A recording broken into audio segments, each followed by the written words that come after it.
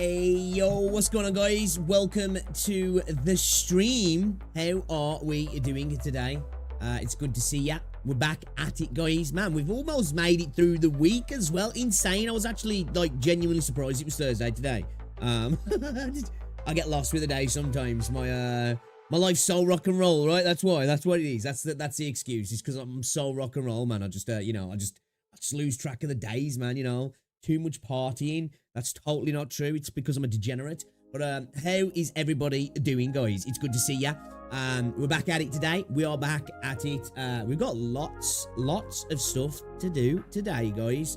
We're going to check out some more Arknights stuff. There was a Frostbite video I wanted to check out for Arknights. We want to try and play some of the game as well. I do want to try and get to that plus-minus video that we meant to get to ages ago. And check that out. So we might try and do that. Obviously, we've got stuff to talk about in the gaming space, in the gacha space, specifically today, because it's all go recently, right, in the gacha space. It's just like there's never a dull day if it's not a game trying to destroy itself. It's a game literally destroying itself. Communities going wild, drama, just terrible management of games, and then new games being announced as well on the more positive side of things. And betas being announced, multiple betas being announced at the moment. Games end of servicing. You know, we've got a lot to talk about, guys. We've got a lot to talk about. Two games that I want to talk about today specifically. Obviously, Neverness to Everness have announced their closed beta that's going to be coming up soon. You can register for it right now. I will leave a link as well, guys. Just a little FYI. You know, if you have any issues trying to sign up for the beta, open it in an incognito page and sign up to it that way, because I tried to just go from the link in my video and it was saying I'd already filled it out, and I was like, I did fill out before, but I'm pretty sure that's not valid now. I don't know. So and I know some other people have been having issues, but if you just go incognito, go to the website, put your email in, and then sign up that way, it lets you go through the actual survey then, just in case you're having any issues anyway. So yeah, you can do that way. It's PC only, so if you're on mobile or console, you're gonna have to wait, but if you're on PC, you can give it a whirl, see if you can get in. You know, because it's a game that I'm looking forward to. It's been overshadowed a bit, you know, granted, it's been overshadowed a bit, but I'm looking forward to it. And then we've got some Persona 5 news a little bit later, guys. I think 3 p.m. GMT, so in about an hour, no, 2 hours and 20 minutes roundabouts, they've got a live stream going on, so we're going to check that out as well. I think it's going to be a release date announcement for global, for the West. So we're all going to be, hopefully, soon able to get our hands on Persona 5 Phantom X. I'm looking forward to it. But welcome to the stream, guys. Zero, what's going on? Rahansky, welcome. Vizenta, welcome to the stream. What's going on? Cheese, how's it going? Jamie, welcome to the stream. Ends, Dagger, Minman, welcome to the stream as well. Dustin, how's it going? Sam, Leo, how is it going, guys? Jerry, welcome to the stream. Shout out to everybody in the chat, guys. Appreciate you stopping by. It is good to see you again. Yeah, man. Lots and lots to talk about. I guess, should we start off with, hold up a second. Let me just check something here. Oh, as well, guys, there's going to be a game I'm going to be playing on the 28th as well. I don't know if you've heard of it. It's called Crystal of Atlan, or Crystal of Atlan, depending where you're from.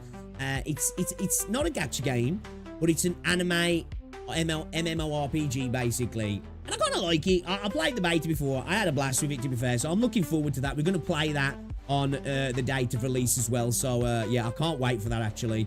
And yeah, man, I'm excited for it. If you want to check it out, I'll leave some links if anybody's interested. But you know, action combat, quite tight combat as well. And I'm probably going to be playing a decent amount of it, if I'm honest. So yeah, we'll check it out. Apparently, the developers of Silver Palace have responded to some discussions going on about the game as well. So we're going to have a little look at that over on Reddit also, which I think will be interesting.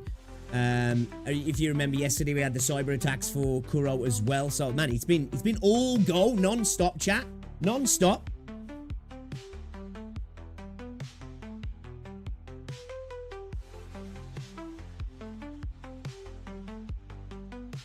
It has been non-stop. Well, should we get inside? let's get things started. Let's do it. Let's get going. How we doing? How we doing? Let me just get chat up, guys. Let me just get chat up so you guys, chat's on screen. I've lost it. I've lost it. Where is it?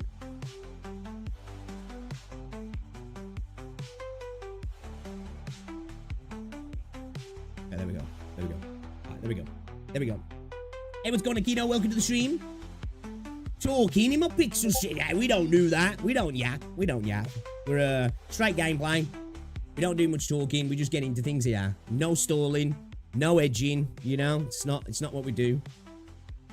Anybody tells you any different, they're lying, right? It's like if anybody tells you all my clears on Arknights are not first clears, just don't believe them, man. It's fake news. It's fake news, guys. It's fake news. But yeah, should we get straight into things, guys? Should we get straight into things? I did make a video talking about this, but I've got another video going up as well in a bit. I thought I'd give the other one room to breathe before I launch it. But yeah, let's talk about it, shall we? I guess we'll talk about it. Where's the English twin? I've lost it. Okay, there we go. There we go. All right, I've got it. I've got it. Okay, sweet. Make it so you guys can see what the hell's going on. All right. Okay. I said in my video, you know, it's a revolving door, isn't it? The gacha space, guys. You know, the new come in, the old go out, or sometimes the new go out as well. It's not great news, right? I know some of you guys who watch me do actually enjoy this game. And the little bit I played in this game, man, I thought it was kind of a cool little game. But alas, I didn't go back to it because I was just playing other stuff. You know, it wasn't indicative of the game being a bad game. You know, it was just, I was doing other, there was so much other stuff going on. It was February. We were, you know, ZZZ stuff, other games. We've been getting into Arknights heavily as well. And I just haven't gone back to the game. And I guess a lot of people haven't gone back to the game as well because Tribe 9, it's EOSing, guys. So, pour one out for the homies, man. Salutes. November, servers will be taken offline. The 27th, I believe, of November.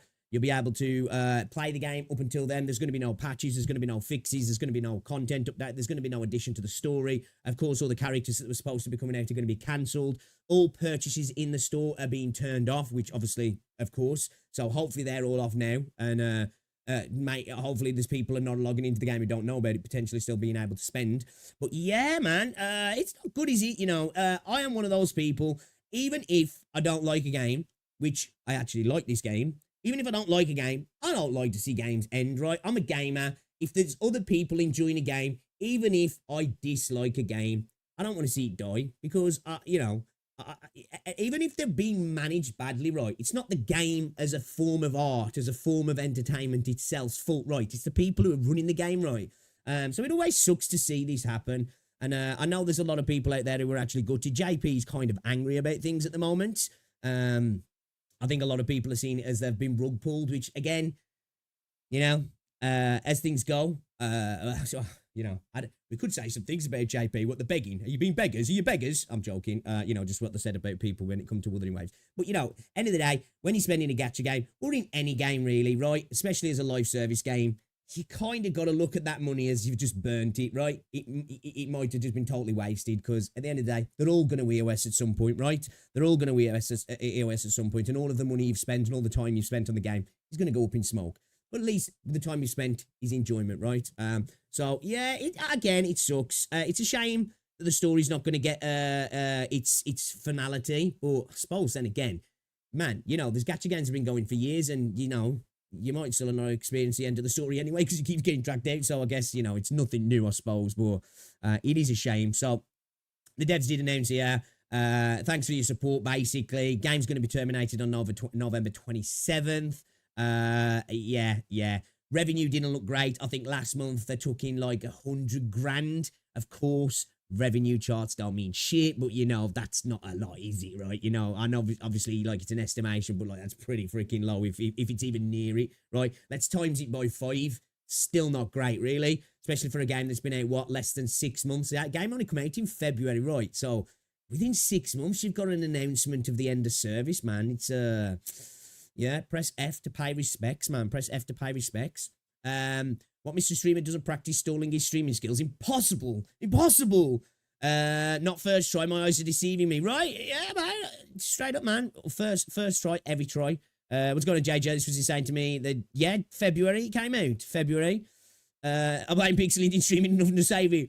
It's been happening more and more, but to be fair, half the ones I see crashing sucked, or at least half sucked. Yeah, like, I think Tribe 9 suffered from a mismanaged launch that tried to readjust after launch, and I think with any game that's a struggle. With a gacha game, it's kind of a death knell, especially when you're messing with the systems that like connect to all the gacha stuff, rewards, the systems themselves, the banners, all that sort of stuff. I don't know the intricacies, as I say. I only played a little bit, literally launch day, and then didn't come back to it. It didn't really advertise either, did it? You know, it was one of those games that was kind of sent out to die by the publishers, because did you guys ever see Tribe 9 advertisements? Like, other than through streamers and content creators, where did you guys see Tribe 9? You know, I never saw it being advertised in Reddit. I never saw it being advertised anywhere. I never saw, to be fair, I never see ads anyway because I got YouTube Premium. But when I was on Twitch, I never saw anything for it. It was just one of those games, you know, you didn't see Google ads. Well, at least I didn't anyway. You know, so it just, I think it was kind of sent out to die anyway. Then with a rough launch, it's kind of like, you know, it sucks, right? Unless you're like having same word of mouth. And most content creation dried up after the first week of the launch, right? So, you know, sad to say, I think it was inevitable. Like last month when we looked at the revenue charts, I was looking at, again, I know we can't take them as gospel, right? But I'm just saying, I think we all look at them from time to time, right? And I was like, ugh, I can't remember what the number was. It was pretty bad though. And I was like, ugh, yeah, you know, stretch of the collar kind of thing. It's like, I don't think this game's going to be around for the long haul, if I'm honest. I really don't. But I didn't expect it to happen so fast. You know, it's insane, right? What, 6 months and then announcement of EOS? Crazy. Crazy. The baseball mode was bare bones. Unfortunately, play against AI versions of the players and just swept. The story version was cool. Just come with scripted the first 2 chapters. Right, okay. Skybird, what's going on? Yeah, well, there is, yeah. Exactly. Neo, what's going on, dude, as well? Welcome to the stream. It's a cutthroat genre, right? Look at the minute, right? Now, obviously, visuals and triple A-ness and don't equate to good game, right? But you've just got to. We're in a point at the moment when it comes to gacha. It's rapidly evolving, right? You know, and I know the Wuthering Waves community hate me saying this. It all started with Genshin, right? Genshin came through, showed the massive investment into a game with massive scope, could bring in massive money, and ever since then we've been snowballing. You know, we look within the 5 years of Genshin being this big thing, amazing visuals, the next stage. We've just got the Silver Palace trailer, like insane. We've got Arknights Enfield coming, insane. Ananta, Neverness to Everness, Azure Premilia, Wuthering Waves. Like the stage has been set right, and I feel like if you are going to be a game that's like Tribe 9, that's, you know, not visually pleasing in that regard, but that visuals don't equate good, right? Again, you've got to be doing something kind of good, haven't you? And, you know, and it was, but obviously, evidently not good enough, right? Not good enough. So, yeah. They could pull through of more people play, because from what I understand, it's not that everyone is free to play. It's almost no one plays it, even in the current players board. Something may not help. Yeah, well, I was looking at the Steam numbers, and I think there was like 100 people playing or so, 130 people playing over on Steam, and I think the all-time high over the last 24 hours was like 300. It peaked at about 9.5k. So massive drop off from where it was at. It never really reached highs on Steam anyway. You saw the trailer once, yeah. Never heard of this game, to be honest. Never heard of Tribe 9. Doesn't surprise me, Jiriel. Doesn't surprise me. I saw the trailer recommended to me on YouTube. Okay, so some of you guys have seen trailers for it then. I've seen them once or twice on Facebook. Okay, yeah, to be fair, Facebook, I think that seems to be a good place to advertise, because I see a lot of game advertisements on Facebook when I use it, to be fair. I don't really use Facebook often. Yeah, I only heard of it through streamers who play Durang. Yeah, same here. I can't remember who I heard it through now. I don't know if I heard it through Vulcan. I don't know if that's who I heard it through. Or is it Valk? I forgot his name. The Aussie dude. It kind of shows me the miracle of how Girls Frontline was able to finish its story despite its low revenue. Yeah, I think it all depends on, like, one, I think it depends on where the company's at, right? Because I spoke about this before. when, when we talk about revenue, right? Even though the revenue charts are incorrect, let's say they were exactly correct, right? You can only see how much money a company's brought in. That doesn't mean that the company's doing well, because, the cost of running a business for some companies is different. How much they're spending on marketing, how much in debt they are, how much they are out to investors, how much shares of that revenue are they maintaining because of the amount of shareholders they've got and all this sort of stuff, you know what I mean? Somebody who might be making 5 million a month, that might be 4 million profit almost, depending on their costs. Somebody might be making 20 million a month, and they might be only taking 5 million home in profit because their costs are 15 million. It depends on the game, the scale, server costs, business costs, employees, all that sort of stuff. It's just different for everybody, isn't it? And then there's going to be certain companies, depending on investment, how willingly they go to the close to the breadline in regards to profit. If you've got investors, you've got big corporations behind you, they're going to want return on investment. They're going to want to see quarterlies going up every single quarter, aren't they? Now, if it's just a development team that's been able to self-publish and they're just passionate, I can skirt it and be like, you know what, as long as we keep the lights on and pay rent and we get to eat every month and look after our families, then we can keep going. So it all just depends as well, doesn't it, really, in regards to how much a game pulls in, to how long it can sustain that amount of revenue as well.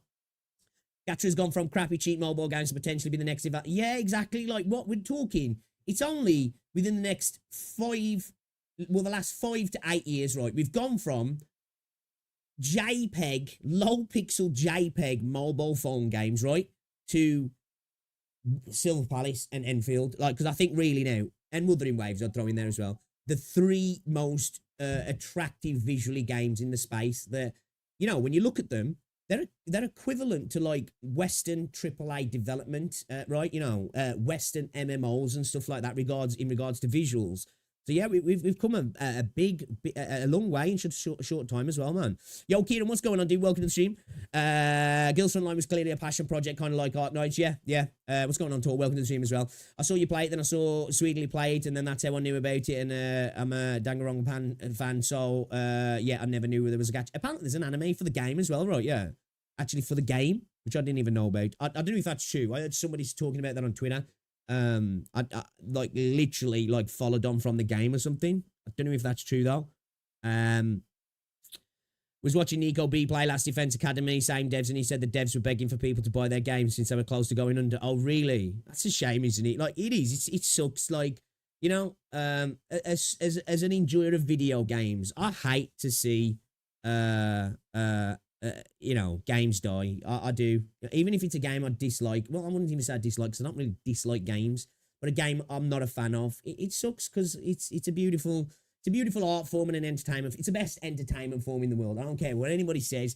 Gaming beats movies, books, music, because it takes all of those and puts them into one space. You know what I mean? You get music, you get the movie side of things, interaction, you control your own destiny, stories. Everything's there, right? It's the pinnacle of entertainment in my eyes. So like, I just love to see gaming do well. There is an anime, yeah. My internet is trash. The stream keeps stuttering. Oh, that sucks, dude. Maybe try refreshing. Maybe might be YouTube, bro. Might be YouTube. Games have evolved to $70 to $100. AAA too big. AAA gacha games right now. I think the Indian AA games will have a bigger appreciation by average gamers. Yeah. Well, there's been this talk for a while, hasn't the Skybird? Of the crash. The gaming crash again. Like what was it? It was before my time, but it was like I think was it in the 80s or something like that? It was like the video game crash, right? Companies was going under left, right, and center. Gaming like went from and this expanding market to shrinking and falling off the face of the earth like overnight, right? I think you had like games like E.T. being buried in the desert, all the cartridges and stuff like that. But I think maybe it's too big to have that happen now.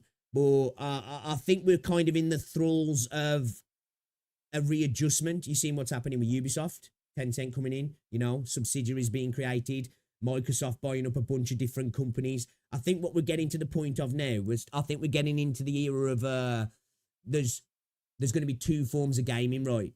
The megacorp and the independents, and then eventually the independents that do well will get swallowed by the megacorps, right? And when I mean megacorps, I know we think of Ubisoft and EA as the megacorps, but I'm talking, you know, companies like Microsoft, Tencent, buying everything, so everything's part of everything kind of thing, and it's all connected, kind of like how it is in you know, in the true corporate world, where like you follow the line back, and it's one of you know, half a dozen just absolute behemoths of companies who pretty much own everything, which, you know, I guess there's positives and then there's the negatives of that, right? I don't think we necessarily want that. So yeah, you know, long live indie games and passion projects, man. You know, I'm here for it. I'm here for it. As an anime for Konosuba as well, it's pretty good. Okay. Yo, what's going on, Johnny? So yeah, we'll have to see. Yeah, you know, it sucks to see. It's the gacha space, right? The gaming as a whole, incredibly cutthroat. The gacha space probably even more so, right? You know, because you've got a predominantly free-to-play model, which, unless you start making bank right away, which requires players, you know, it's hard to keep going, right? It's hard to keep going. Some game corporations have become so full of themselves like Ubisoft calling I know the first quadruple A game. Yeah.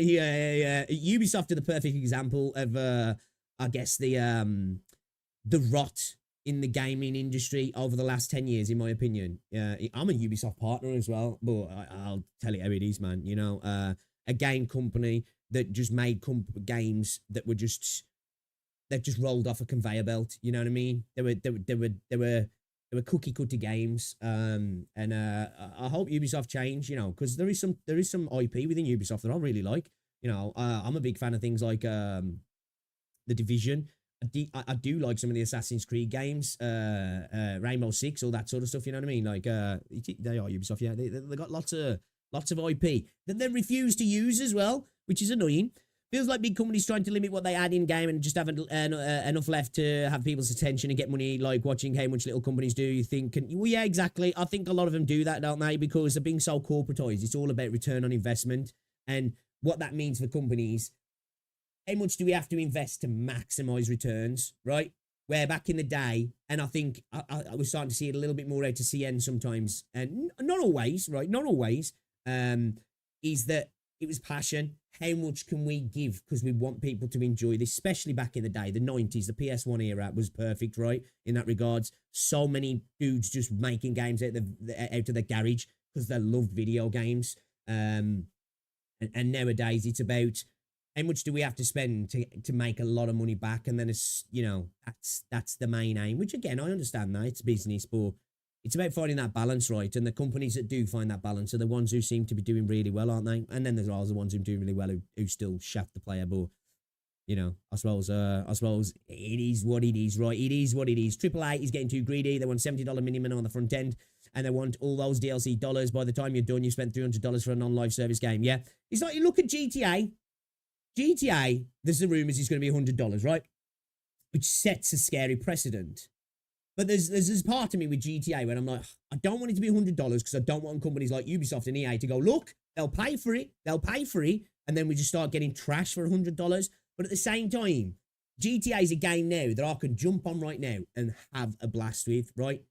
12 years after launch. So, like, if GTA 6 does the same, I'm almost in this idea of like, well, I don't mind spending $100 on it because a decade of top quality gaming. But that being said, it's because everybody else will follow the precedent, so I don't want it to be $100, right? I don't want it to be $100. I just want to get that out there. And I don't want games to be $100 anyway. You know, it's nice to be able to spend $50, $60 max, or 40, 50 quid for a game, 80, 90 quid for a game. I don't want to be spending that, you know? AAA is the sound of overworked devs made. That took me a second then, Dagger. Okay, I like that. A bit sad, but Tribe 9 was fun while it lasted. Yeah, it's a shame, Wolford. There's a reason why Ubisoft became Poopy Soft, right, Kino?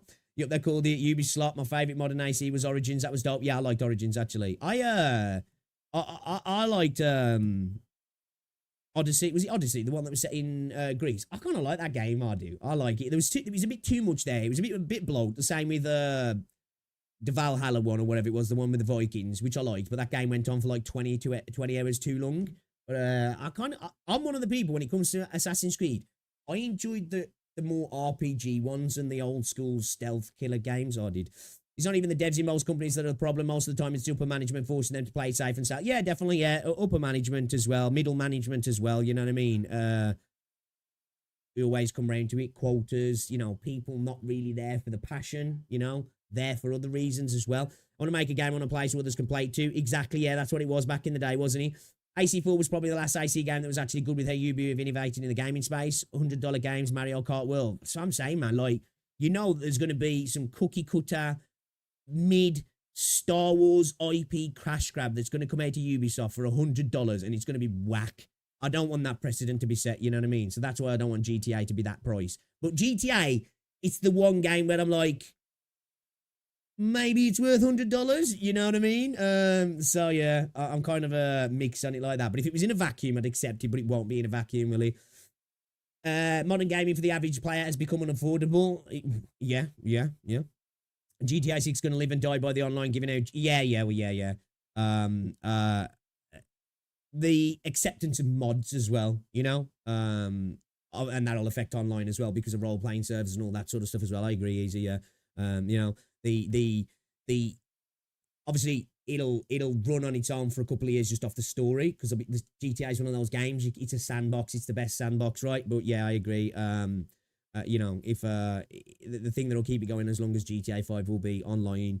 Allowing mods for role play stuff, allowing mod for single player as well, because you know we got to a bit of a dicey spot when GTA first launched and then they backed off and we had a great modding scene, you know what I mean? I believe that mods are the key to make games last for a long time as well.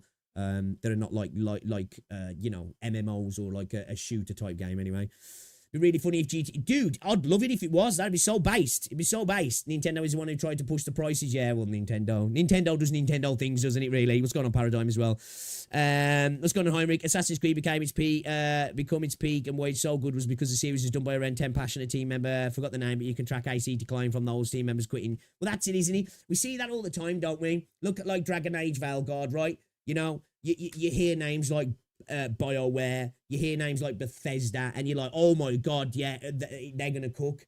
But it's not the same company anymore, is it? All the OGs who were the ones who made the company what it is have gone. You know what I mean? They're no longer in these places. They're at different studios, running their own studios, and that magic's gone, isn't it, then, as well? And even sometimes when the great people from those dev teams move on to others, it doesn't happen again, because sometimes it's just that lightning in a bottle that was captured. It wasn't just the people, it was the team together, right? They just made magic, yeah. I suppose a recent example of that is Expedition 33, from what everybody's saying. That was one of those games where it's like lightning in a bottle kind of game, right? I may just be the old guy in the room, or God's the SEO games are my favourite. Nah, I think that's kind of the consensus when it comes to Assassin's Creed, JJ, if I'm honest. That's what I get anyway. I think I'm a bit more of the minority when I like the more RPG-based ones, but that's because I like RPGs anyway, you know what I mean? So, I don't think you're all guy in the room. I think you're probably speaking for the majority, if I'm honest. To be honest, as crazy it might sound, I think some games are worth more than others. Something like GTA 6 is not on the same level. Oh, exactly. Yeah, I agree with that, Johnny. Yeah, definitely. That's why I say, like, in a vacuum, I think GTA, if it does what GTA 5's done, is worth $100. Like, I bought GTA 5 3 fucking times. You know what I mean? So, like, that to me wasn't wasted money at all. I got thousands of hours in the game and made lots of money on YouTube off it. Like, you know what I mean? Well, I say lots, but a decent amount of money off YouTube on it. So, it was worth it. Even if I hadn't made YouTube content, it would have been more than worth it because the game was fucking dope. Still is. But as you say, it's just that it's not going to be in a vacuum, is it? So other companies will look and go, ooh, I like the look of that. Last AC game, Black Flag was good though. Black Flag was good. Black Flag was good. Sorry, what's going on the fake one as well? Agreed. Mods made Fallout 4 so much more fun. Yeah, exactly. Yeah. Mods, man. Way to go, man. Give me some Nexus mods, I love it. Speaking of GTA 6, it looks like NTE might come back and come out before it. Yeah. I actually got a video going up ready talking about NTE, but we're going to look at NTE as well on stream. Blizzard is another example from having so many. Exactly, yeah. Blizzard was the OG, right? That was like late 90s, early 2000s, from about 99 till about 2006. Blizzard was like the god of gaming, wasn't he? You know? Like Infinity Ward when Call of Duty first started blowing up, you know.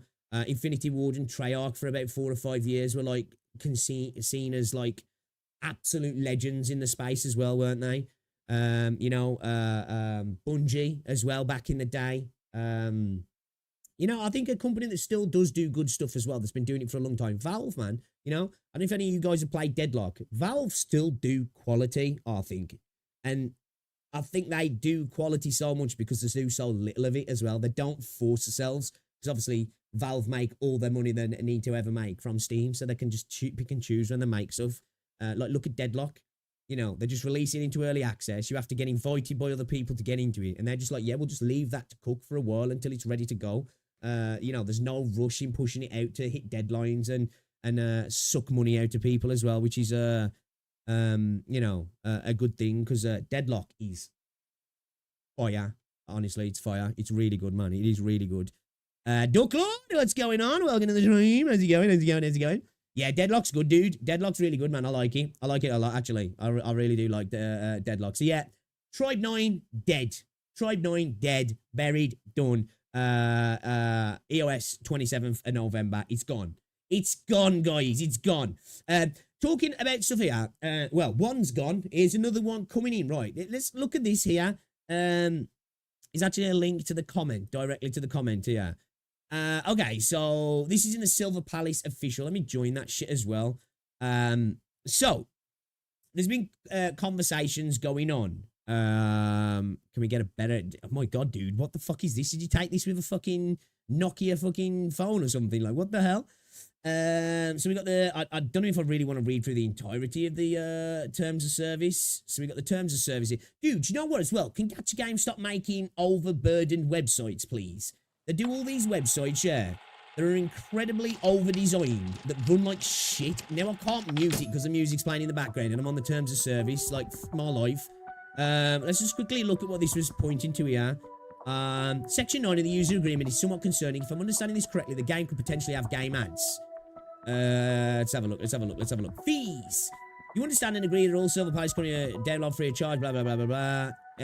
Plan or in-app purchase amount you've selected in consideration access use some of the features. All amounts paid are non-refundable. Yeah. We reserve the right to change our prices.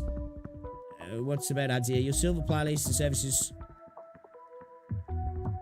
I don't see anything about ads here. Virtual items. We may offer you ounce that you can use to purchase in-app virtual items on promotional basis or purchase such ounce and other virtual items have no monetary value. I think this is just for in-game currency, right?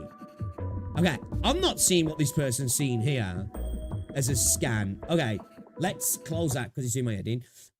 So obviously Silver Palace, you know about it, the biggest game at the moment in everybody's minds, got shown, was it yesterday now? Looks insane. People are worried that it's going to have in-game ads. So this is apparently one of the mods on the official Silver Palace Reddit, guys. So let's see what they've got to say. We've already got a devs listen moment. We've noticed some discussions on our subreddit and the Gacha Gaming subreddit regarding Section 9 of the user agreement on our website. We'd like to clarify that there will be no in-game advertisements in Silver Palace. I was going to say, I didn't get that from that. Am I dumb? I didn't get that from that. I just think that was talking about Stellar Jades, Polychromes, Asteroids, Lunites. That's what I was getting from that. I don't know. Maybe I'm stupid. We'd like to clarify that there will be no in-game ounce as well. That's a weird one, isn't it? Advertisements in Silver Palace. The previous word in that section has been removed as it was mistakenly carried over from documentation related to other titles. Okay, all right. So maybe I am stupid then. Elementa. Okay, so it's changed. That's why. No, I'm not stupid. It had been changed. Okay, because I can't read that here anyway. So it's obviously been changed. So it must have been something different prior to that. Oh yeah, because it does say fees and advertisement here. So obviously it was different. Okay. Elementa and Silver Studios are subsidiaries of Happy Elements, the largest casual game company in China. We truly value player feedback, and our developers are always eager to hear from the community. Okay then, so this is nice to see. Response quick from the devs, right? So they've already changed it. Yeah, they've already changed it by the looks of things, yeah. So I guess we have got a devs listen moment. It's getting a bit old now, isn't it now? But yeah, okay, cool. Yeah, as I said, reading that, I'm like, that doesn't look like that to me, but it's obviously evidently been changed. So yeah, we can see the devs have responded here. This was probably some sort of mistranslation overall. Yeah, so, yeah, mistakes happened. People thought there was going to be ads in the game. There's not going to be ads in the game. Because all I was reading there, I was like, this is a currency, right? But yeah, we've seen it's been changed because it literally says fees and advertisement here. So yeah, good to see. There's going to be no advertisements, especially in a gacha game, right? You know, you don't want advertisements in a gacha game because you're already fucking jumping through hoops to get stuff in the game anyway, and potentially paying as well. So nobody wants that, right? Nobody wants that, I don't think, unless you're one of those people that's like, yeah, I'll watch an ad for some currency. Worst. Oh my god, it's so obnoxious in games when they do that. I hate it. Terror God did that. It's like, yo, you want a little bit of currency? It's like, go on then. Do you want to watch this ad for this really shit game? Oh, okay then, I guess. To be fair, Terror of a God was kind of shit anyway, so, yeah. But yeah, okay, good. No ads in Silver Palace. Good to see. A little bit worried there when I first saw that. So, yeah, GG devs. Obviously, we can just see this is from Kuro getting taken down over in CN by a cyber attack. I stream instantly buffers when you open the site. Oh, really? Dude, those, I'm telling you, Crystal of Atlan, Wuthering Waves. Wuthering Waves is terrible, man. I don't know if you guys get this. I don't know if it's like a memory leak thing on the site or whatever it is. Whenever I open it, it just like, it locks up my browser. Some of the gacha games do it as well because they've got all this stuff in the website. I think it's just coded terribly. And I find that happens now and again. Bungie games were untouchable back in the day. Now they don't even exist. Yeah, man. Like, look, fuck, man. Halo, man. Oh, insane. I mean, I wouldn't be against it if it's done with ads on buildings or so. Oh yeah, I'll be cool like that if it works, or you know, if it's pop-ups. Yeah, yeah, I'll be fine with that. You know, you're running down a building, there's like a Coca-Cola advert on the side of the building. Yeah. Seeing Limbus popping off on Steam, by the way. We hit an all-time peak. Oh really? Let's go, man. Let's go. That's good to see. It's good to see. Whenever I see here nowadays, devs listen, I cringe. Yeah, it's a bit much now, isn't it, nowadays? You know. Kuruz has a mini ad for the podcast when you grab the first few words of the freebie dailies. I don't see them as ads, it's just a suggestion. Yeah, it's kind of typical, really, that is, you know? That's kind of typical. You know, like... it is an ad, but it's an ad for the game. Like, PGR does it, Solo Leveling Arise does it, where it's a little bit obnoxious. It's like, bro, piss off. Like, one will pop up, you close it, and one pops up, you close it, you want to buy the battle pass. Now here, look at the skins, or look at this character, fuck off. Annoying. New season of Limbers. I love to see it, man. I love to see it because it's a game I'm looking to try, and I've heard nothing but positive things. So it's good to see a game that's beloved, doing well. You know, we were in memory league, deja vu moment. Yeah, I remember that. Yeah, yeah. The websites are trash. Yeah. New all-time peak of nearly 60. What? How many people are playing?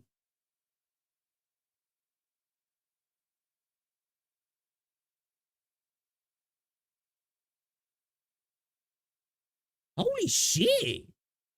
Yo, bro. 51K.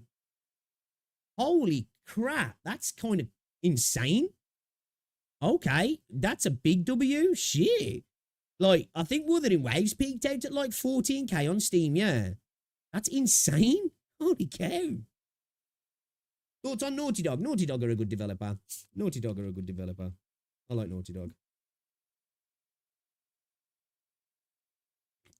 Crash Bandicoot, Jack and Daxter, Uncharted, Last of Us.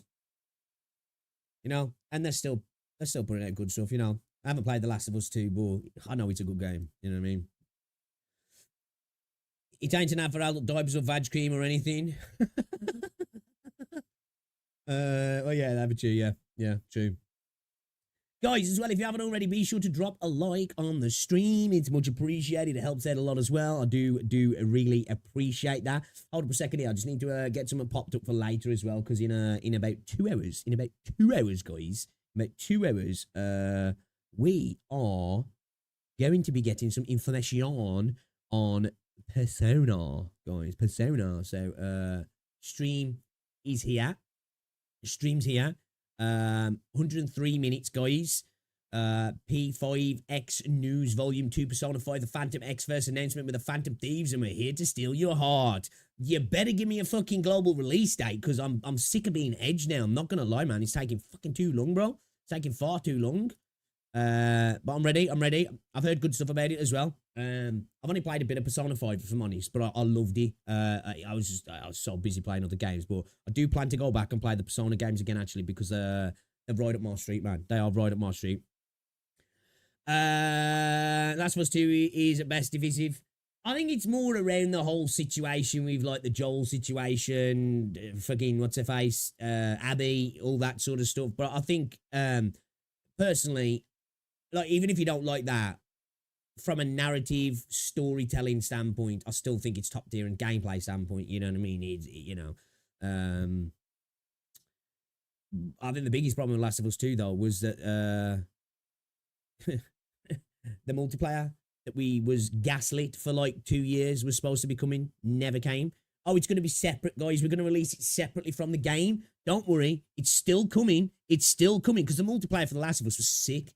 And then, yeah, they shafted us. Because one thing I liked about the multiplayer as well, even though it was good multiplayer, you could connect your Facebook, right? You could connect your Facebook to it. And, like, you could see people on your Facebook that gone out to collect stuff and they died and that. It's kind of cool, I think.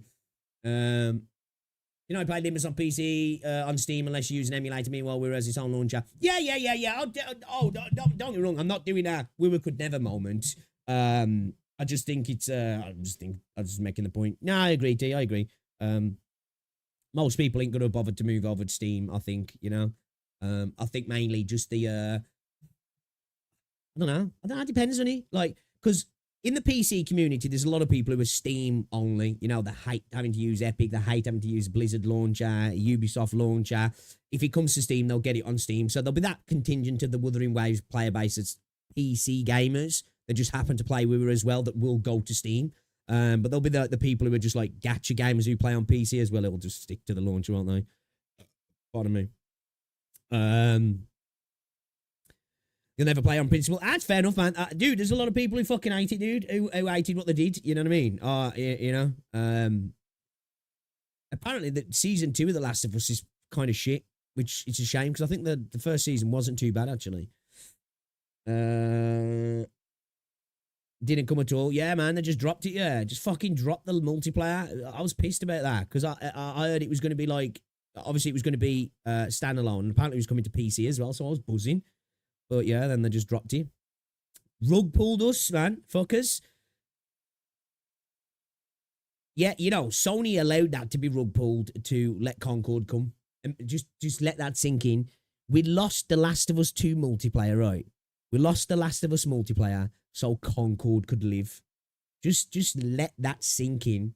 Just let that sink in, man. So, fuck Sony. Fuck Sony. The message of The Last of Us 2 is about as subtle and deep as a prick to the head. Yeah, I can't argue that against that, really, if I'm honest. I started on Steam, then used the launcher. You started on Steam, then used the launcher. Oh, really? Why? Out of curiosity? T. So what did you come in? Do you come in from 2.0 then? Steam. Yeah, that's the best thing about Steam, and he's been able to track it. Well, it's not the best thing. Steam's fucking awesome. Steam sales. Steam's fucking great, man. Refunds, all that sort of stuff. I love fucking Steam. Steam's the best. Steam's the best gameplay game storefront, in my opinion. Bar none. Best one by far. The only thing that, like, kind of comes close, but it's not because it's storefront, it's just because of values, Game Pass PC, but it's still a shit fucking app anyway. But yeah, tracking your time's amazing. I love you. You can see how much time you've wasted on a game, right? Season 2 is based on Last of Us 2 and people are watching the story, gamers suffered and realising why everyone was moaning. I mean, the thing is, though, as well, like, I haven't watched Season 2 yet. Like, I do plan to watch it because I did enjoy Season 1. Is that I feel like it's going to be one of them where it's like they're dragging out the first few episodes so the end will get squeezed into like 1 or 2 episodes rather than like having a decent amount of pacing, or then the second game's going to be broke up into multiple seasons. I don't know. Yeah, Duck Lord, man. If this is legit just some fucking BS, it's going to be annoying because that is major fucking edging, because this is on the official Atlus West page. They've got the Twitter page for the PlayStation tweeting about it. So it's like, if this isn't global, these guys are dickheads. They are trolls, man. So I'm assuming it is. If I let that settle, I'll have to take a crying game shower. You a fucking Ace Ventura. I know, streaming when MP got dropped for a Concord shite gate. Yeah, man. Oh, and apparently the girl who's playing Ellie has all the charisma of a drywall without Joel cut there to carry it. I don't know. Like, I liked her in Game of Thrones, right? But it's because she was such a young actor. And I don't think she was bad in season 1, but as you say, with Pedro Pascal there. But obviously after playing the game, she doesn't resonate with me so much as Ellie. But I can when I watch TV shows, can accept the separation. And sometimes as a person who's played games, you know, when you get to watch a show and it's a little bit different from the game, it's like, okay, this isn't a representation of the game. I just see it as like a retcon, and maybe I can enjoy the excitement of not knowing what's going to happen. But it's still kind of gone down the same route, hasn't it? You know what I mean? So yeah. Yo, what's going on, Fly like Faz? How's he going, dude? He's going good, man. Welcome to the stream. Plunge you to the face and everything. So yeah, man. Yeah, she definitely doesn't. She doesn't have the look. That's for sure. I know that's not everything, but she definitely doesn't have the look. She ain't got the aura. She ain't got the aura of Ellie, though. You know. But I think she's. I thought she was a decent little actress. But again, I haven't seen season 2. I might change my mind, right? I might totally change my mind. Let me just check something here, guys, before we watch the NTE beta trailer together. Because I've uploaded it. It's private at the minute, the video is. I do plan to make it public very soon. But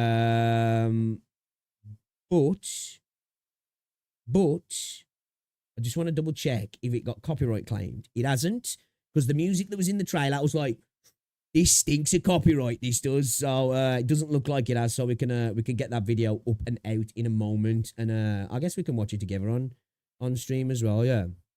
What's going on, Sandro? Welcome to the stream. Nah, we're just yapping, bro. You know me. PhD in yapology, dude. Welcome. 3D Resident Evil movies are awesome. The live action ones are garbage. You know what? I'm going to say something here that people are going to hate me for, right? They're like a guilty pleasure of mine. I like some of, not all of them. The last one was disgustingly filmed. You know, I kind of find them enjoyable. I kind of find them enjoyable. I'm not gonna lie.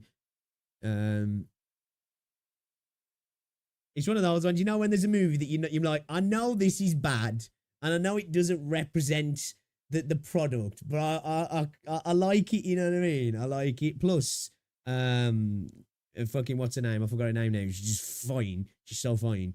And she only really gets roles because of her husband, but still, you know, game's game, I guess, yeah? Game's game, right? The app is the best part of the stream. Well, I'm glad you enjoy it. Yo, guys, if you do enjoy the stream, though, drop a like on the stream, man. It's very much appreciated. Let's get the stream out there, man. Let more people know we're live and we're doing this thing. 3D ones are great. Live actions are shot, especially the Netflix. Yeah, the Netflix show was fucking terrible. That was terrible. That didn't even have any, like, again, that guilty pleasure to it. That was just bad. I agree. Yeah, Mila Jokovic. Yeah, she's fine, man. She's fine. Yeah, guilty pleasure of mine, man. Which one was it though? I kind of like the first one. I thought the first one was good. Obviously they got a little bit crazy and silly, like, you know. Which was the one now where was it in LA? And Wesker's on the boat at the end of it, and they're in the tower block. And all the zombies are surrounding the tower block. I kind of like that one. I did. I kind of like that one. It was fun. It was fun. You know, it was one of those films. It's like, get drunk, have some popcorn, and you'll have a good time kind of film for me. You know, there's films like that I can get down with, like that, where it's like, hey, look, I ain't here for a long time. I'm here for a good time kind of thing. I ain't gonna get too wrapped up in what's going on. I'm just gonna enjoy the ride. You know, I'm just gonna enjoy the ride. Like I say, guilty pleasure, a guilty pleasure for me. They are a guilty pleasure. All right, guys, let's hop into this then, shall we? I've got a video coming up on this as well. Check the video out as well, guys. Quick FYI, public service announcement. If you do sign up, it's only on PC, right? If you're having issues trying to register, right, open an incognito tab and do it that way. You'll have to put your email address in, you'll get the code, and then like you go through the survey. I had to do that because it was saying that I'd already done the survey, and I did sign up to the previous beta, but I hadn't done this survey. So because this survey was different, you know, so I can't even remember if there was a survey before. I can't even remember anyway. So I was like, what? So I just went incognito and did it that way as well. So yeah. YouTube is buffering again at 144p. No. Is it all right for everybody else? Because my internet's been shit the last few weeks. So, you know, I don't even know, man. Yeah, true, no, definitely. Fuck yeah. Man, there was some good looking women in them films, man. All right, let's have a look at it. This is not the one we want to look at. This is not the one we want to look at. We're on the wrong one. This is the one we want to look at. This is the one we want to look at. Let me turn my headset back on a second. So yeah, beta trailer. You can sign up now. It's the containment beta. Okay. We didn't get to really see any gameplay in this, which was a bit of a disappointment. I'm not going to lie, because for me, I really want to see what's going on with the gameplay, the combat specifically, right? But let's watch it together and see what you guys think, right? See what you guys think. See if there's anything you can spot in here that's caught your eye, I guess. You know what I hope, though? I hope this and Ananta really lean into like the car racing, multiplayer car racing. If this doesn't have PvP car racing, I'm going to be pissed. And if Ananta doesn't as well, I'm going to be so pissed, because it's like missed opportunity, man. Like serious missed opportunity, you know what I mean? Well, the city looks gorgeous, right? You know? Obviously, I know this is not gameplay, but it's all in engine. We can ride Vespas. You know?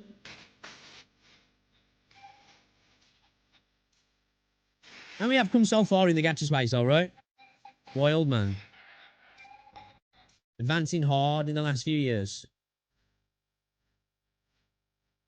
I thought this had copyright written all over it, but I don't know if the video will get claimed later, but it hasn't so far.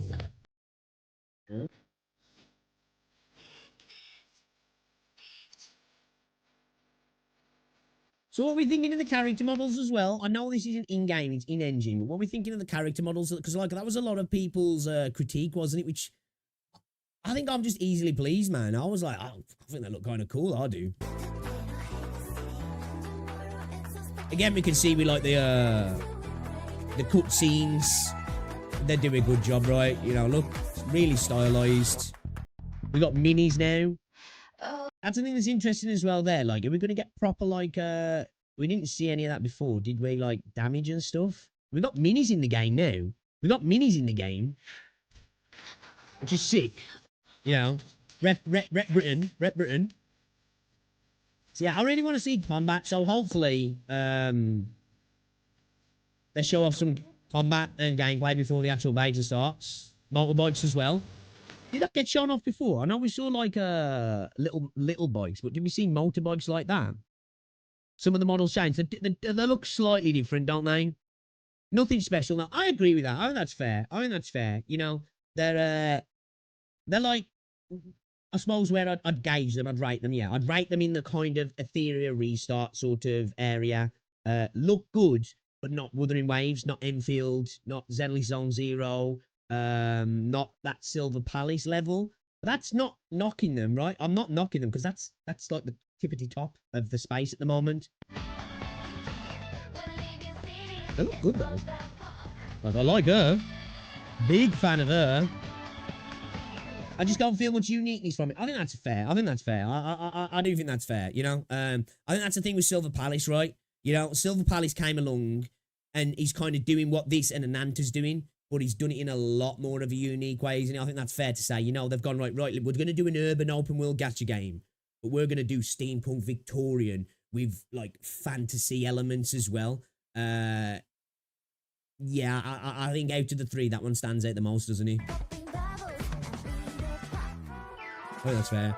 Of course, it's a gacha game. We've got to have feet on show, right? Because CN really like feet, you know? So grippers on show once again. I like a witch character here. She looks kind of cool as well, for reasons. I've got my reasons. I guess this is kind of... I was thinking Rover when I was watching the video, but I guess it is kind of like Sun Jin Woo as well, yeah. It's like Rover and solo leveling as well. You know, I was thinking on the live stream.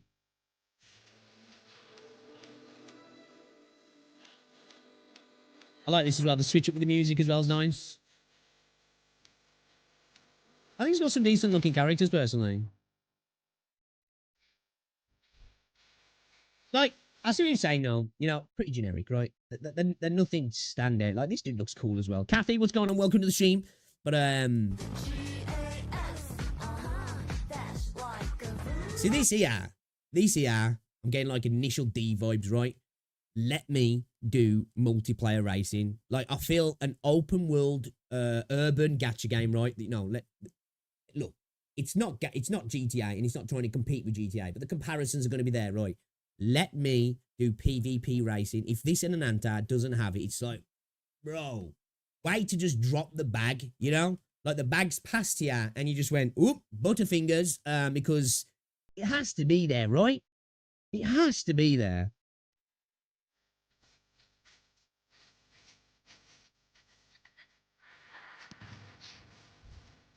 You ain't gotta apologise, Kathy. You tend just to not care about the game. I'm looking forward to this, right? I am. I'm looking forward to this. I think this game's bearing the cross of having Ananta and Silver Palace like orbiting it as it's doing its thing, right? Its initial announcement, Ananta did their thing. Then they've come back with, hey, we're doing another beta, or an announcement's coming, and then Silver Palace drops, and it's like, I feel a little bit bad for them. I can imagine like the marketing team and the devs and the management and people at Hotta saw the Ananta trailer and were like, fuck! And then Silver Palace dropped the trailer again, and they were like, oh my, fuck these guys, man. I genuinely think that was like, gonna be a vibe there, to be fair. I'm glad I don't care too much about graphics, just want the game to be fun and characters to be identifiable. If player characters look like they could come out to 50 different games, yeah, I can't argue it, man. I can't argue it. They're just an anime people wearing anime clothes rather than following a theme. These are all valid points. I can't help but just think they look cool. Terra fans to have PvP races, I'm sure they're well in here. Yes, they need to, because it's a way to have PvP without it being tied to the gacha systems, right? You know, you can even have it so it's tied to gameplay, where you can modify your car, you can make it faster, you can make it handle better. So somebody who's been playing a little bit longer might go against somebody who's got a shit car and they haven't souped it up and you just dust them. I'll be fine with that. But so I can play and unlock the stuff in the game and nothing's locked behind payment stuff with the cars. It's just in-game. Then I'm cool with that as well. Because then, different builds potentially. It's probably going to be quite simple. Fast car, good handling, you win. But, it'd be kind of cool if there was things you could tweak in the car. I'm getting a little bit too into it now. It's not Gran Turismo, right? But, where you could win some races where you might not be the fastest down a straight line, but on a particular race course, you've got insane tyres, really low fucking camber, your grip's insane, and you're sucking off bends left, right, and centre, and people can't keep up with you. I'd be so here for that.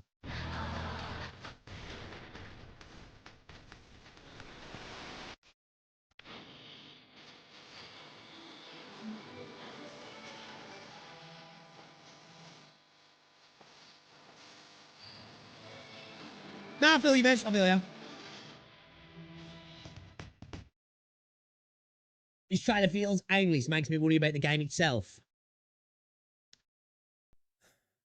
I don't think it's a bad trailer, but after we had an initial beta, right, and we got to play the game, or some people got to play the game, right, I kind of see what you're saying, because I feel like this would have done a lot better. Now, it's obviously done well. It's done 900k in 10 hours. People are, they want to know what's going on with NTE. That's fucking good numbers, right, if it's not botted, right? I think, now it depends, because it's like, would it stem the hype? Is that showing off some gameplay might have been a better way to go? Or a mixture, a little bit of this, hype it up, bang, a bit of gameplay. That's what I was hoping. I did in my video earlier. I was like, oh, let's go to the page, see if they've uploaded gameplay. They haven't. So I'm like, I would have liked them to chuck out a bit of gameplay out there, because I feel like it could benefit from it, because I think there's a lot of people positively looking towards this game, right? But I think one of the major criticisms from the last beta was combat, right? And I know obviously once the beta drops, I'm sure it's going to be no NDA like the last one, so people are going to be able to get their views out there and the critiques out there, and the game's going to be able to shine if it does, right? But I think just a little bit of gameplay in there or a gameplay video might have done wonders personally. I'm still excited though. I'm not gonna. I am excited. I am excited. I'm quite easily pleased. I'll chat, right? You know, some gorgeous L2D work though, right? Some gorgeous L2D work there. But yeah, you know, again, I think this game, when it comes to Ananta, Silver Palace, and these games are going to live and die by which game just does it better, right? You know, which game just does it better. And as now, I've got to be objective. I think Silver Palace is probably doing it the best, only because we haven't seen Ananta gameplay. We've seen gameplay of this, and I think Silver Palace looks like it's probably a better game. But at the same time, people have had hands-on of this. Could be all smoke and mirrors with Silver Palace. We don't know yet, dude. We've got to be honest. You know, I know we saw gameplay, but it could be smoke and mirrors. You know what I mean? So we'll have to wait and see, man. We'll have to wait and see. They have huge potential for PvP racing, and people asking for it a lot. Yeah, I agree, Zara. I think if they're really leaning into that, you know, we've obviously got motorbikes here as well. They could do a lot with that. Like, it's this urban city. Give me boat races. Give me plane races. Give me motorbike races. Give me car races. You know, give me push bike races for God's sake. I'm here for it all, man. Anybody who used to watch me back in the day, that was like, you know, we used to joke around and call me, I'll call myself it, but I'll pretend that other people called it me, the Wall Ride King, because we used to do a lot of races, you know, the wall riding in GTA, you know, where like the custom built maps and stuff, where people had made the mad tracks out of like containers and stuff. Like, that was so much fucking fun in GTA back in the day. This could benefit from that. That's why I was saying, like, this and Ananta, they could really benefit from having like online roleplay servers. Now, I know they're not going to want mods because it's the gacha game. They're going to want you to buy gacha skins. They ain't going to want you to be able to have access to that. But allow people to create custom races. That'd be fucking sick. Just imagine doing like those sort of races that were in GTA back in the day and something like this. I think that'd be fire. I do. I think it'd be absolutely fire. If they don't have racing tracks and multiplayer PvP, they're insane. Huge market needed for it. Agree. These gachas need to give players something to do game-wise. Yeah, exactly. Yeah, right. This is what I was saying. Like, an element of PvP in a game can give you that repetitive combat content, and if it's not tied to the gacha part of the game, there's so much. Like, imagine like in Wuthering Waves, you had like a Pokemon mode, you know what I mean, where you could like do Pokemon battles against people with like a mode where you can collect echoes and stuff. I think that'd be fun if it was done well. Like, you know, they'd have to fill it out a little bit. Like, yeah, I think I know in the gacha space, people hear PvP and they shiver. They're like, oh, you know, they're like, no, that doesn't mix. But it's how you do it, right? If it's, now you've got something like Hethereau Restart, which I like, and I've been enjoying the PvP actually. Kraken for the win, speed motherfucker, freeze the team out, and then just start clapping cheeks. Especially before anybody gets any immunity down. It's lovely. Somebody picks a character, they're like, oh, I don't care about Kraken. I'll just pop up immunity so he can't freeze me. But I've got lots of speed on him. So dude gets out, freezes everybody anyway, and then you just go to town, spread booty cheeks. But of course, that's a game that can suffer from the curse of everything being tied to the characters in the game, right?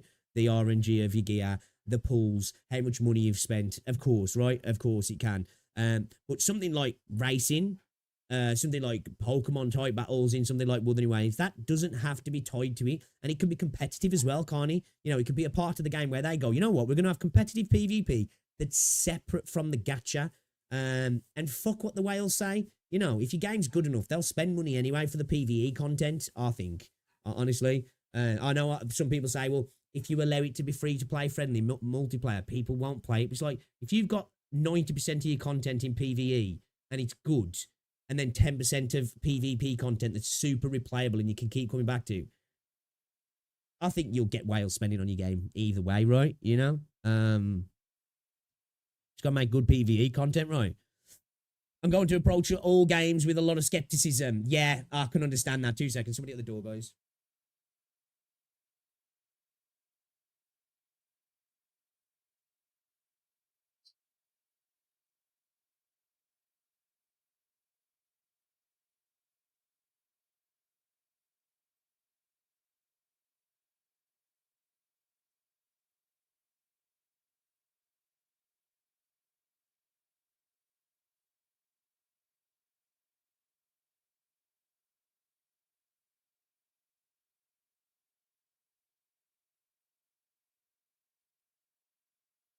Merriman's is good PvP, does he? That's a game I want to try out, actually, that is.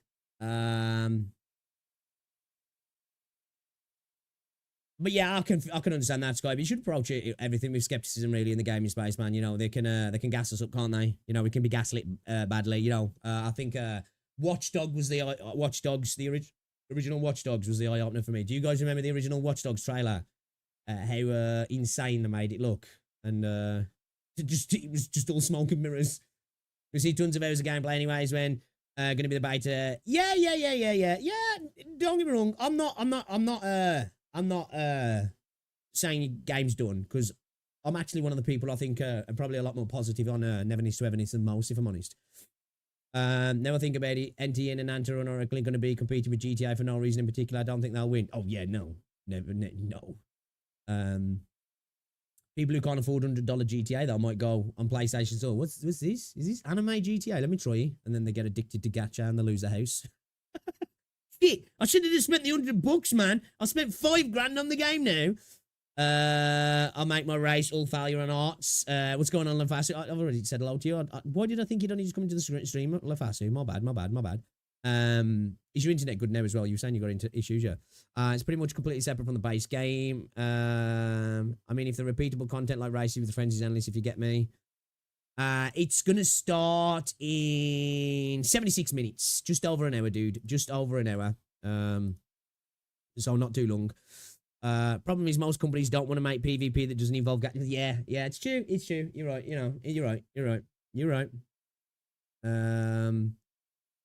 These new games should team up and make it clear they'll be doing collabs often. Otherwise, they're dividing a potential player base and likely too many of them coming out going to suffer. Yeah, I do think it's going to be competitive, innit? Like, look. Like,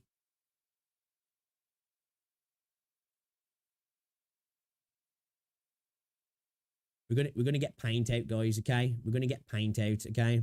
Professional streamer, right? Professional streamer here.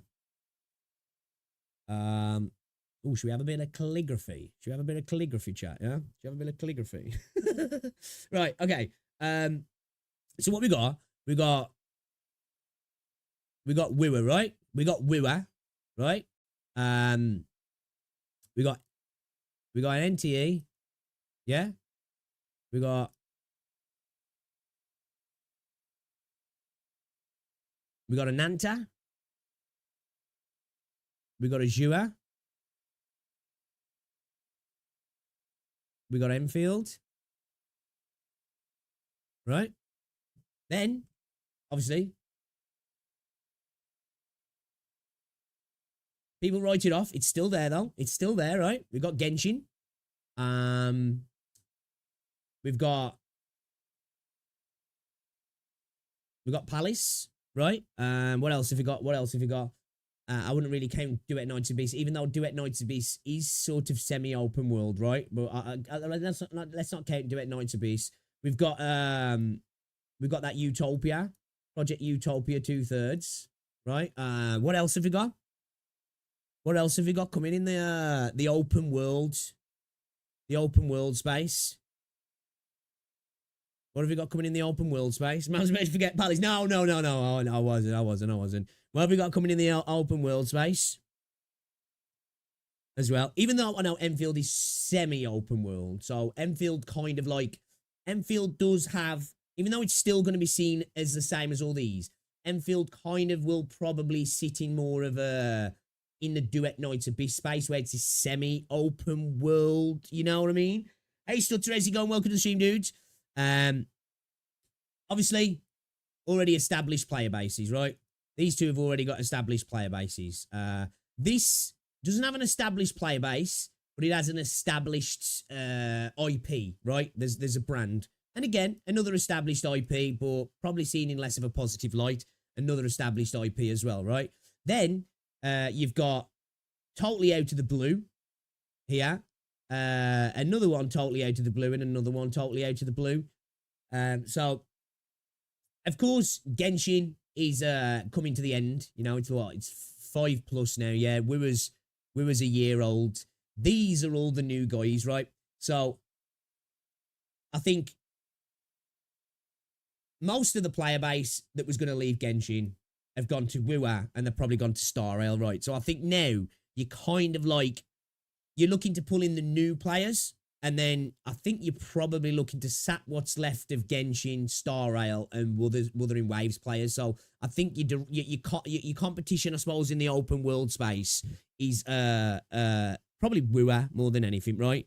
You know, I think now if you're still in deep with Genshin, you're still going to continue playing Genshin. You're probably just going to share your time, aren't you? I think, which a lot of people will do anyway. People will still play multiple games, but with open world games, you got a bit more of a time sink, right? So I think, personally for me, I think the one that's going to probably compete directly with Wua is probably Palace, yeah? It's probably Palace, right? Because it's visually pleasing. It's got fast, fluid action combat. I know the video we saw had some frame issues, and I think it's the one that's most likely to pull Wuthering Waves players away. That comes with a caveat. If the combat's good, right? If the combat's good, I think Palace is going to be the biggest threat to Wuthering Waves. So I can see these kind of going head-to-head, right? I can see these going head-to-head. We'll probably see plenty of PvP between the communities. CCs at each other's throats. I think at the end of the day, these two are going to directly compete with each other, right? It's going to be whichever one comes out on top here is going to be the one that survives, and the other one's just going to pick up the scraps from what's left, isn't he? Really, when you think about it. You know? And then Genshin's just going to do Genshin, right? Genshin's got such an established base. It's not going anywhere, right? It's not going anywhere. It's going to stay around. It's going to do its thing until the end of time, probably. So I see this as direct competition. This as direct competition. And maybe, as well, maybe Azure Lane, Azure Premiliac coming in with a bit of competition for Wuthering Waves as well, just because of the setting. You know what I mean? And maybe a little bit of Utopia as well. I feel the game that's potentially got the potential to sit on its own and have its own player base. Might sound like I'm gassing it up. And this doesn't by any way mean that it's going to be the big one, because I think base building is going to filter a lot of people, right? But I think Enfield is kind of set in a position where it's going to be not necessarily going head-to-head with people. Because if you like combat in Wuthering Waves, you're probably going to like the combat in Palace, right? But I don't know if the combat in Enfield's necessarily going to be for you. And you're probably not going to be into the base building. So I think Enfield will probably sit on its own kind of thing. I feel like these two are going head-to-head. It's going to be a battle to the death between NTE and Ananta. Now, so far, my money's probably on Ananta. But again, we could see gameplay of Ananta and it could have all just been bollocks and it's shit, right? We've got to take that into account. I hope it's not. And I think it's going to be Wuthering Waves and Palace are going to be going up against each other. Of course, Wuthering Waves going to have the benefit of it being, it's going to be Palace's Genshin, as Genshin was to Wua, isn't it, really? Established player base, a pretty defensive player base, right? A pretty defensive player base that's going to be willing to fight to the death, you know? I wouldn't be surprised. The space does like to play that way. Ain't like Genshin. They are. They're like some of the toxic spots of Genshin. The Palace streamers are going to be flooded with toxic Wuthering Waves fanboys, and there's going to be content creators constantly trying to tear Palace down. The second it slips up, Wuthering Waves creators are going to be all over it, like how trash it is. You know that's going to happen. So yeah, I think that's what we're seeing there, personally. If any of that makes sense. Utopia, I don't know. We don't know enough about it yet. I feel like if Utopia is going to compete against anything, it's going to be against Wua. Like, I feel like really Wuthering Waves has probably got the most competition, because I feel like Wua, Palace, Utopia, and Azure Premilia are all going to be kind of fighting for that sort of high fidelity fantasy space. And Ananta and NTE are going to be fighting for that high fidelity urban open world, and Enfield's just going to kind of like probably obviously fight all of them, but I just think a different player is probably going to... And don't get me wrong, I'm not saying that Enfield players aren't going to be playing all and vice versa in that, but, you know, it's just going to be its own thing, I feel Enfield is. And, you know, like I say, this isn't even say it's going to be the successful one out of them. I feel like Enfield will do well, but be a little bit more niche than, like, that Palace maybe, or Ananta maybe, or even Azure Premilia. I know this sounds crazy, right? Do you know the one I think that I don't think it'll be the most successful, but things at the minute are making me think that outside of Wuthering Waves, because it's kind of solidified itself as a successful game, right? I think Azure Premilia really is going to be a successful game, I do. Am I tripping? Like, out of all the games, it's probably the one I'm least excited for. But there's just something about it. I just think it's going to be really successful. I feel like it's going to capture a lot of like the Nikki type of audience, the Genshin audience, and a part of the Wuthering Waves audience as well. I feel like it's in a position where it could do really, really, really well. Although, as I say, I'm more looking forward to Palace, Ananta, Utopia, Enfield, and probably NTE as well. There's just something about it. I'm like, I think Azure Premilia is going to be a really successful game.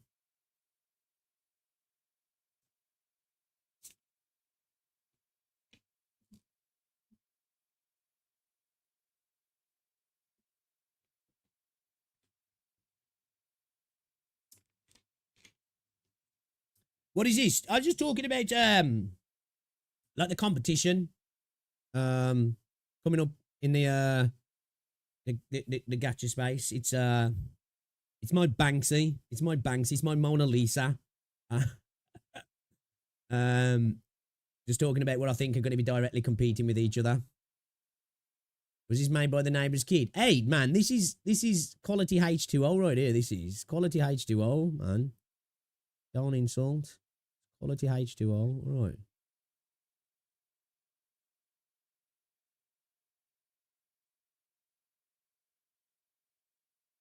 Don't disrespect.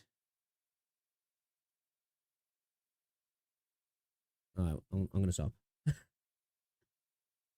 The Pixel Cheat PvP champions right there. It's like watching Bob Ross at work. I just need to add a little tree just sitting over here.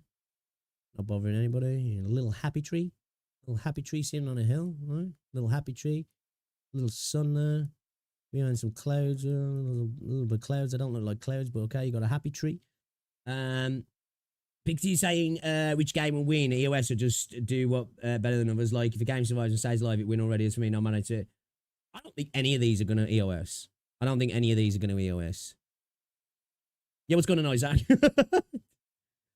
I don't think any of these are gonna EOS personally. Right.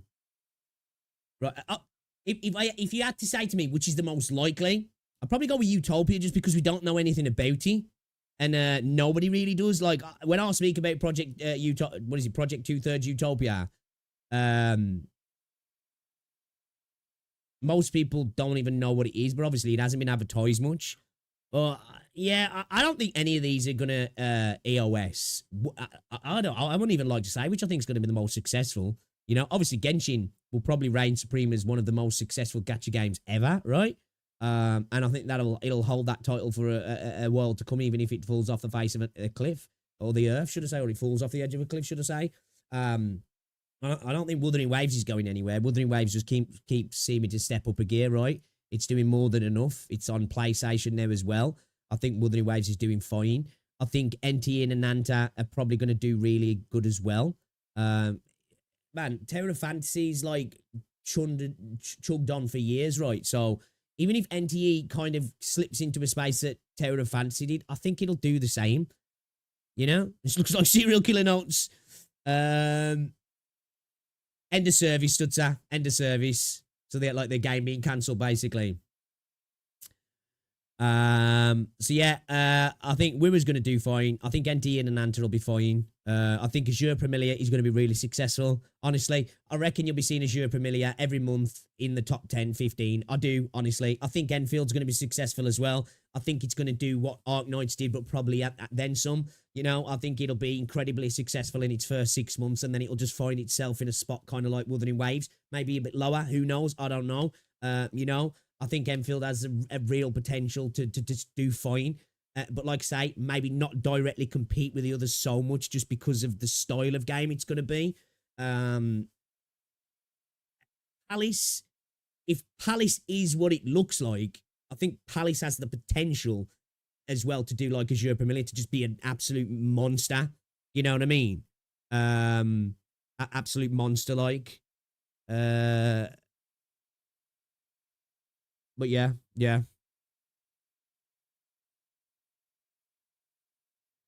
Keep forgetting which is which out of the other three. That's fair. That's fair. The day Genshin EOS will be historical. I don't think it ever will, right? I think that game will run until they've stopped developing for it, and then it'll just like, I think they'll just leave the servers on for people to just continue to spend money, and then you'll probably have like reruns and mega deals just to keep the game going for people who haven't got to that point yet. You know what I mean? There was a gacha trailer last year from devs who made fantasy games. I forgot his name. Okay. It will one day, didn't they say 10 years? I don't know. Do you know what I think they'll do with Genshin, honestly? Who knows? I guess it depends on the cost, right? They might just end it. I don't think they will. There's part of me thinks, right, they'll get to a point where it's regressed to where it's going to stay, right? And I think the potential for clocking maybe just new people just coming in, because there's going to be people just coming in, right? Here and there. I think there's still money to be made on like reruns and deals and allowing people to buy stuff at like drastically cheaper prices than what they did before. Now there is a potential that like might have knock-on effects for the other games, so they might not want to do it. So maybe, I don't know. Also, I probably won't see Silver Palace launching in like 2 to 3 years. Yeah, probably. Yeah, probably. Who knows, right? Yeah, look at Honkai Impact as well. You know what I mean? What's that now? Is that 7 years, is it? Is it 7 years now? Was it 2018 it came out? Then look at PGR. Was that 2019? Arknights, you know. A lot of these games are starting to get long in the tooth now, man. We're talking over half a decade. It was Dungeon and Fighter Era. I haven't heard of that one, actually. Yeah, I haven't heard of that one. That's what I'm thinking, Cafe. I'm thinking, like, you know, like, even if they can reduce all the marketing, they reduce all the costs, they have a skeleton dev team, like, there's, like, 2 dudes and a fucking cleaning lady, you know? And they can still rake in $500,000 a month, $1 million a month. You know, why wouldn't they? You know what I mean? Why wouldn't they? Genshin will stack stories on top of each other, Marvel style. Unless, like, the only time I can see it happening, I think Genshin will be around until there's a spiritual successor, you know? Because there's got to be, right? There's got to be a spiritual successor to it, whether it's a direct sequel or it's just a Genshin number 2, but not Genshin, you know what I mean? What's he called? Actually, I'm starting to think. I might have seen that name. Dungeon. I'm starting to ring a bell now. Oh, is this from Nexon?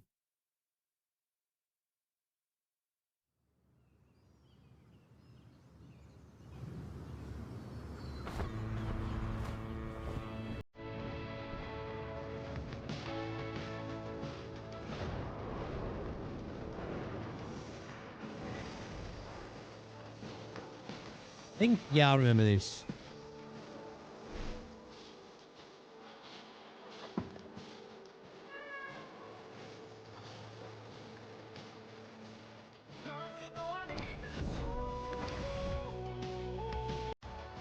Yeah, I remember these. This looks very Genshin coded, doesn't it?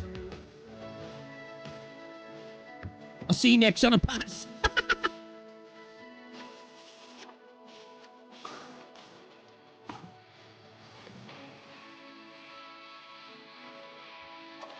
This is where I see what you're saying, though, you know, when it comes to, like, NTE. A little bit. You know? It's like this is like another one in, it's like, it's shades of, it doesn't look bad. And it's all down to the gameplay at the end of the day. It doesn't matter what the fuck it looks like. But obviously, when it comes to gacha, characters standing out is a big factor, right? It doesn't look bad. But, you know, it looks like a shade of the same colour in a sense, doesn't it?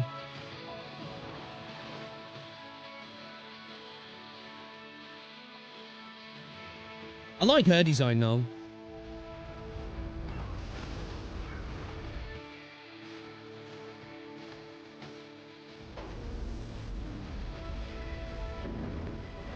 I'm gonna say it though, yeah.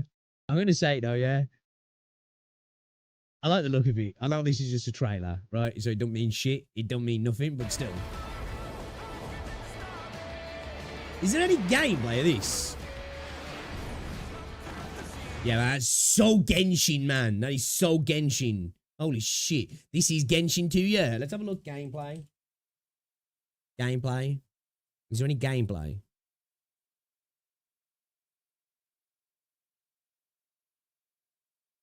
Was this like a sequel to an old game or something then? There's no gameplay, is there?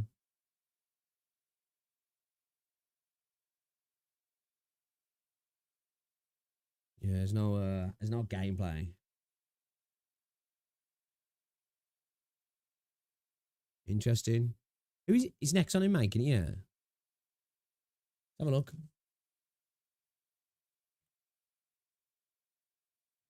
Let's have a look. Let's have a look. Let's have a look. Oh, it's Dungeon and Fighter, not Dungeon Fighter.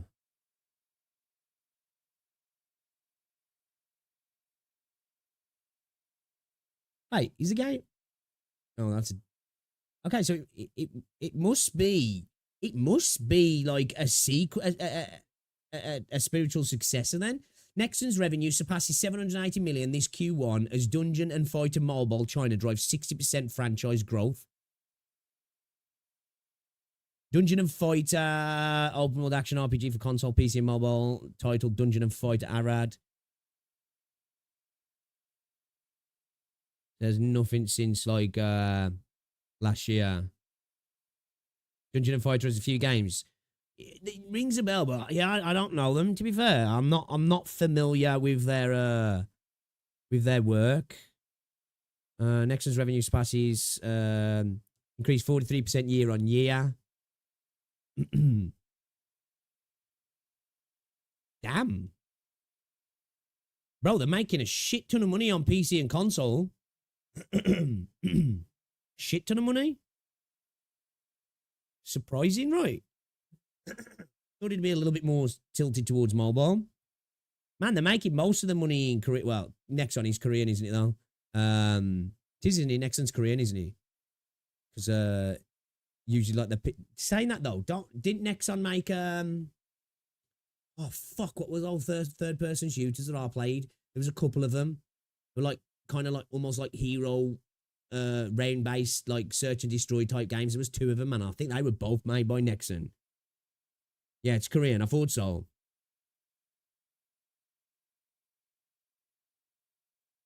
North America and Europe coming in at 10%. Rest of the world, 6%.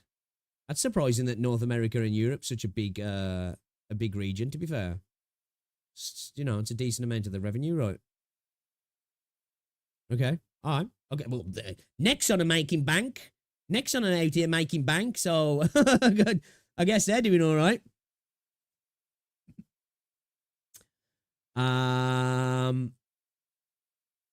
Oh, is it T? Oh, okay. All right, no worries, Vez. Catch you later, man. Thanks for stopping by. Do Gacha players tend to stick with one game, or can you find the time to sink yourself into more than one at a time? Depends. It depends on how you're playing the game, for one, because some can be time sinks depending on what you try and do, especially if you're free to play. You know, if you're trying to build your roster up, do end game content, you know, really keep up on stuff, that can be a time sink. But I think most gacha gamers, now obviously I'm not speaking for everybody here, I think most gacha gamers tend to have a main game, and that one they maybe potentially spend on. And then they have like 1 to 2 kind of like the second game, and like a tertiary game that's like they don't play all the time, but they're regularly hop onto it kind of thing. New updates come out, they come back in for a new update, a new event or something like that. A new character comes out, they try and pull the character or something like that. I think that's what most people do. Then you get some people like who play like 13 gachas all at the same time and play them all the same time, all the time. And then you get people like me who's just like a tourist who kind of like, whatever floats my boat at that particular moment, I'm on it, like, you know what I mean? One game on Steam from D&D Universe name is First Berserker Kasan. Oh, okay, so that's... Okay, is that... I didn't know... Did Nexon develop that as well, did they? So apparently that's supposed to be good, yeah. The Cube Derby event is kind of butt, is he?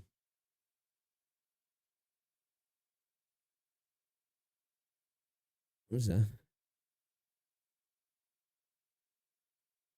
So I don't know if I can share that. Shit, fuck off. I need to turn the notifications off.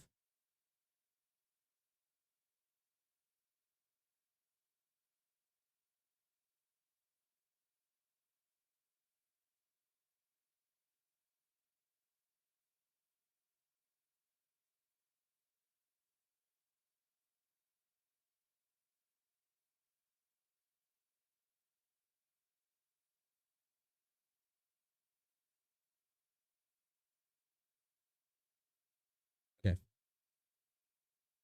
It's just for a game. It's just for a game. I've been invited to a creative thing. I don't know if what two who does isn't playing. Yeah, dude needs to get a job, man. Dude needs to get a job. So, yo, what's going on, Snowherd? Yeah, I was gonna say, man. Do you know what's funny?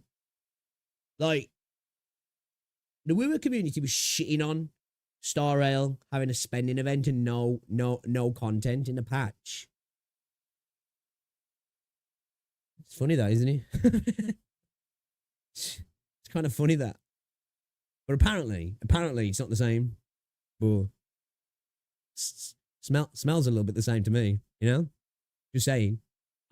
Yo, in my opinion, I think Wuthering Waves is a better game. But, yeah, smells kind of the same to me. Max said playing like 5 gachas at a time, though. Eventually just dropped it to play Arknights and ZZZ. Yeah, ZZZ base. Let's go. I don't feel called out with those 13 games, so thanks, Pixel.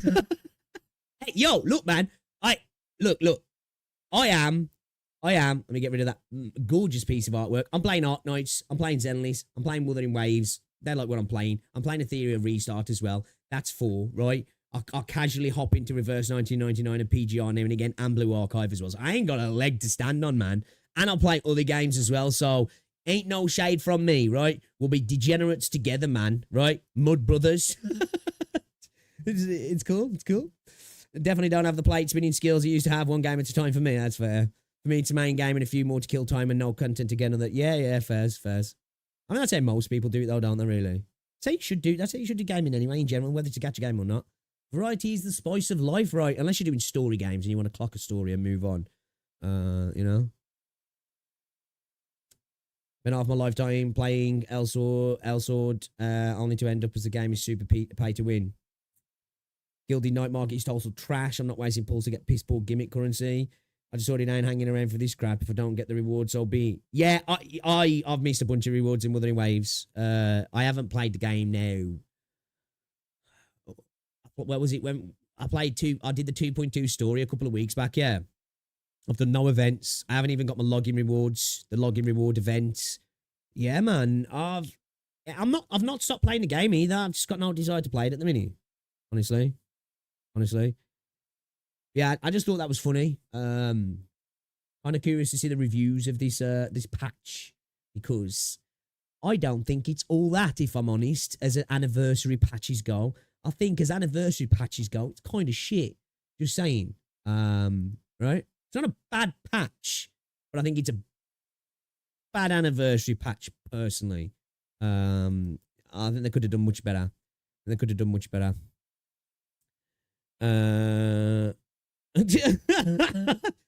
Someone commented on my video. But Fat Master said that 90k global revenue is more than enough for the game to survive. Talking about Tribe 9, because I think Bob Master's a big fan, yeah? I think Bob Master's a big fan of the game.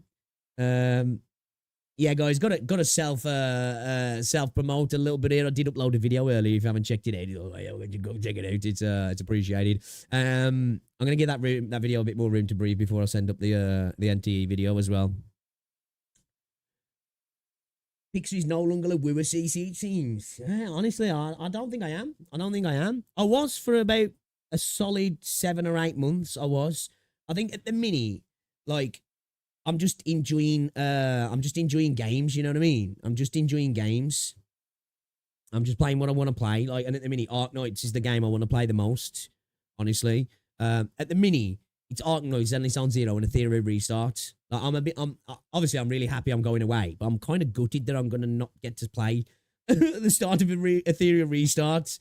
And Zenless is on 0 2.0. I'm really excited for 2.0 for Zenless as well. Yeah, like I say, man, like we was doing nothing at the minute that's massively exciting me. And I think it's because I've come to the acceptance when it comes to like events and endgame in Wuthering Waves, it's not for me personally. You know, I love the game and the story. I'll continue to play until I don't want to play with it no more. But yeah, man, I think Wiwa's content updates in regard to events kind of just not the best, man. Honestly, I am a gacha tourist. I really am. I'm a game tourist in general. I'm a gamer. You know, I play everything I do. Honestly, I think this is why the Wuthering Waves space is so full of drama, more than most spaces, if I'm honest. Because even though that people won't admit it, there's just not that much to do in the game all the time. Now people argue, well, I ain't going to spend all my days playing the game. It's like, yeah, but like, you know, unless it's a patch day, man, there's that much to do in WoW, honestly. Arknights. Yeah, man. I'm loving Arknights at the minute, dude. Arknights, if I had to rate my games, I'm enjoying the most at the minute. Arknights is number one. Definitely. You just don't play all the games. That's it, really. Yeah, pretty much, yeah. But yeah, like, I'd say I was primarily a WoW CC for a while. At the minute, I guess I'm a bit more of a variety CC. I guess you could call me a gacha CC at the minute, you know? Because, like, majority of my content is gacha. Although I'm going to be playing Atlan on release. It's not a gacha, but it's an anime action game, so, you know. I'm going to be tourist IRL, Leo, yeah. I am. So, yeah, like I say, man, at the minute, for me, all day long, man, it's Arknights. Actually, you know what? Let me open up Arknights a second. I want to claim my recruits. Yeah, it's Arknights, man. Arknights, baby. I think it's a fucking great game. I do. It's an absolute banger. I like the cute cubes in WoW. I find them better than most Echo. They are cute. Since I'm not 15-year-old girl, I don't do drama. Because you catch up on all content and missing with for a bunch of patches in one stream. Like, how low is the exactly, yeah. Yeah. And, like, some people in the space get super hyped for the co-op content. I'm like, I don't really care for that, if I'm honest. I don't mind co-op content, but it's not like the kind of content I've been crying for a while is, I know Elusive Realms coming back, is that like dungeon kind of content, you know what I mean? That Protocol Crisis thing, whatever it was called now, I forgot what it was called, Crisis Trial, that was good. But yeah, man, Terror of Adversity is just abyss, you know? WoW sucks. The events are usually very samey. But Wuthering Waves has got a great combat and an awesome world. Fucking holograms, goated. Like, if we had more content that was like that, I'd probably play it a lot more. Or I'd probably be still playing it like regular.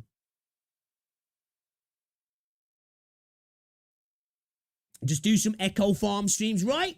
That's what people kept telling me when I was like, you know, I got issues with the Echo Farm, and some people was like, that's the end game. That's what's supposed to keep you hooked. And I was like, really? Are you smoking crack?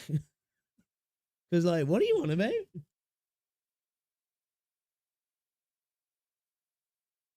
Bro, what is this fucking doing, man? Trying to get me to trying to charge me then, I think it was. Blue Stack's freaking out, man.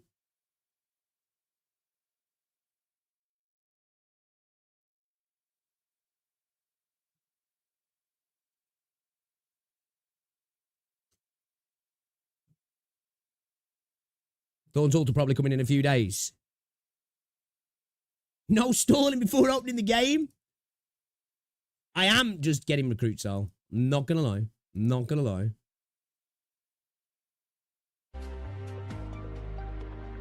Blue Stack trying it right. He was sending me to the payment base. I'm like, bro, I didn't click shit. I think next click then, it would have been sending me to my PayPal. Caster Stewart reporting in. I'm glad to be working with you.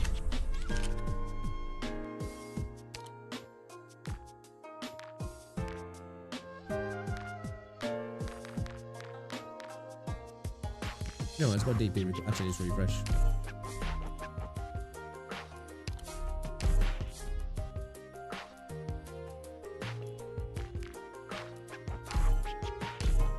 Nuka! Nuka! Trash. Almost got doxed, right? Cutter. To be fair, I Just ain't an got nothing ordinary connected to nurse Blue man. Sacks anyway, so I have I wouldn't have done. empathy, Like, so when, I'm looking you to know, when I trade my bought skills for treatment. stuff for Arknights, I did it through Hope this blade's good the enough Google to- Play Beta. I don't trust emulators still. So I did it through Google Play anyway, so I'm not even signed in on here, so.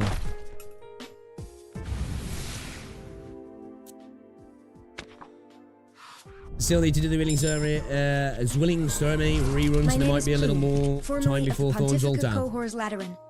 I will be your sword and your whip. Hey, Mr. Comment, how's it going, dude? See, this is a thing as well that I love about this game. I've just got 2 characters, right? I've just got 2 characters. I didn't have to do any pulls. I didn't have to spend any currency. I didn't have to do shit, right? And I do this, right? Let's just go, whatever. Let's just do fucking... Let's do range casts or whatever. We're just clicking stuff. I've even got the beauty of being able to be like, you know what? I don't want to wait. I don't want to wait. I want my character now, right? I want my Captain of character Reserve now. Op Team A6, Orchid, reporting in. I love Are it, you the man. I doctor? love it. It's fucking awesome. You know what I mean? It's really good, man.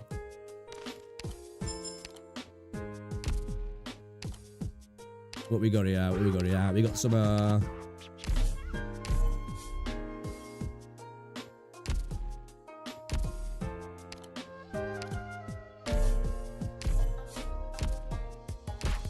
guys. So tomorrow we're going to attempt something that I'm scared to attempt. Okay, I'm terrified. I'm shaking in my boots, chat. All right, we're gonna be going back to this one, chat. We're gonna be going back to this one, chat. Okay. We're gonna be going back to this one, chat. This is the job tomorrow. Okay. I ain't got a clue what the fucking to do on this stage. I'm not gonna lie. So, heads up. There's gonna be pain. There's gonna be tears. There's gonna be lots of people trying to backseat me, and I'm probably gonna listen to none of it. But yeah, this is honestly, I'm at the point where when we started this the other day, I was like, oh, what the fuck I'm supposed to do here? I don't know what to do. So we're gonna come to this tomorrow. We are gonna do some more of Cold Brawl, but I think tomorrow what we'll do is we'll start off and we'll hit this, and then we'll go into Cold Brawl after we've completed it. So there might be no Cold Brawl tomorrow, just to let you know. You know? So we'll see. So yeah, look out for that tomorrow. Infamous stage 6-5. Who to kill? Can I do it? I don't know. Find out next time on Dragon Ball Z. But yeah, we're gonna do, I want to finish off Colder Brawl as well. And then what was the order now? Hold on a second. What was the order I want to do shit in? Yo, have any of you guys played the new Doom game?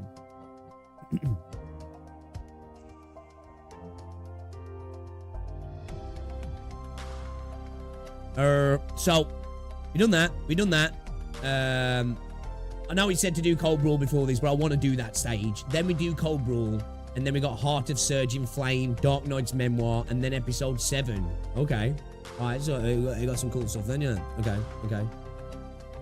Products received. Hey, stop pocket watching! Stop pocket watching! Please send me somewhere that sunlight. Stop pocket watching! Resources received.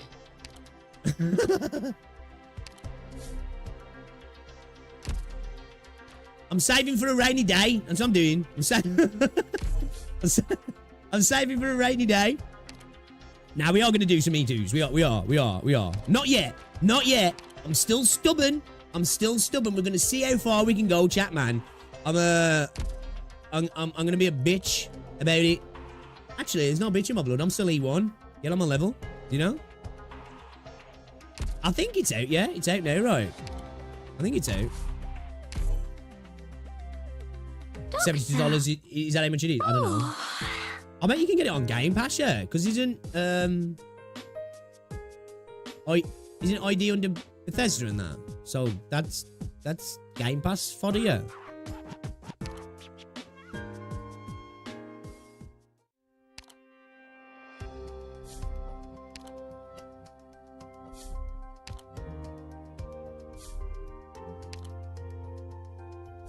See the fair bit, it looks okay. I did see DSP was getting roasted on Twitter. He was getting absolutely cooked because he was playing like a pussy because, like, you know how DSP plays video games, right? And I think the tweet went viral, man. He got over 1 million views. And he was getting absolutely cooked. He was like basically playing the opposite way you're supposed to play Doom, like hiding in a corner like a bitch, which is, I thought was kind of funny. Doing his usual DSP thing as well, of being like totally unaware of like what people were criticizing him about, and being totally ignorant to the reason why. And he was just like, well, I had to because of the barrels. It's like, bro, yeah, but if you was actually a semi-smart gamer, there's ways to get around those problems. But you know, it's DSP, right? It's DSP. So I thought that was kind of hilarious, man. When is DSP not getting dragged though, right?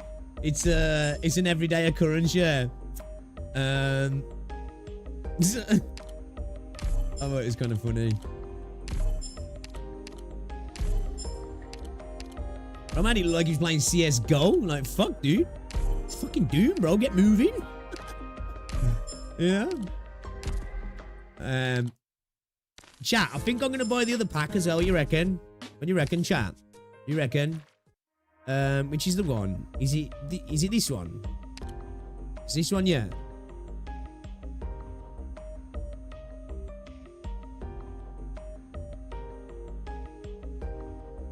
Is that the... That's not the pack, is he? Is that the pack? Is he? Is that the pack?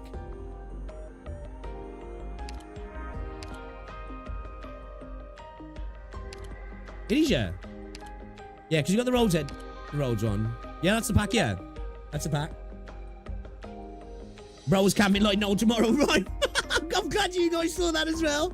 Oh, let's go. I didn't see the value in it because I didn't find any games I wanted to play. That's fair, that's fair, that's fair. Only DSP can approach Doom like Rainbow Six. You know what, they'll never change, DSP. Never change. It'll be a sad day on the internet when DSP stops making content, honestly. Honestly. And I'm not even joking when I say that, honestly.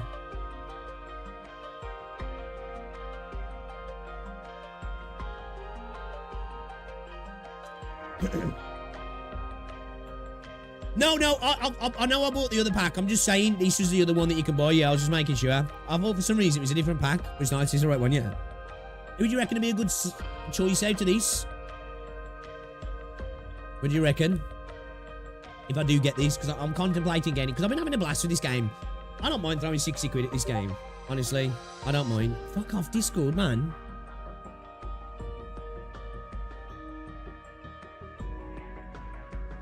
Bro, streamer mode's on and I'm still getting tagged. Okay, here. Milnar Ascalon. Okay, this geezer. Where's Ascalon? Who's Ascalon? Oh, wait a minute, I thought I saw them. Oh, okay. Ooh, I like the look of Ascalon. Ascalon looks cool. Streamer mode's on, bro. I don't know why I'm getting pings, man. I don't know why I'm getting pings. And it's also a strong choice. DJ Mreka. Yeah, I'd say I've heard a lot of people going about that. Yeah, man, I got it on. It's on my stream PC for some reason, but it's on there as well. It's because I've joined a creator server for a game that's coming out this month. They invited me into it. So, hey, yo, maybe your boy gets sponsored. I don't know. Be cool if I did. We'll see. Do I think W is fertile? Yeah, what's going on, Void? OP, it's not in these. No, I don't think so.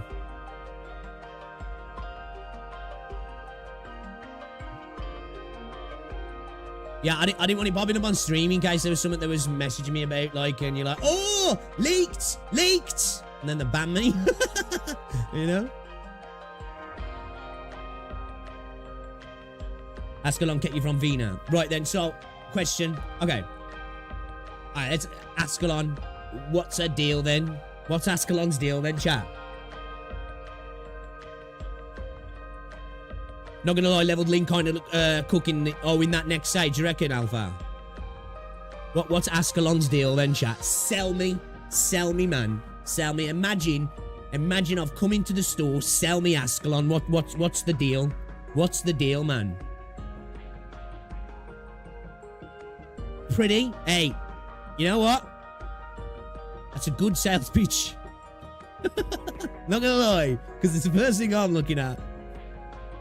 Ascalon is an ambusher, okay. Reed Ultra is in it right. I don't know. Yes, yeah. Ambusher, they don't block, but hit a big area in AoE. Ooh. Okay, I like the sound of that. I'm not gonna lie. AoE, good. Big Smash is good. Ascalon for slow and AoE, that sounds good. Ines for Invisi, Reveal. That's good though as well, not gonna lie. And DP Generation. Milnar for big AoE damage. Ray for big single target damage. Reed for harm assist with explosions. DGen for big AoE damage too. I'm not gonna lie, you're kind of selling me on this big AoE damage, man. You know? We must find a video showcasing her. I think we need to, yeah. Mommy. Hey, yo.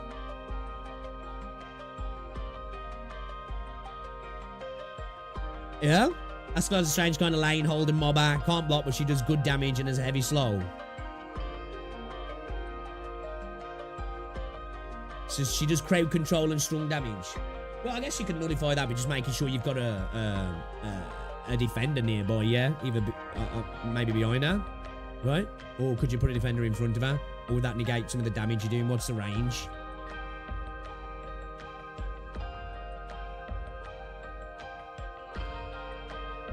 Bananas because of her tits. Reed Ultra can literally nuke people's... What? The actual phone? We're getting frame rate drops, are we? Are we getting frame rate drops with Reed? Yeah, most of the operator got recommended deal big AoE damage. Yeah, I'm not gonna lie. I wouldn't mind having a big AoE damage unit. I'm not gonna lie. As we get towards more difficult content. Check the read to art and find one that you like. You know what? That's not a bad meta though, Joshua. I'm not gonna lie. I'm not gonna lie. Ascalon is a strong ambusher with powerful dot and slow effect. She's useful in all game modes. A combination of damage and utility makes her a safe pick. Lim will cheat code the stage you're stuck in, by the way. See how... Maybe we'll play the stage a bit first and then decide, because I don't want cheat codes. I don't. Maybe this might break me. You know? Milnar is a special one because he have taunt, which means doesn't matter who you put first, the enemy will always target Milnar. Oh, yo, that's actually kind of useful for me, that is, because sometimes placement priority is one of my issues, isn't he?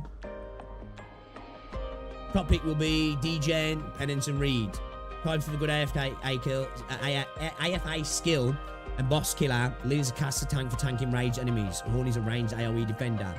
Ooh, tanking range enemies. So caster, so ranged and tanks range. Ooh, that sounds kind of useful as well. I'm not gonna lie. Get Ascalon if you like. You don't always have to get meta operators to pick. Oh yeah, for sure, for sure. Like, I'm not gonna lie. Even if a character's really good, if I don't like the look of them, I probably won't pull them, honestly. Well, it depends on how good they are. DGen looks good, though, as well. Ascalon looks really good, you know. I really like the look of Ascalon. I do like the idea of some AoE as well. T. Venice, Lynn, and Milnar are good for the stage you're about to face tomorrow. Hey, you might not be serious, but I might be in a couple of days' time. You see how fucking hard that stage is tomorrow? Right? We'll see how hard that stage is, man. I might change my mind.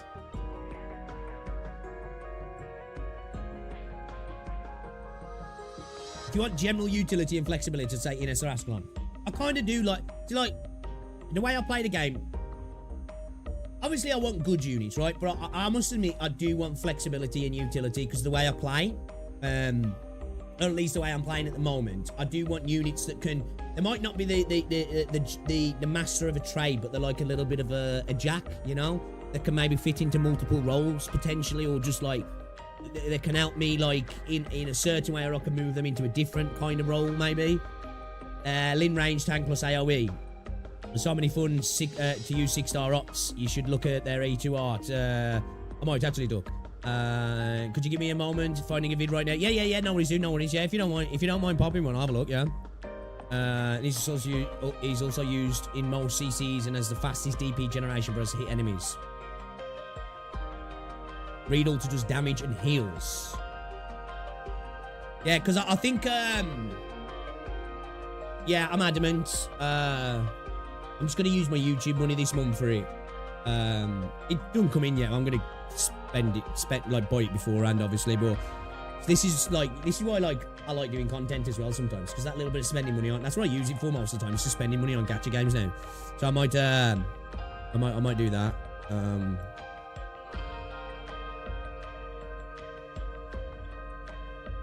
That doesn't come in till next week, so I'm obviously going to buy it before that because it's only got 6 days on it. We get 10 roll headhunting permit as well, yeah?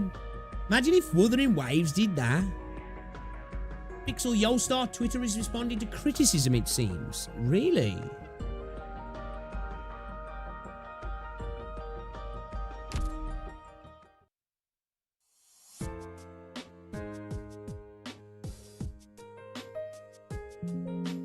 Bro, wait.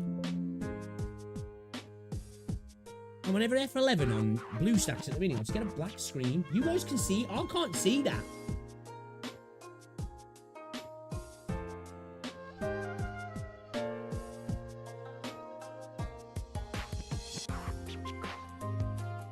Task manager. I have to click task manager to get it back up. I'm going to open it back up in a second. Yostar Twitter, yeah? Yostar Twitter. Hold up.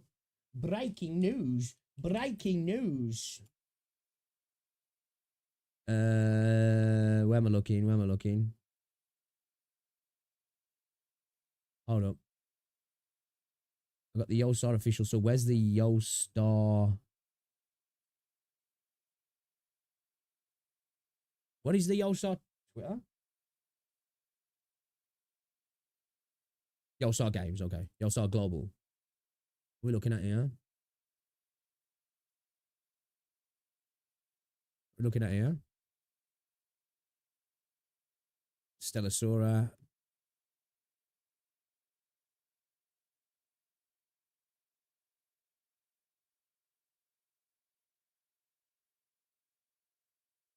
Arknights EN. Oh, okay.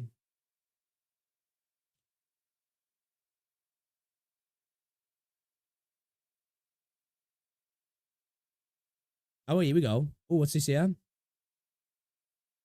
Oh, okay. Let me get this up so you guys can see what's going on. Okay, all right. Breaking news 10 minutes ago as of now. Arknights Twitter have posted something. Let's have a little look-see then, shall we? Apparently it's response to some criticism, chat saying. This is obviously on Arknights EN. Dear Doctor, thank you for your continued support and passion for Arknights. We sincerely apologise for the recent issue that have caused inconvenience and disrupted your experience. We'd like to take this opportunity to explain the situation and outline our follow-up actions. Are we getting free shit? Are we going to get free shit? In hopes that doctors will have a more enjoyable gaming experience, we send out compensation for you. Oh, go on then. Moving forward, we remain committed to providing all doctors with a better gaming experience. Thank you for your understanding and continued support of Arknights. Arknights Operation Team. Hashtag Arknights. Hashtag Yostar. Okay, all right. Let's have a look at this then. Announcement from the operations team, guys. Dear doctors, thank you for your continued support and passion for Arknights. We sincerely apologise for the recent issues that have caused inconvenience, blah, blah, blah, blah, blah. Regarding recent maintenance issues, this is when it went down, yeah, and it didn't come back up right away. And then the store was broken, I think so, yeah? They did send a mail, did they? I didn't see that. We'll have to look on the game in a second. So, yeah, the server, the maintenance took longer. And then when it came back up, with a Lappy event, I think it was, yeah, people couldn't get, they were like buying stuff and it wasn't actually crediting their account, I think, right? And there was another one more recently, yeah. 23 pulls and all will be forgiven. We sincerely apologize for the issues that affected your experience during the recent maintenance. Once the issues were identified, we immediately analyzed and addressed them. We have now upgraded our servers and will continue to focus on server monitoring and maintenance to improve your experience. Our operations and customer support teams will be more proactive in responding to related complaints, providing timely and effective assistance. Additionally, we will set up monthly feedback threads on our social media where you can leave comments and report any issues you encounter. Is this a W Cookie, guys? Did they watch Cookie's video and like, oh, fuck, scramble, shit, the community's mad? Actually, it probably wasn't that. It was just my react to it. That's probably what it was, yeah, right? Because, you know, I'm big like that. Jokes. Missing English voice lines for certain skins due to unforeseen external circumstances. The English voiceover for 2 skins. This is Yostar, basically, yeah. This is the game having to apologize for Yostar, really, right? You know, this is Yostar, yeah? Due to unforeseen external circumstances, English voiceover for 2 skins, Test Collection, Diversity Oneness for Virtuosa, and Test Collection, All Mind as one for Executor, the X for Dara, released on April 24th, 2025. This is currently unavailable. We will prioritize adding the missing English voice lines as soon as recording work resumes. Please stay tuned for further announcements regarding the release timeline. So they didn't just not add them, they forgot to fucking record them, bro. And then didn't they try to blame it on like the strikes? Jesus. Unavailable English blessing voice lines for some operators, as the English voiceover work for some early operators is still ongoing. Certain blessing voice lines have not yet been localized or recorded. Okay, that's fair. These missing operator, this should be though, right? These missing operator blessing voice lines are scheduled for release in the future versions. Please refer to our social media for detailed updates on the rollout. We sincerely apologize again for the inconvenience caused. Compensation has been sent to you via in-game mail. Moving forward, we remain committed to providing all doctors with a better gaming experience. Thank you for your understanding and continued support of Arknights. Well, I want to have a look at my mail then. Let's have a look at my mail. Let's have a look at my mail. Shall we have a look? I'm going to open it on Google Play Games Beta a second because I haven't opened it on there for a while. Let's see how the game's running on should we see how it's running on Google Play? Let's see how it's running on Google Play. So let's test 2 things. Let's check our mail and see how Google Play's working. The compensation is very average. Okay. It's all right. I'm only joking when it comes to the compensation. I didn't get affected, so, you know. Again, it's like the Wuthering Waves CN moment. You know, if they want to throw some compensation my way, I'll take it. I'll take it, you know. Not going to lie. It didn't affect me. I'll take some free stuff. Arknights. Arknights. Doctor. Oh. Mayo. What we got then? Bit of... Right. Oh, okay. So 50 sanity and 200 rundum. That's alright, though. Nothing... didn't affect me anyway, so... you know? I'm okay with that. I'm okay with that, chat. I'm fine with that. But yeah. Glad to see the devs have acknowledged it, right? Even though it's a publisher problem, right? It's a publisher problem, but still. The usual comp for extended maintenance. They have a fucking year to do it since the New Year plus anniversary voice lines only show for a few days. Yeah, it's dumb. It's dumb. 1/3 of a pull, hog.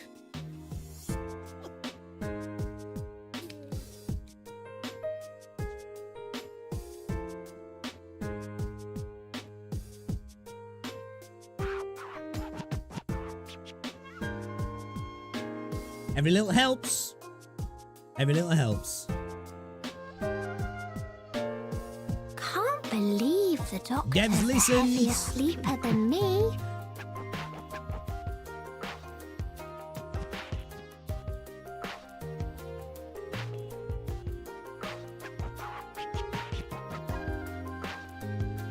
Hold on a second, chat. 18 minutes, chat. 18 minutes for the Phantom X stuff.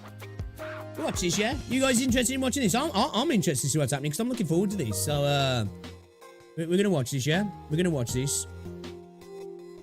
Right? You down? You down, chat? Watch it together, yeah? Little watch along. Little watch along, chat. Little watch along, yeah? Little watch along. The facilities are fairly well maintained. Yeah, I agree, me man. Yeah, you know, it's there's no denying. You know what I mean?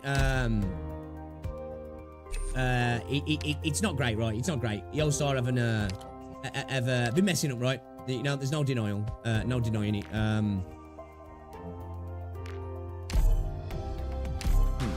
Come in. Behind this mirror, there seems... Please don't leave me here alone. Hopefully we've you know, Hypergryph there a self-publishing closer through room their to the subsidiary professors? Gryph line. Hopefully Doctor. Oh.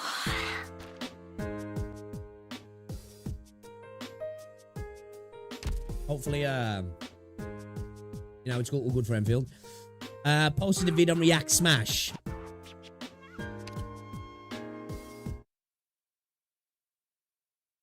Let's have a look. Let's have a look.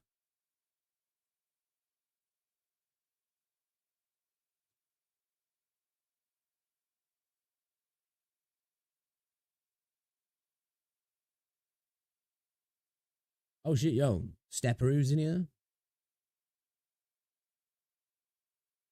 Hydro, chaotic.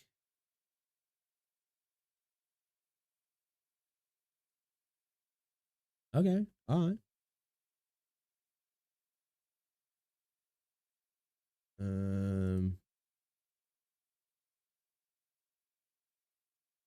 Make sure it's short too. Ah, here we go. Ascalon is absolutely amazing. Alright. Alright, sell me. Sell me. Sell me. Sell me.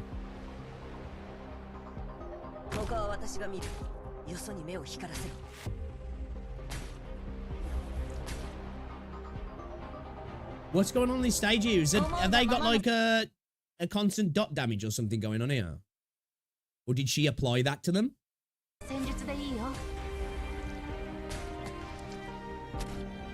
Did she apply that to them?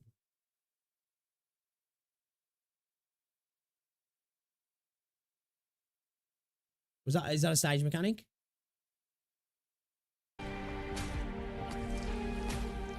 Oh, she's got dot as well. Oh shit.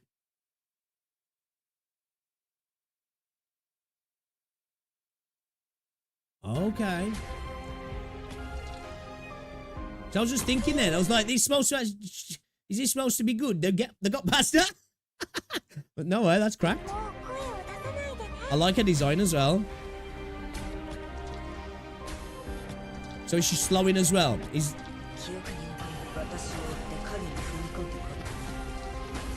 Oh shit.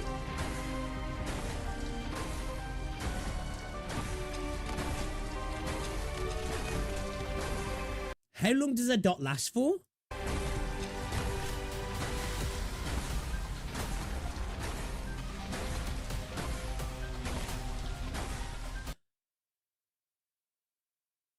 Max 3 stacks, more stacks are bigger or slower and dot damage. I'm kind of sold. I'm kind of sold.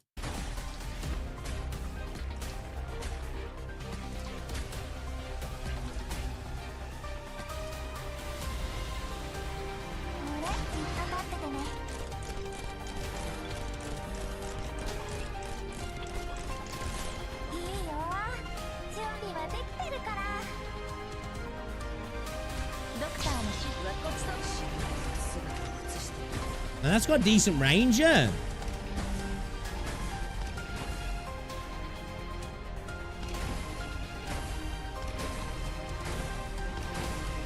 Oh shit, yo, I like her.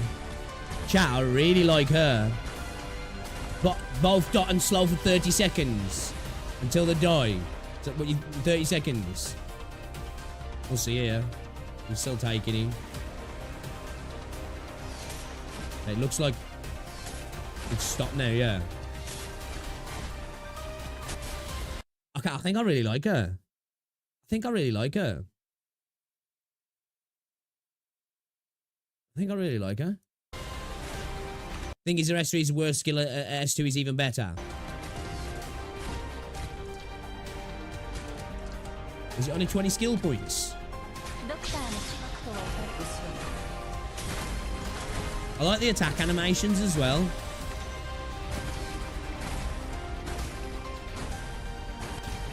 Is that a stage mechanic, the claymores?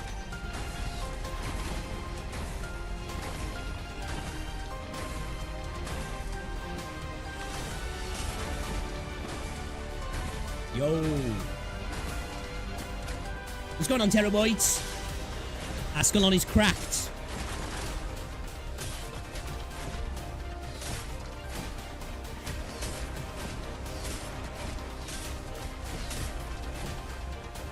I just use the S1 and AFK with her.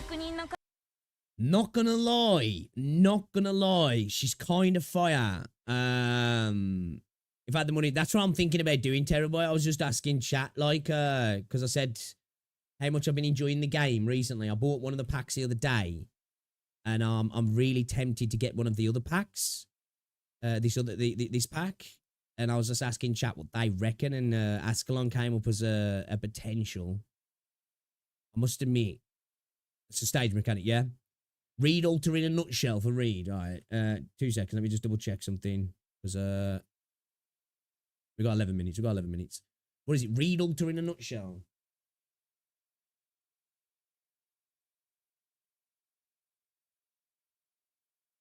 This one here. Nice and short.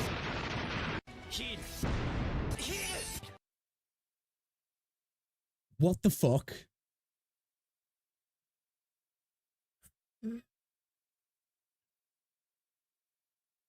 The fuck?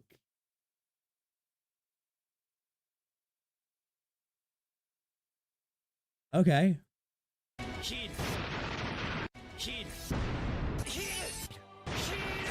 Rose is like Moab. I need healing. I need healing.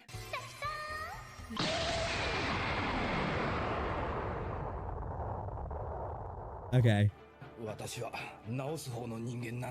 Oh, dude, what? That's a healer. What the fuck?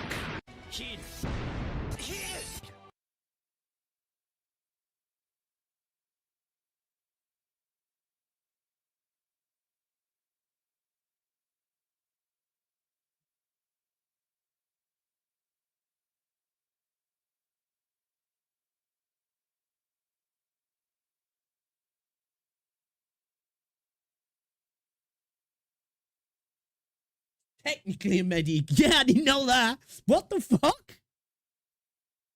Shields based off damage dealt. I'm assuming they're doing a shit ton of healing then, yeah? If you're killing them like that, how the fuck you... Yo, I was going to heal through damage, but there's nobody left anymore, so yeah, we ain't got a problem, right? I need healing. I need healing. I need healing. Yo, that's insane. That's actually insane.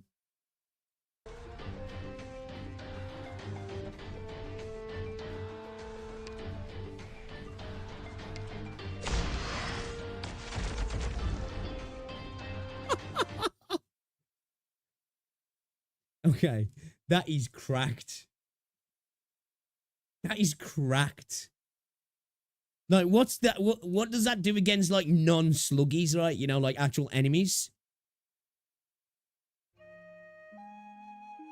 Ladies and gentlemen, with the rerun of What the Firelight casts, Read Alter Solo Banner also having a rerun, with a slight modification to the rate up 5-star. If you still don't have her, here's some reasons why you need her. We all know that Reed the Flame Shadow is a medic. But Reed is interestingly considered one of the best caster in the game. And part of the reason is because of her incantation medic archetype. It allows her to attack the enemies with arts, and convert some of the damage to heal. However, due to how strong her arts damage, attack, steal, arts damage, and heal HP of an ally within attack range, and 50% of the damage. So just one ally. So it's a single healer, right? So you have to play, the enemy has to be down within her attack range as well then, yeah? She's also Irish too. she is more of a caster that can heal. What the fuck did I IQ? Her talents are neatly tailored to make her works even. When dealing damage, 30% chance to inflict Cinder. Attack -22, +2%, 32, +2%. Arts fragility. Does not stack, last 6 seconds. Also, assisted will soon be playable. What's going on, Talos? The videos, re-kills, so hard your PC starts to lag. Love to see just like, oh really? She's available in Stronghold Protocol right now as a selectable support operator. Better as a medic caster hybrid. Like how Talent 1 has a chance to mark the enemies, which will then weaken their attack, and also makes them more vulnerable to arts damage, which means more damage from Reed, and bigger healing. And Talent 2 makes it when Reed heals. She also really receives about 50% of the healing for herself. Oh, okay. Allowing her to sustain herself and allies when they are both being attacked. When he says allies though, she just heal one ally and then herself. Yeah, it's fucking vidIQ, man. He does that shit sometimes. Piece of shit it is. Overall, being a hybrid unit like this makes Reed Alter a very great choice to be used in some stages where your operator option is being limited. Particularly, she is the top choice medic in IS mode. But don't take my word for it. Oh, is that like, you know, if you need some damage but you also need a heals, it's like, fuck. So you just fuck it, Reed. Just take a look at this official data for IS4. Single heal every attack. Still attack. Be a great option in the next IS5. So, if there's multiple units within a range, does she like prioritize the lowest HP or something? What dictates who she heals?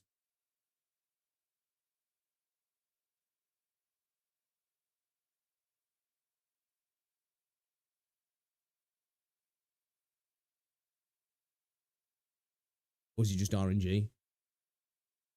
Yeah, lowest HP, okay. But Reed is not only famous for being a hybrid, but also because of her skills. While skill 1 is pretty much not worth mentioning, but her skill 2 is rather unique. It allows her Prioritize gained operators gives 2 allies 3 fireballs with the following effect. Every 1.5 seconds deals 240% of Reed the Flame Shadow's attackers arts damage to an enemy, triggering her trait but only on that ally. To summon some fireballs around 2 units, dealing a pretty high arts DPS to enemies who dares to get near those operators. Oftentimes this skill is perfect to deal with bosses, by sandwiching the boss between 2 operators with these fireballs. You can of course use anyone to do this, but someone who also deals arts damage is the recommended choice to make the most out of Reed's Talent 1, that will surely trigger with this skill. The healing per second from the fireballs should also ensure the operators to stay alive when facing dangerous foe. And what makes it even better, thanks to its low cost, you can use this quite often. Last but not least, her skill 3. It will give Reed some attack boost, hit to enemies, and Talent 1 effect is guaranteed. Cinder from Talent 1 now also deals. Enemies with the Cinder effect take 60% of Reed Flame Shadow's attack as arts damage per second, and when defeated, deal 140% of attack as arts damage and inflict Cinder to nearby enemies. Cinder lasts until the skill expires. Deals damage, and lasts until the skill ends. Now I'm sure most of you already know how great this skill is at destroying crowds. And perhaps your potato phone too. Because if someone with Cinder is defeated, they will spontaneously combust and spread the Cinder. Oh shit, they're doing martyrdom from Call of Duty. They just drop a grenade on death. And not only is it a great damage skill, but the healing from this is also great.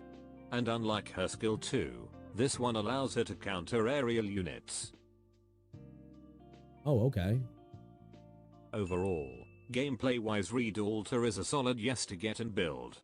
Her being a medic and caster hybrid, as well as her abilities, ought to be very useful in many situations. Oh shit, yo, oh man, that's 2 units that look sick.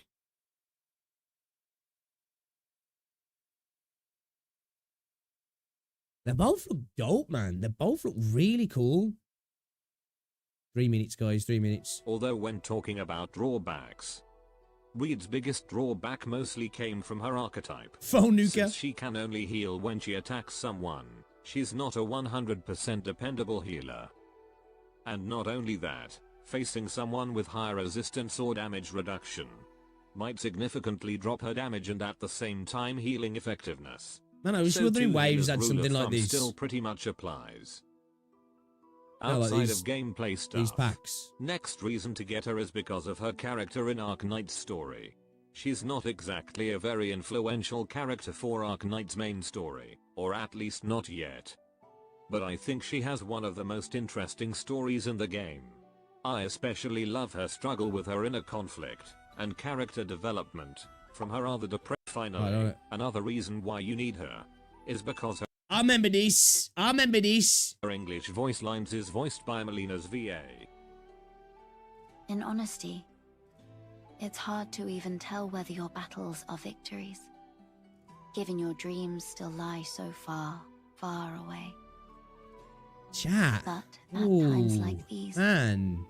it Give me strikes choices now. You're giving me perhaps choices we may now. all see the day when peace comes. Yeah, but hold on, they both seem really good, man.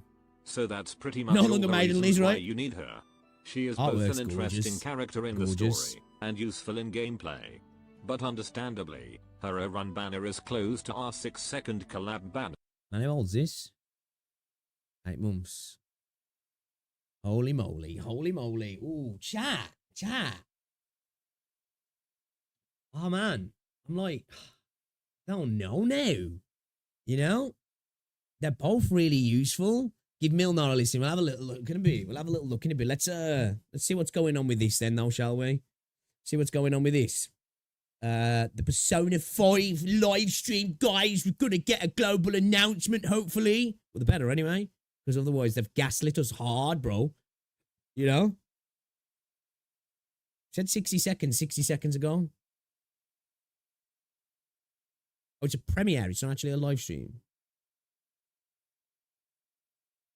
Oh, I thought it was an actual live stream. Okay. Don't really matter anyway. Do it as a live stream or a premiere. Same shit, innit? Do a coin flip. We're going to get a free 5-star Poggers. She was my assistant for a while. It was the most soothing main menu I've ever had. Check the video you just sent in Discord. Yo, guys, as well, if you're watching the stream and you do enjoy it, guys, drop a like on the stream. It's very much appreciated. It helps out a lot as well. What am I looking at here, Ducklord? Which one? Which one? These Harlequin wheels. What the fuck is that?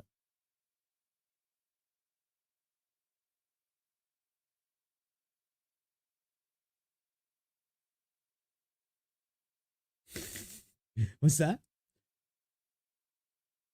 We'll have a look. We'll have a look. We'll have a look. What is going on with this fucking thing, man? He said the premiere is going to start. What's going on? Okay, here we go.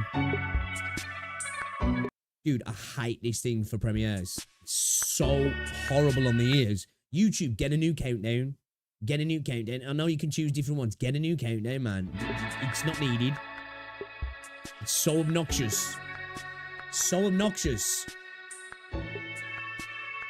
That's the one. Oh, have a look at me.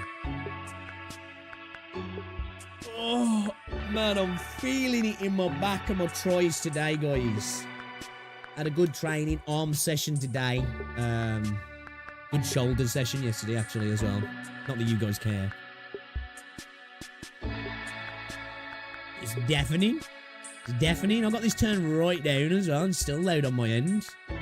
I think YouTube want to make sure you know it started.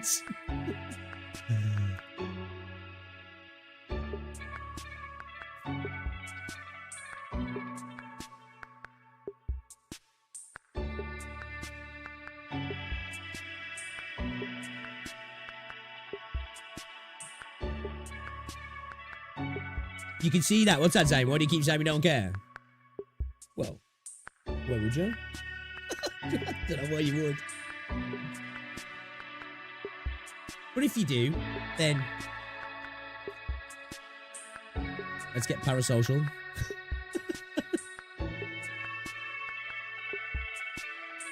And everybody starts talking about Tribe 9 now.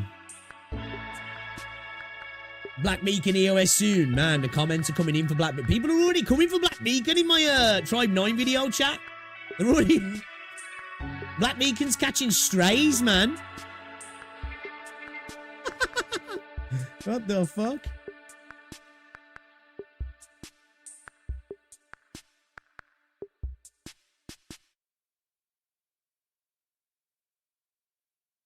Okay. Full screener. Full screener.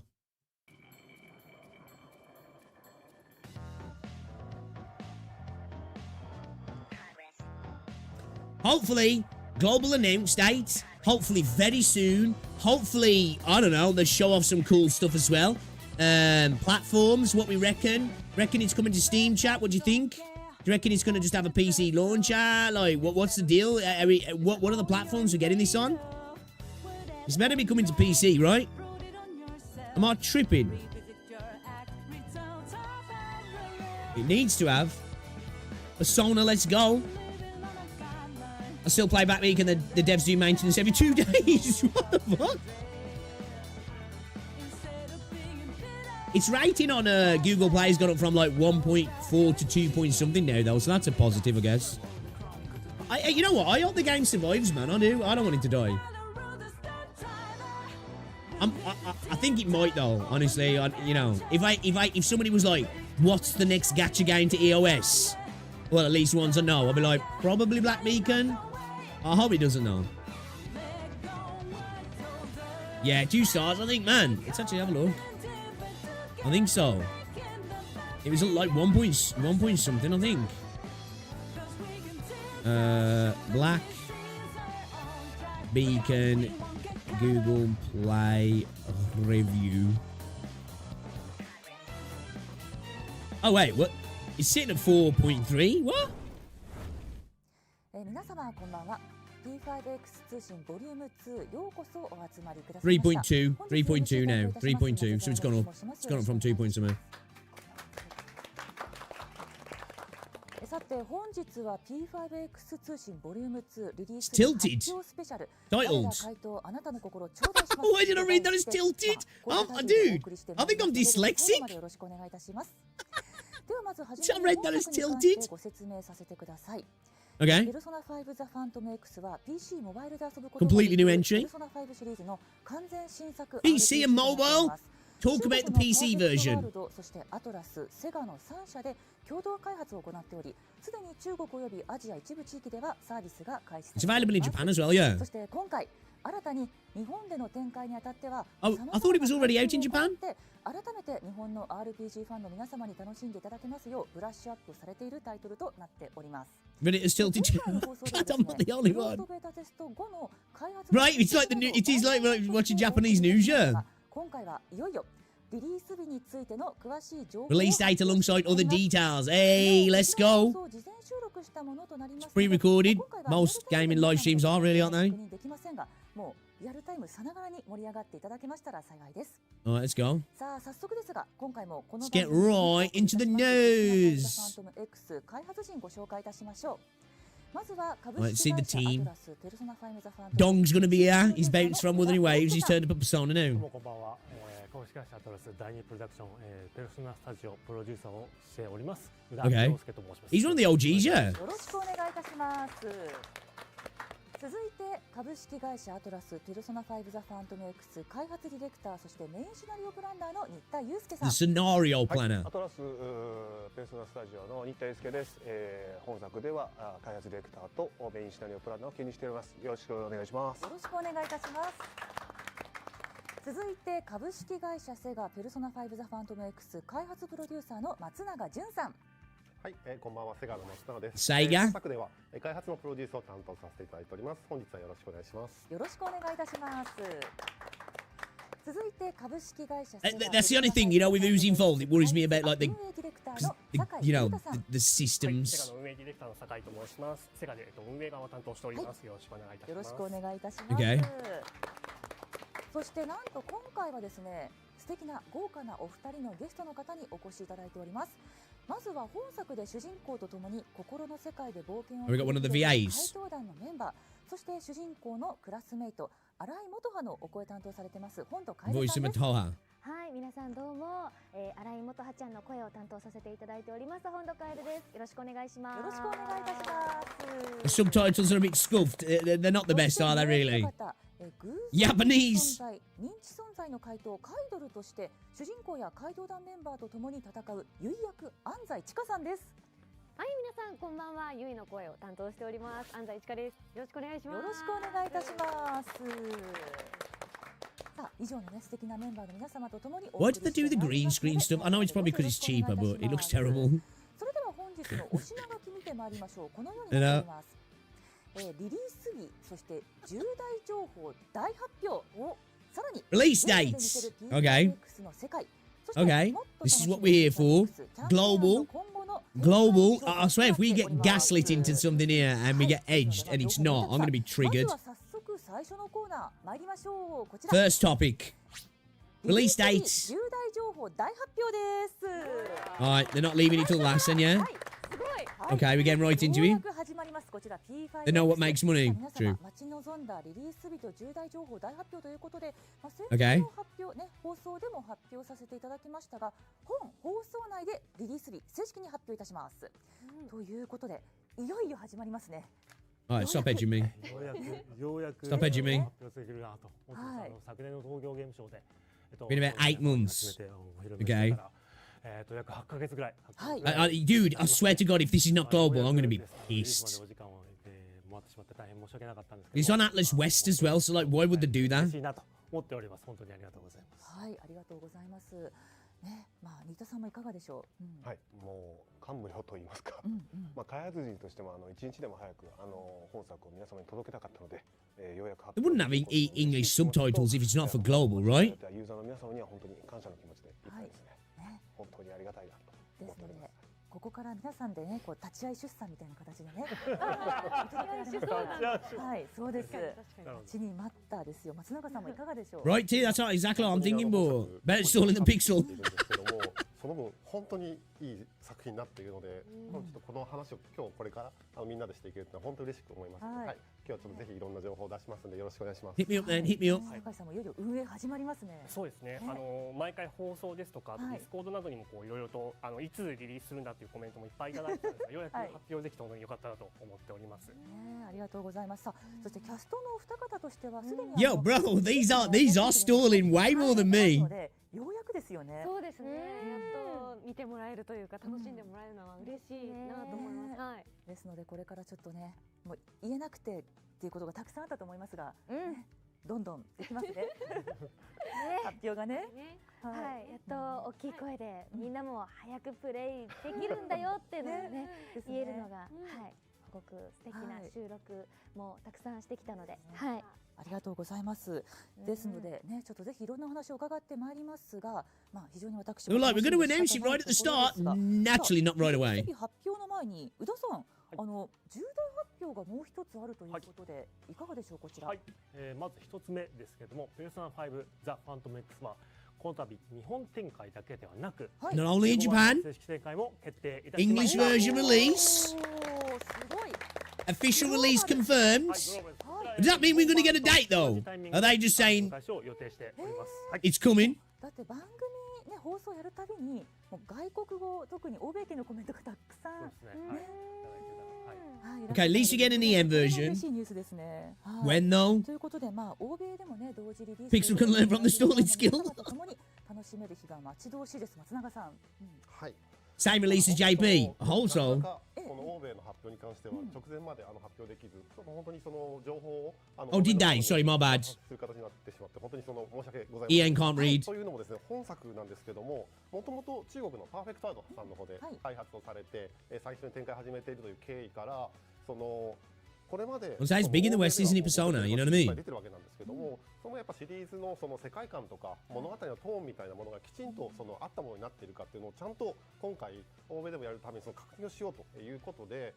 その中国版でまず作られているゲームというのをまず全部日本語でローカライズをして、でした内容をそのアトラスさんだったりとか含めてこれでいつものその欧米のトーンにこれで合ってるかなっていうのを全部 She does a little bit, yes, no. Soul, sorry. She does a little bit. 2段階でローカライズですとかカルチャライズを今回行っているという関係もあって本当にその同時に日本と欧米で一緒にやれるかどうかっていうのはすごくギリギリまで本当に決まらなかったというのもあってでしかもそのthey had the old side at the same time. ゲームじゃないですか。でもそのお二人もたくさん収録していただいてますし、ここから先どんどんいろんなアップデートが行われていく予定なんですけども、それも同じペースでちゃんと英語にして、Okay, fair. That's fair. 英語にしてっていうのをその今だけじゃなくて、ここから先もやれるのかっていうのもちゃんとちょっとそのスケジュールをこう細かく見てやれるかどうかっていうのを。So this is why a lot of the time things happen with publishers, you know what I mean? Because of localization. Bayonetta Gacha when? 一緒に遊んでいただけますので、ぜひ世界中の皆さんでOkay, global, let's go. Obviously, we know what I'm saying. 楽しみにしていただけたらと思います。本当にお疲れ様ですと、そしてありがとうございますと、ようやくここからですね。確かにペルソナってちょっとこう独特な言語であったりとか、あとやっぱりこう国産の RPG らしさというか、日本で作られた物語だなっていうテイストがあると思うので、それを改めてまた一からね、こしらえて皆さんにお届けできる形となったということでしょうか。Let's just hope, in regards to the type of game it is, it's forward-thinking like CN games in this genre, right? I love JRPGs, but in this space, we know what typically happens.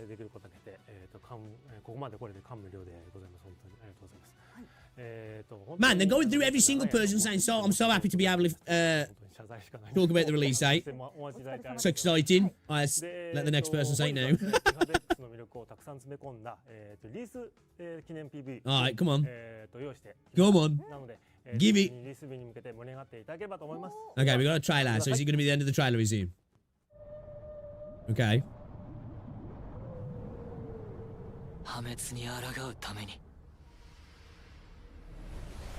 Ooh.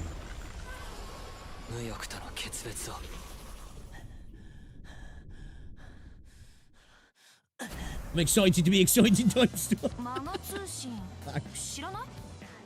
街中で見かけた迷惑な人をファントムって認定していくってやつってやつがターゲット木内武之俗に言うぶつかり男というやつだ仕事の話をさせてもらう私と一緒に怪盗をやってもらいたいのだ心を歪めている根本お宝を盗み出すDefinitely got that Persona vibe, but obviously, why would it not have? To be fair though, it's kind of canon because Persona games are full of yap anyway, aren't they? Like I say, I've only really played Persona 5. And I haven't completed it, but the shit, there's a lot of yap in that game as well.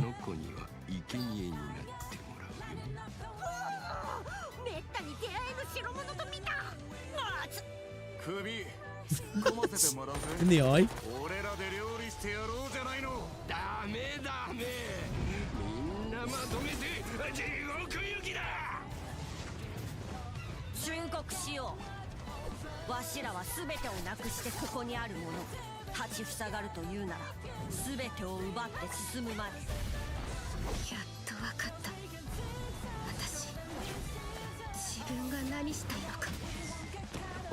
Now these stand out, don't they, character-wise? These stand out.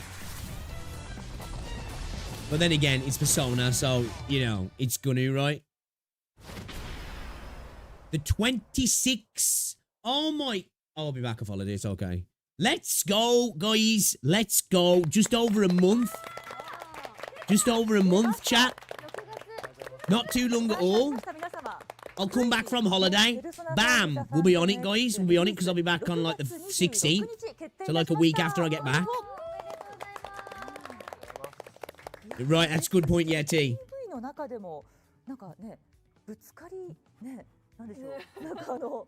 Okay, not too long at all then. Not too long at all. いろんな気になることはありましたけれども、面白そうというのがまず第一印象でして、開発そして運営陣の皆様いかがでしょう。いやもうちょっと感動しちゃったというか、まあ自分で開発しといて感動するのもあれなんですけど、まあようやく。What's the original? Are they originals? Are they? See, like I'm not obviously. I've got a bit of experience with Persona 5. That's it. Like and as I say, I've never completed it. But I enjoyed what I played of it though. I might go back to it actually. I think I played it on Game Pass. Oh man, I need to buy it. I think. I don't think it's on Game Pass anymore.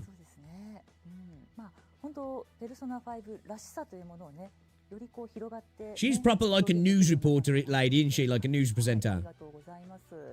松永さんとしてはいかがでしょう。はい、PV 今めっちゃかっこよかったと思うんですけど、その一番最初にこの Let's get to the nitty-gritty, man. Talk about some of the systems. いただくことになって、で宇田さんたちとお話しさせてもらった時に、その PC モバイルその運営型のゲームなんだけども、そのもう一回その P5 を一から遊び直せる体験を届けたいんですっていう話をされてて、でとんでもなく難しいことだよなっていう、その運営型のゲームなんだけども、やっぱりそのコンシューマーの RPG と同じように、そのストーリーがペルソナと同じ体験、もう一回そのゼロが Okay, so the story is a big factor for them, which makes sense. やっぱでも今の PV 見たらまさにそのワクワクがめっちゃ入ってたと思うんですけども、実際ゲームの中身の方も本当に一個ずつ丁寧にそこの期待感みたいなところがちゃんと最後まで続くように。 Yes, Leo, yeah.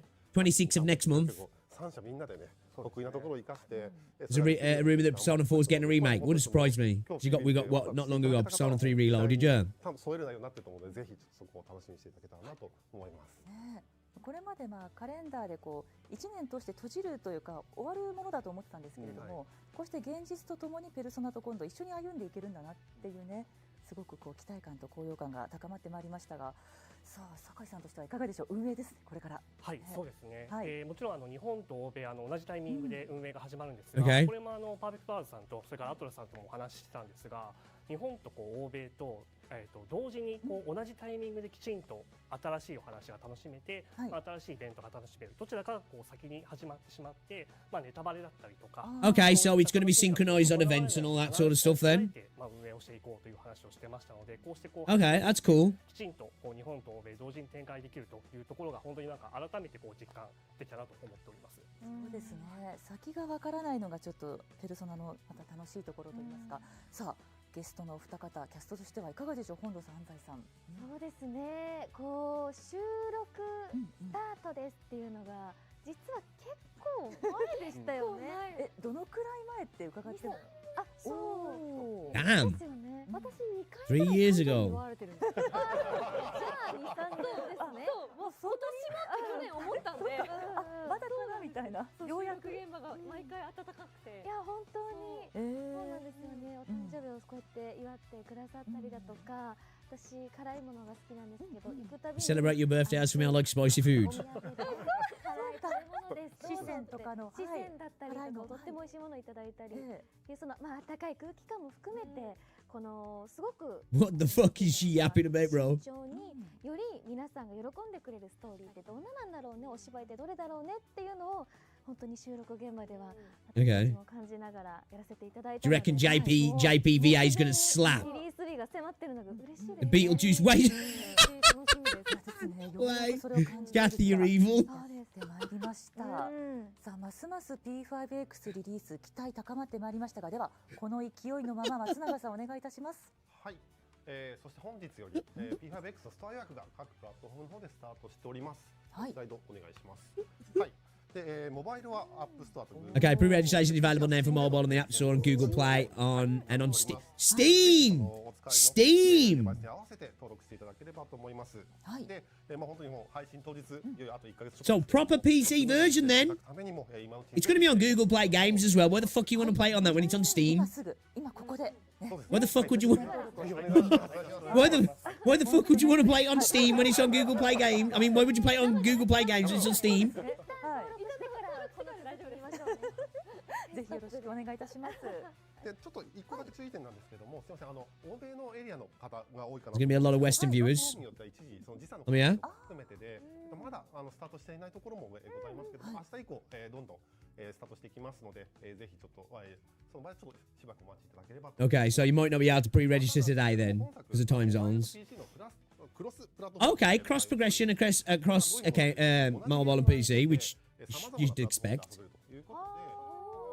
先でそのスマホで遊んだら、家帰ったら That's cool though. That's cool though. いいグラフィックで遊ぶみたいなことはできるという感じになっております。で、逆に言うとなので事前 The fact it was CN only makes me feel like it was a cash in. I think it was a cash cow that just worked out too well. Yeah. 始めていただければと思いますのでよろしくお願いします。じゃあどこのアカウントでももうね、そうですね。つながって。A persona on Google Play. Ew. つけていただいて、でスマホ持ってる方はスマホでピッと出していただいてすぐ事前登録していただけたら And quickly pull it out. はい、ぜひ皆さんではまた今一度ここで、ね、よろしくお願いいたします。ぜひ事前登録してもう当日スムーズに遊びましょう。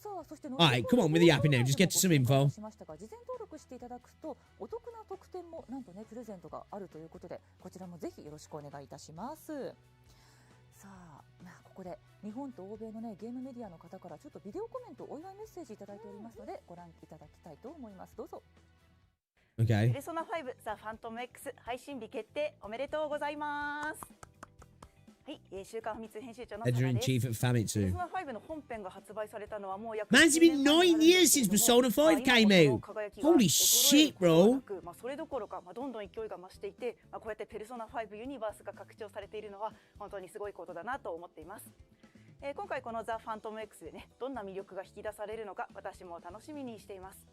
特に主人公のワンダーがですね、ジョーカーとはちょっとまた違うベクトルの魅力を持っていて、怪盗衣装のコートもすごいハイネックでかっこよくて、これからどんな活躍をしてくれるのかなとワクワクしています。ファミ通でも今後ザ・ファントム X の情報をどんどんお届けしていきますので、ぜひご覧ください。デンファミニコゲーマーというウェブゲームメディアの副編集長を務めている豊田と申します。デンファミニコゲーマー。ファントム X 配信日決定おめでとうございます。ゲームメディアのメッセ Bro, what the fuck is this though? 思い出を語らせていただくと、2006年のペルソナ3の発表を発売。I'm sorry, what? Why do I care what people from like gaming fucking outlets think?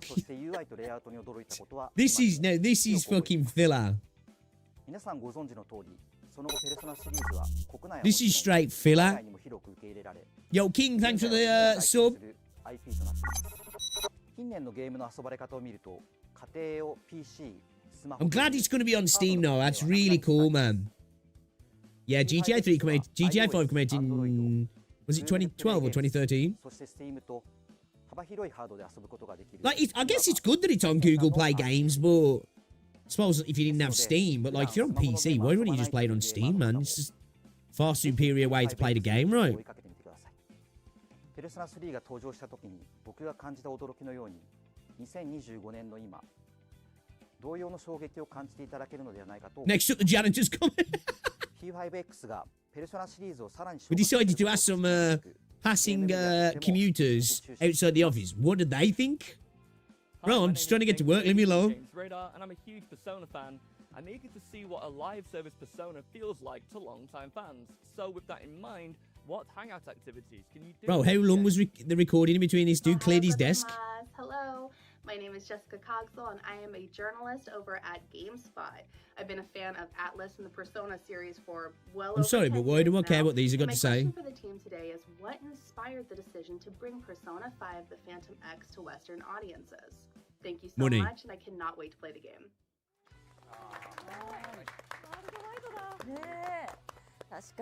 Yeah, GTA back in the day, man. Top down. Loved it. GTA 2 as well. GTA London, man. Shit. Used to have to swap the disc over with GTA London. 副編集長の豊田圭吾さんからメッセージいただきました。そして海外のメディアさんからはそれぞれ現地からビデオコメントでご紹介いただいております。Game journalist. ゲームスポットの編集者ジェシカ。Yeah, I don't really care what game journalists have got to say, if I'm honest. このタイミングでアトラスがペル I like her earrings, though. を欧米のオーディエンスに届けることを決めたきっかけは何ですかといただきましたが、宇田さんいかがでしょうこちら。そうですね。欧米の皆様から寄せられる熱い声が、決め手でした。先ほども松田さんがおっしゃってましたけども、本当にコメントとかね、ものすごい欧米の県から多くて、はい。なのでペルソナの世界観をこのタイトルもともとペルソナの世界観を手軽に、スマートフォンとか。そういった常時携帯できる。Only players to be able to play on a device at any time. This is a gacha game, isn't it? This game, right? More tripping. This is a gacha game. 日本展開の早い段階から決めていたものの欧米のローカライズがどうしてもそこからさらに時間かかるので、ちょっと日本版のリリース後しばらくしてからかなとかっていろいろ考えて。We didn't consider releasing in Japan first. I thought, for some reason, I thought it already dropped in Japan. I did. 熱量があまりにも高かったんで、これ逆に言うと一緒に出さないと暴動が起きるなって思いまして。なので本当にそこにちょっと答えるべくRespect it. Devs based. 日本版と同時にリリースできないかということでセガさんとも相談してギリギリまで調整させていただいてリリースを決めましたという形で。Okay, that's good then. だってパッケージというか本来コンシューマーでもそれ難しい時あるのにね、今回それがね運営型で同時に。いやすごいですね。もう本当にいつものゲーム開発よりも物量も本当に多いので、これ本当にやれるのかって思いながら対応してましたけど、なんとかなって。素晴らしい。いやました。 Bro there in the middle looks like he's about to cry, man. そしてですね、続いてはゲーム Looks like he's been brought up there at gunpoint. ジェームズ・デイリーさんからのご質問で、長年のファンにとって運営型ゲームとしてのペルソナがどのように感じられるのかとても楽しみにしています。 Alright, come on, let's give me what hangout activities can you do? I'm curious about, like, I suppose the best place to go is CN, right? What's the systems like in this then? はい、じゃあご質問いただきましてありがとうございます。こちらもたくさんのコンテンツを用意しております。ペルソナ5でもあった、友人と一緒に出かけたりですとか、あとはアルバイトしたりですとかといった他に、今回 P5X の新しい要素として部活動に入ることができる。Club activities. こちらは先ほど見ていただいた映像でも少し紹介されていましたが、軽音部ですとか、サッカー部のように部活動を学生ライフを新たに楽しんでいただくこともできます。これ以外にもいろんな要素を。Oh, was that like the music thing that we saw as well? The QTE music thing? 改めてご紹介させていただくとともに、今 Well, then we had to play football. 追加でお届けいたしますので、そちらも楽しみにお待ちいただければと思います。はい、今回は軽音部に入ることができる主人公、なんか充実してそうですね。You like having the power of hindsight. There's a lot of people who do, son. There's a lot of people who do, to be fair. You can, I suppose it's like a legit leak, right? It's a way to have leaks without them being leaks. And you know who's worth pulling and stuff, don't you, as well, ahead of time? ゲームで見せるペルソナ5ザファントム X の Alright, 世界やってまいりました。さあ、ここからはいよいよ。 Hold on, I'm just curious what the chat's saying. ザファントム X ゲームそのものの魅力ぐっと迫ってまいります。 Yeah, that's a YouTube chat. It's just spams the flags. SNS でお届けした P5X とはどんな世界なのかというところから改めてご紹介させてください。それでは早速酒井さんお願いいたします。はい、それでは最初に P5X の世界観とプレイの魅力改めておさらいいただきたいと思います。こちらの映像をご覧ください。 Okay, alright, let's go. Let's go. UI is the Sony UI to it, right? あ、そうか。安西さんと本土さんからすると、じゃペルソナ5を通ってないと、うわ、まず渋谷ってなるんですよね。ね、じゃあ渋谷そのままですね。Sony music, man. It's legendary music, right? だとってなるんですけど、あ、浅草です。さすが。 Okay, so it looks like we've got to skip. We've got to increase the speed as well. We can switch it from manual to automatic. Holy skip button, chat. Holy skip button. Genshin could never. That's one we've got to stick in there, right? I don't usually do that, but that is one that Genshin could never. What's this band class? Band camp. One time, band camp. バンドメンバーみんな女子。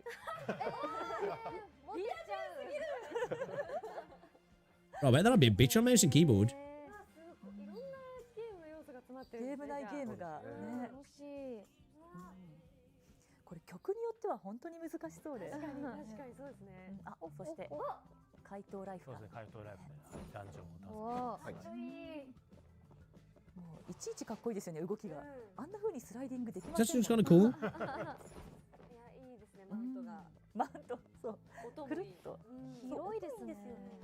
そうですね。今回のパレスは本当本作に負けないぐらい、原作に負けないぐらい広さが用意されています。あ、これはなるほど。 Still baffled to why Genshin doesn't have a... Yeah, I don't know. There's no excuse, man. There's genuinely no excuse. This straight up looks like Persona, right? Which makes sense. スニーキングをして優位のポジションを取ったり、そういったプレイスタイルも健在で。バトルシステムはそのまま楽しめますね。おお、かっこいい。 The only problem is, I don't know what recording they're using there. It sounds like they had a mic next to a TV and they were recording the audio through that. 気持ちも思い出しますし、ワクワクしますね。あの動き。そして本土さんとしては改めてね、こちら映像をご覧になっていかがでした？そうですね。なんだろう、こう収録する。 I have Bruno made a video on it. I am gassed up for that game. たくさんあったんですけど、いざ出来上がったこの映像を見たときに、あ、パレスってこんな感じなの。後半のシーンとかなんですけど、で敵ってこんな感じだったんだとか。渋谷が思った以上の渋谷だとか思いますね。渋谷だったね。Is that going to stay like that in this as well then, Easy? Because I was curious if they're going to do that. だからそこで So that's why I say I feel like this is obviously going to be very JP coded. So I'm curious to see. I'm kind of curious to see how things work because when it comes to this particular genre, Japan really is lagging a little bit behind, especially CN, right, and Korea. 安西さん今ご覧になっていかがでした？こういう世界をみんなは生きてる中で、そうやってその違うまたバーチャルな中でユイとかに合ってるんだっていう、だからきっといろんな You're not into turn-based, are you, Kathy? その世界ペルソナの中でもいろんな世界があって、いろんな交流があってっていう、部活動もそうですけど、本当 Just looks like Persona watching Persona. You know what I mean, though, yeah? そうなんですよ。そう思いました。だから本当にペルソ The ナ thing is, Persona's got such an aesthetic, right, that it would be dumb to step away from it, wouldn't it? Like. ね。それはいい。結構ね本当に。それぐらいでもやっちゃいそうです私も。なんか運営系って。そうですよね。そう。お好きですものね。止まらない気がしますね。ですのでちょっとますますね皆さんプレイしたくなってきたのではないでしょうか。ということでちょっとね私も一緒にゲームプレイしたいところですが。I feel like she needs to tell me what's going on in the geopolitical space right now. What's happening in the East? Tell me. What's happening in the financial markets? ついて改めてちょっとご紹介いただきたいと思いますので、新田さんお願いしてもよろしいでしょうか。はい、本作はペルソナ5の世界観を舞台としつつ、新たなキャラクターたちが新たなストーリーを繰り広げていく物語となります。はい、本作は人々がとある原因によって欲望を奪われており、不思議なほどに無気力が蔓延している世界となっていて、その状況に対して、主人公たちが奪われた欲望を奪い返すために回答となり、強大な敵や運命へと抗っていくという。She does, yeah. Looks a bit school. I think it's because it's like I think well, I don't know if it's because it is a mobile game. It's like in keeping with the older Persona games a little bit. ペルソナと呼ばれる心の力を具現化したものを操り、歪んだ欲望を抱く悪人の心の中で精神をねじ曲げてしまった根源、お宝を盗み悪人を改心させるために暗躍するというのがペルソナ5の物語のコアとなっております。はい。また各キャラクターに回答服とコードネームが付与されておりまして、本作 P5X でも同様のテイストとなっていますが、本作は完全新規ストーリーとなっておりますので、初めて Bro, dude looks like he's there under duress, man. There's somebody off camera now with a gun pointing at him saying, "Say the fucking words, bro." 物語として楽しめるところがとてもワクワクしてまいりました。ですので初めての方もシリーズのファンの方もどちらもね夢中になれそうですね。はい、ありがとうございます。また本作はペルソナ5の世界を舞台としていますので、ペルソナ5のプレイ済みの人にとっても新たな発見があると思いますし、you know, like I say, I haven't clocked Persona 5, but the fucking game was sick. ペルソナ5との相違点としても、各メインストーリーの章には主人公たちがいつの間にか捨てていた欲望のテーマが付されていたり、主人公が時折見る謎のビジョンを追いかけるミステリー要素もあったりと魅力たっぷりの内容となっていますので、どうぞお楽しみに。めっちゃカンペを読んでましたけど、すみません。ちょっと間違っちゃいけないなと思って。説明ね、大事な説明なので。He's nervous, eh? Oh, I feel bad now. I feel bad now. I was just reading the script. I didn't want to make a mistake. I feel bad. ちょっとね、なんかわかりますよね、今の時代のこのどこか。Bro, he's gonna walk. Bro, I bet bro was farting like crazy before he got on camera. So I'll have to let him out now. Like nervous farts. ますます楽しみになってまいりました。さあ、ではそんなストーリーを彩るキャラクターたち、ここでご紹介してまいりましょう。まず1人目はこの方、本作の主人公、Codename Wonder。幸喜さんが担当されています。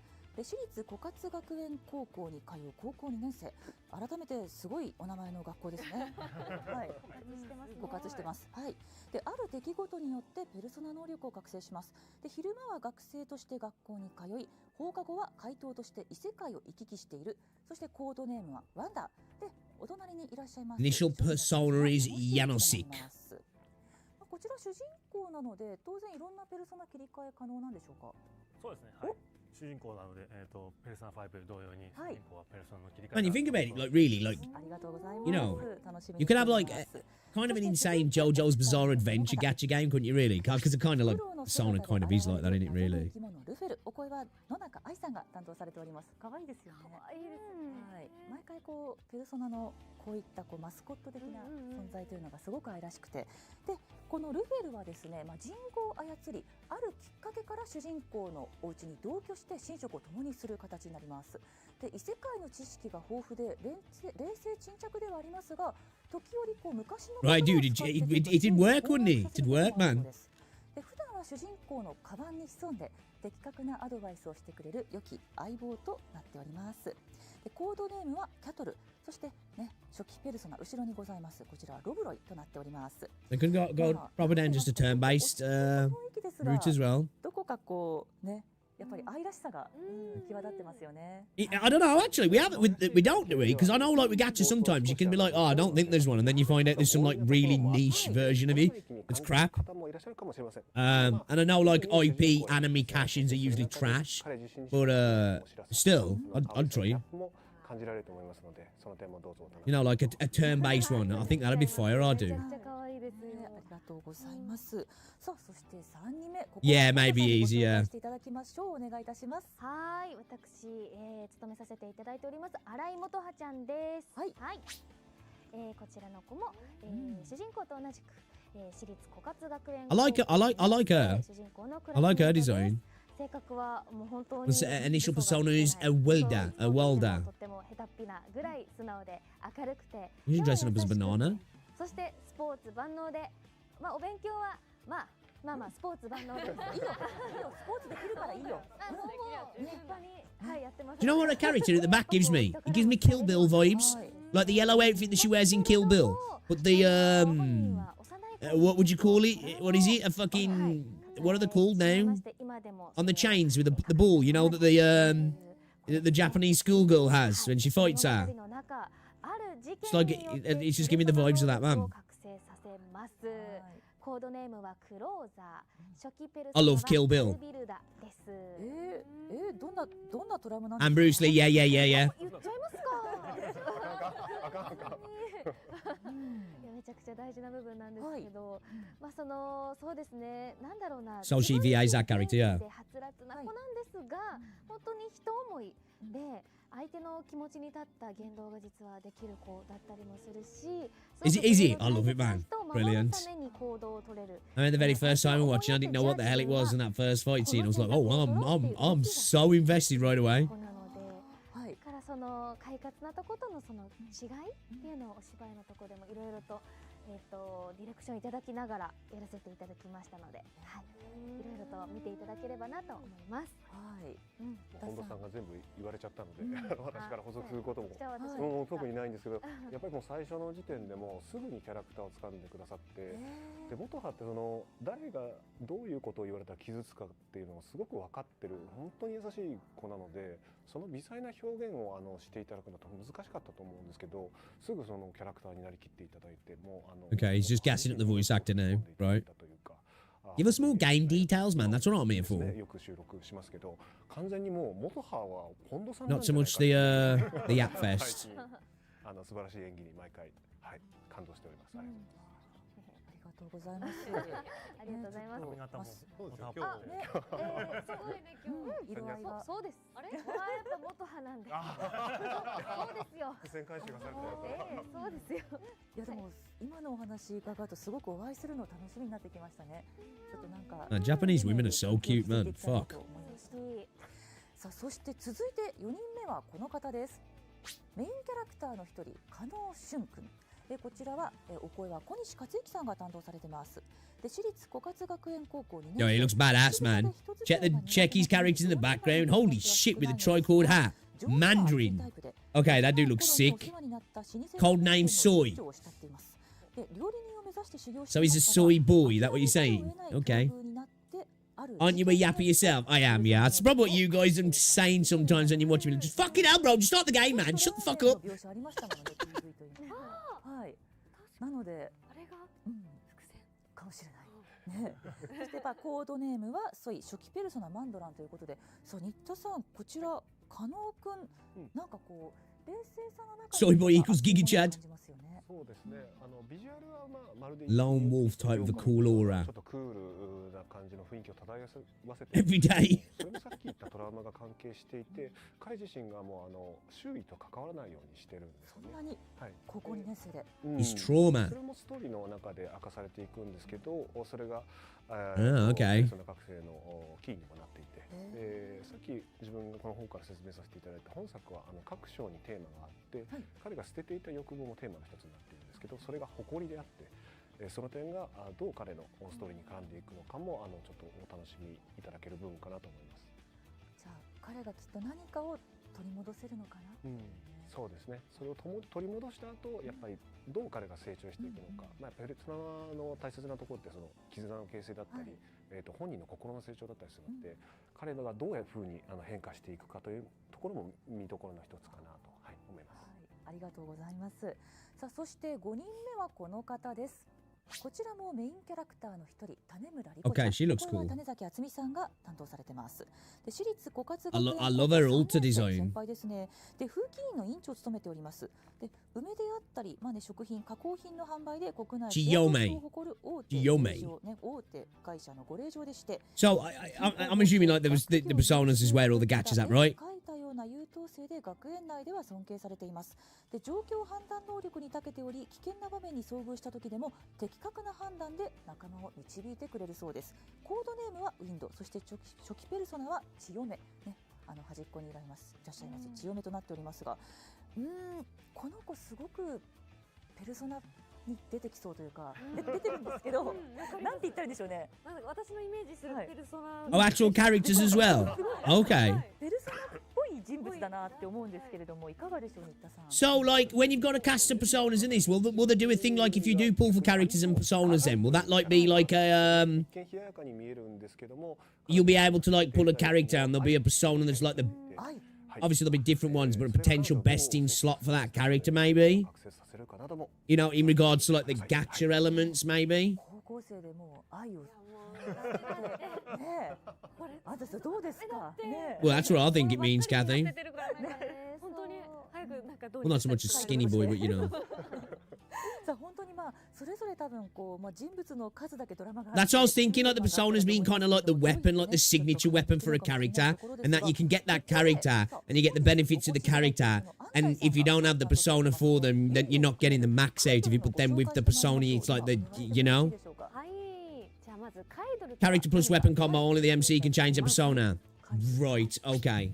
主人公が日常生活で出会ったことのある人物などが認知存在として。 But why does it say on them that they're initial persona? As if they get other personas? 欲望を抱いていた時期の姿として作り出されており、怪盗団のメンバー同様に世界で共に戦うことができます。場合によってはちょっと恥ずかしい姿の時もあるってことでいいですか。あるんですかね。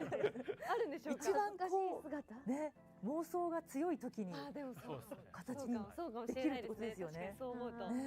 はい、で本作では数多くのカイドルが存在しまして、私の、声を担当しております、ユイを含めて仲間に加えることができます。おお、これがそのカイドルの皆さん。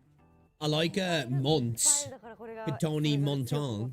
She looks cool. 強く願った形として、まだまだいらっしゃいます。 Oh shit. あ、すごい、本当個性豊か No, ですね。 check Mal Rover over here. もう胃もたれしそうなくらい。もう本当ゆいちゃんもそうですけれども、Okay, easy. カイドルがねちょっと登場しますよね。ですので新田さんでもやっぱりそれぞれお一人ずつ抱えているものとか事情とかもきっとおありですよね。そうですね。本作のタイトルがペルソナと呼んでいることももうしかりですけど、自分自身の仮面を外すことが本作のキャラクターたちの成長につながっているので。Directly correlates to them taking off the mask. ここに通う夢を打ち砕かれた女の子だったり、ファッションデザイナーを目指していた主婦の女性だったり、その主婦の家で居候しながらスーツアクターを目指す少年だったりと、中国から来た留学生だったりとか、とにかくいろんな人と出会うんですけど、そんな彼らが異世界でも活躍してくれるという形ですね。これまでにP5 をプレイしているキャラクターのような存在が一緒に戦ってくれるという。 Think of it as your confidence fighting alongside you in battle, right? 演じるユイもその一人で、彼女がどうしてバーチャルのような姿をしているのかは本編のプレイを楽しみにしていただければと思います。こればっかりすみません。楽しみにしててください。そうか、そうなん Being a Persona nerd is paying off for once. I'll say I don't know much about the franchise, if I'm honest. Like I say, I know it's a great, well, I know it because I played a bit of Persona 5 and I really liked it, but yeah, I wouldn't even claim to know much. 主人公の妄想だけでは Mark Zuckerberg's going to be the final boss. さあ続いては本日最後のコーナー参りましょう。 Book the Zuck, yeah. コーナーこちらです。もっと楽しむ P5X キャンペーン&今後の展開紹介です。さあということで Show me some fucking game, man. Stop yapping. はい。まずはですね、事前登録キャンペーンの Okay, pre-registration campaign. You mentioned this already. 公式サイト等でもご案内しておりますが、事前登録数20万件の特別プレゼントとして、主人公の特別衣装というところをご案内しておりました。今回はこちらのデザインを、公開させていただきたいと思います。こちらになります。でこちらは主人公の特別衣装 there's different components to the outfit, so can you mix and match then? この衣装でこう街に繰り出すことができますので、ぜひいろんな衣装を試してみていただければと思います。はい。なんか I'm sorry if you wear studded gloves around here, you're going to get bullied. ね、学生服で歩くのもいいですけど、ああいうスタイルでね、渋谷を歩きたいですよね。いいですね。はい、で今のが20万件の達成目標となりますが、次の目標は30万件となります。Okay, next goal is 300k. しますと、こちらのプレゼントを What's his profile? Yeah, profiles and character avatars. Okay. いただくことができます。アバターのフレームと名刺に Wait, is that UI? でこちらの方も、達成した後、ゲームをプレイ開始いただく際に、プレゼントいたしますので、こちらもぜひ Oh, I thought that was actually like UI changes then. それからストアでの登録等で事前登録をしていただければと思います。ああいうヘアゴムありますよね。確かに。ヘアゴム。すごい。ありますね。ね、これは欲しい。まあ本当ね、特別衣装とアバターフレームもらえるとなると、これはますますちょっとたくさんの方に登録していただいて30万人突破目指したいところです。ですので皆様今のうちに登録ね、ぜひ済ませていただいて P5X の世界を共に。Right, come on, gimme. Yeah, if you can mix it. Yeah, the fact that there's multiple items makes me think that you should, right? Because obviously they're probably going to sell parts of skins and stuff, yeah. Or what if there's a skin gacha as well? Discord server opening soon. Alright, so they're going to be on everything, Facebook. ディスコードサーバーも稼働予定となります。現在 SNS キャンペーンも実施中でノベルティがもらえるチャンスもありますので、ぜひこの機会に。Well, I don't care about Instagram, don't use it. なんか海外向けのノベルティ I don't really use Facebook either though, man. It'd be Twitter for me. あれ日本に入って Twitter for me. はいはい。ね。それじゃあちょっと頑張ってやってよろしくお願いいたします。できられると思います。はい。さあね、まあ詳細はね QR コードからよろしくお願いいたします。もう海外とね、もうグローバルに盛り上がることができるのが非常に嬉しいところです。さあ続いて松永さんお願いいたします。はい、この度なんですけれども、アメリカロサンゼルスで開催されますアニメ Anime booth, okay, a booth at Anime Expo. Cool. アニメエキスポ。はい。というわけでですね、ブース番号 SH1300 番ということで、ぜひ Gameplay me, man. Give me more gameplay, man. I want more gameplay. 3日から5日まで毎日 P5X のステージ Remove region lock. 予定です。はい。Says global but region lock. いただいたりですとか、インフルエンサーさんとも登場予定ということで、本当にイベント盛りだくさんのステージになっておりますので、ぜひ楽しみにしていただければと思います。毎日、また、はい、毎日ステージコンテンツが開催って書いてある。すごいですね。で、グッズを購入すると先着でノベルティもゲットできるということで、もう内容盛りだくさんの会になっております。で、また5日の土曜日10時半からは P5X の開発秘話を語ろうということで。Yeah, I'm not gonna lie, right? I'm like looking forward to the game, right? This is a terrible live stream, though. This is a really bad way to announce a game to global, in my opinion. It's kind of trash. You know. で、それだけではもちろんなくてですね、なんとリンさんの歌唱のイベントも予定されているということで、本当にイベント目白押しの企画になっておりますので、ぜひ皆さん会場にお越しいただければと思います。うわー、ちょっと見たいな。そのステージコンテンツもですけれども、まあコスプレイヤーさんだったりとリンさんのライブもあるとなるとね、もうすごく盛り上がりますね。はい、ぜひ皆様もね、アニメエキスポ 2025P5X の世界をお楽しみください。さあ、そして公式 X でキャンペーンも実施しているとのことで、こちらは酒井さんからお願いしてもよろしいでしょうか。はい。では、こちらですね。こちら公式 X フォローいただいて、対象の投稿をリポストするだけで。They do love the yapping. ポスターセットが。I'm okay for it, but it's uninteresting yap if it was actually based around the game. I wouldn't mind so much. But they're literally not even talking about the game. You know what I mean? And the game's already out in CN. I feel like they can talk about like stuff in the game, right? 情報を公開していきますので、ぜひフォローいただいて、今後の最新情報もチェックいただければと思います。はい。よろしくお願いいたします。ありがとうございます。こちらも要チェックです。Now, half of these feels like it could be sent out in a tweet. 公式 SNS ご確認ください。Arknights JP live stream. Is it really? 本日ゲストのお二方、そして開発メンバーの皆様から欧米のファンの皆様へ向けてメッセージいただきたいと思います。まずは本トさんお願いいたします。はい。ハロー。はい、改めましてペルソナ5ザ・ファントム X にて新井元葉ちゃんの声を担当させていただいております本土楓です。 Could have been an email for real, right? 皆さんが遊んでくれる日をまだかと私自身も楽しみにしていましたし、皆さんが遊べるその瞬間、私たちも同時に遊べるというのが何より嬉しくて、そこは作り手の生みの親の皆さんが私たちがね同時に遊べるっていうところをすごく大切に一生懸命I do, you know, Dagger, honestly. 削りながらおそらく作ってくださいましたので楽しみましょうね。今日もありがとうございました。ありがとうございました。本当にね、同じスタートで遊べるのが嬉しいですね。嬉しいですね。I mean, seriously edged. 安西さんお願いいたします。はい、改めましてペルソナ5ザ・ファントム X で、カイドルのユイの声を担当しております安西千佳です。いやー、今日改めてそのカイドルのことだったりだとか、そのペルソナの世界観とかもなんかおさらいしながらじゃないですけれども、 Cookie was doing push-ups every time they said Sugoi on the AKJP stream when he was sweating by the NTE. 私の勝手なそうなあれなんですけど、欧米の方々って私もアニメエキスポ行ったことあるんですけど、めっちゃリアクションいいんですよ。確かに。だからそのやっぱりリリースされた時にうわーってなってくれるんじゃないかなっていうのをちょっと感じてまして。I love the fact that they're showing some respect to the Western audience though as well. That's cool. 同じ時期に遊べるっていうのも楽しみにしておりますので、ぜひたくさん遊んでたくさんそうですね、いろんな人とシェアしてください。今日はありがとうございました。ありがとうございました。そうですね、一緒に盛り上がっていきましょう。さあ、そして酒井さんいかがでしたでしょうか。はい、改めてですが本日放送をご視聴いただき Bro, they really did. They did this at the start. They went through everybody to talk about how excited they are for announcing the release, and then didn't announce the release until the video. Now they're talking about. Oh, really? Thanks for having me. 同じタイミングで皆さんと一緒に盛り上がれることを今後楽しみにしております。よろしくお願いいたします。よろしくお願いいたします。ありがとうございました。では続いて松永さんいかがでしたでしょうか。はい、本日はありがとうございました。開発プロデューサーの松永です。このプロジェクトについてちょっと改めて欧米の皆様にご説明させていただければと思うんですけども、こう3社が一緒に作っているそのゲームなんですね。Right, that's right. That is Dagger. They've said a lot, but said nothing at the same time, haven't they? Obviously, all we've got to see is the game's coming out next month. That's it. Like you say, this could have been a tweet, man. This really could have been a tweet. I could have been playing Arknights right now. Not gonna lie, I would have rather have been. But I did really want to see what's happening. Like, I'm happy the game's coming out because I want to play this. Like, I've been wanting to play this for a while.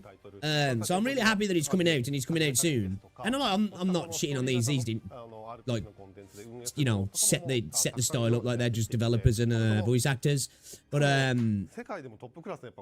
yeah, like, this legit could have been a tweet, man. This could have been a tweet with a date and that trailer, and the trailer could have just been posted to YouTube, and it probably would have been better.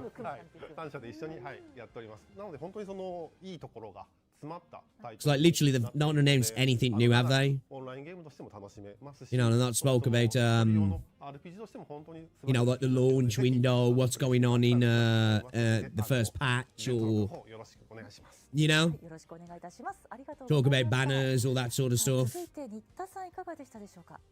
Considering that it's JP Gacha game based on JP property, the game's live could be shorter than this live stream.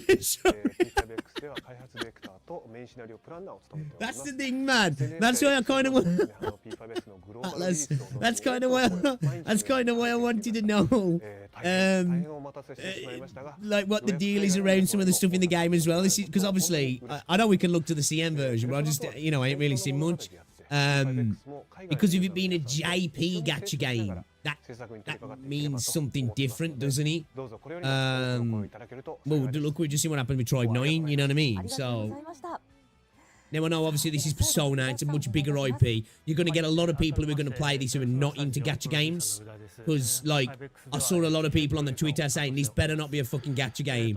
And people just genuinely thinking the announcement was for Persona 6 straight up. So, like, there's going to be a lot of people who are not playing gacha games who are going to play this. So, like, this does have the potential to you know, to do well. But again, like say, it's just, will it have the JP debuff? Because in this space, JP games really don't seem to, you know, they definitely feel like they're a little bit behind anyway, don't they? そして MC は私松沢が担当させていただきました。皆様の熱い思いが込められた Not too long though, guys. Just over a month. That's not too bad. 6月26日リリースされます。I give the first stream some leeway. Yeah, it's true. It's true. これからももっと多くの情報をお届けして Says Persona 4 remake and 6 at the end. 皆様応援よろしくお願いいたします。改めまして Like I said, I bet you'll have a look after on Twitter, and there'll be some people pissed because I think a lot of people are waiting for the new Persona, like a new mainline Persona. See you again. Okay, yeah, it was a trash stream, sorry. That was a really bad stream. Persona's right, but I'm not gonna lie, Metaphor will be a more interesting IP going forward. I suppose it depends on what you like, what like settings more interesting, Leonardo. To be fair, but because like in it, OG Persona devs on Metaphor anyway, because that's very like Persona coding anyway, isn't he? But yeah, that was a pretty bad stream, if I'm honest. SEA EOS already. What the fuck? Okay, yeah, so objectively as streams go, this was a bad stream, right? This was a bad stream. Oh shit, I wonder what the fuck was going on then. Just playing the next video. So yeah, objectively, pretty crap stream. That was an hour of yapping about nothing. You know, about nothing. We got to see some of the characters, cool. Okay, got to see the stands, the personas. We got to see a little bit of the gameplay, but not very much, really, did we? And it looked like it was like the footage didn't look like it was very good footage, even if I'm honest. Even the audio didn't sound proper. Like it wasn't. It looked like it. I don't know if it was bad compression or something, but the audio was off. It was almost like it was recorded off speakers. It sounded like to me. But yeah, I'm looking forward to it. I'm looking forward to it. So yeah, I'm not going to let the stream take away from the game because, like I say, I've played a bit of Persona 5 and I've really enjoyed what I played. So I like turn-based games as well. So I'm looking forward to this. The aesthetic, the setting, I'm here for it. Hey, you know, maybe we can get a JP developer to cook in the gacha space. You know, I want it because as growing up on JRPGs, they were my thing. So I want it to be good.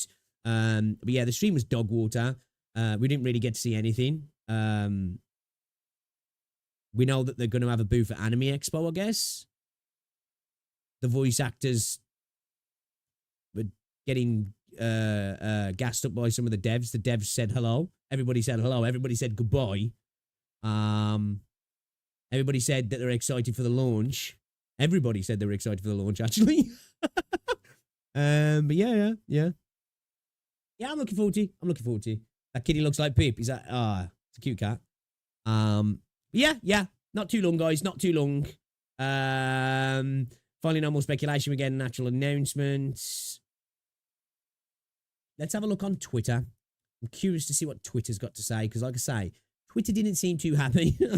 Twitter didn't seem too happy that it potentially might be a gacha game. Here we go.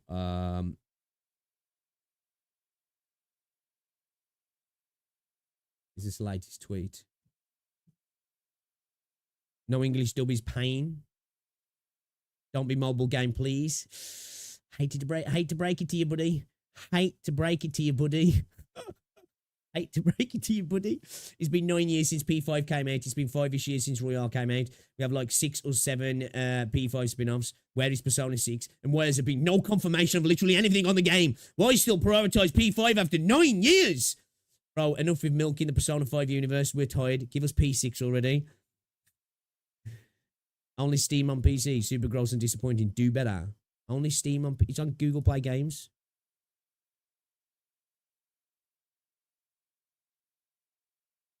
Metaphor is Persona 6 based. Do they mean English dub? Do they mean for the stream? Do they mean for the stream? Only English sub. I'm guessing they mean for the stream, yeah. Oh, was the voice...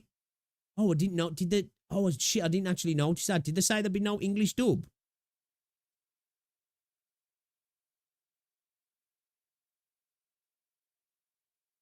It's not the end of the world, but... So many claims in this comment section. It's Twitter. It's Twitter. So this is still FOMO garbage, or will it be all the content to be available forever without a time limit? Yeah, I thought people would be mad. I thought people would be mad. Yeah, I think a lot of people was expecting to be something else. I think a lot of people was expecting the announcement to be Persona 6. Unlucky. Probably waiting out the sax race until they start casting the end. Maybe just waiting to see what happens with the game. You know what I mean? Well, they could go to they can come to the UK. A lot of companies seem to be coming to the UK at the minute for their VAs.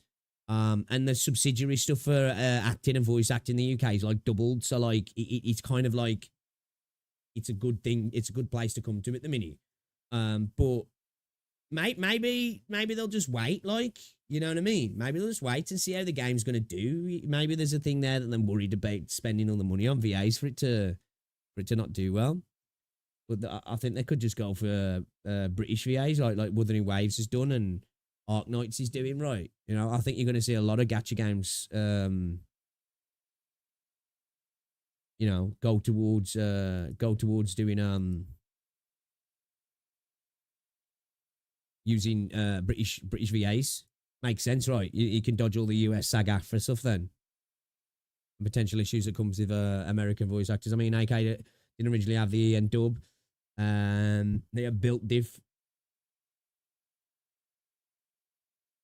Timo Chasha was English VAs right now. Wouldn't blame him if...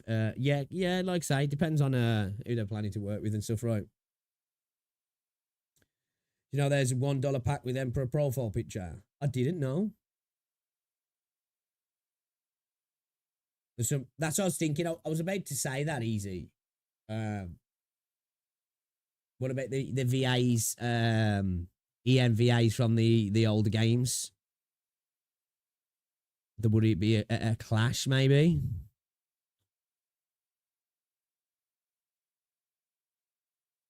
You know, was there US based before?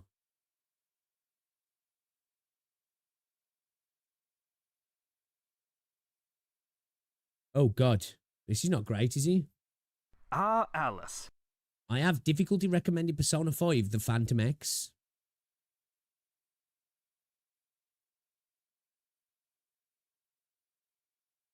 That's not a great follow-up video to seeing you recommended after watching the stream. You know?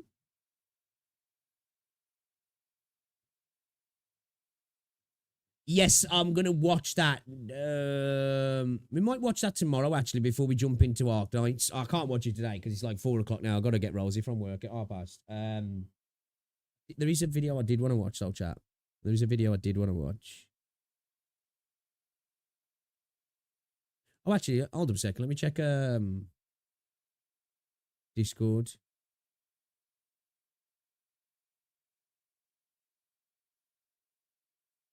The Ghost of Lamp. Oh, have we got some more lore videos here, chat? Have we got some more lore videos in React Smash? I think I might have seen this video, you know. I think I might have seen this video.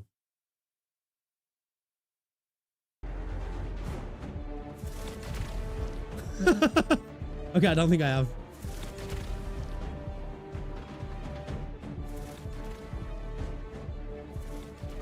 Just chilling, waiting. It's like, yeah, we'll just leave you to do it, yeah. The frame drops as well. Okay, alright, that's pretty fucking sick. That's pretty fucking sick. Okay, alright. Okay, I like that one. That's a good one.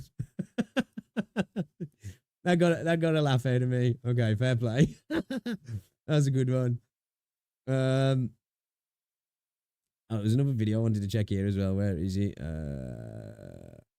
It was an Arknights video.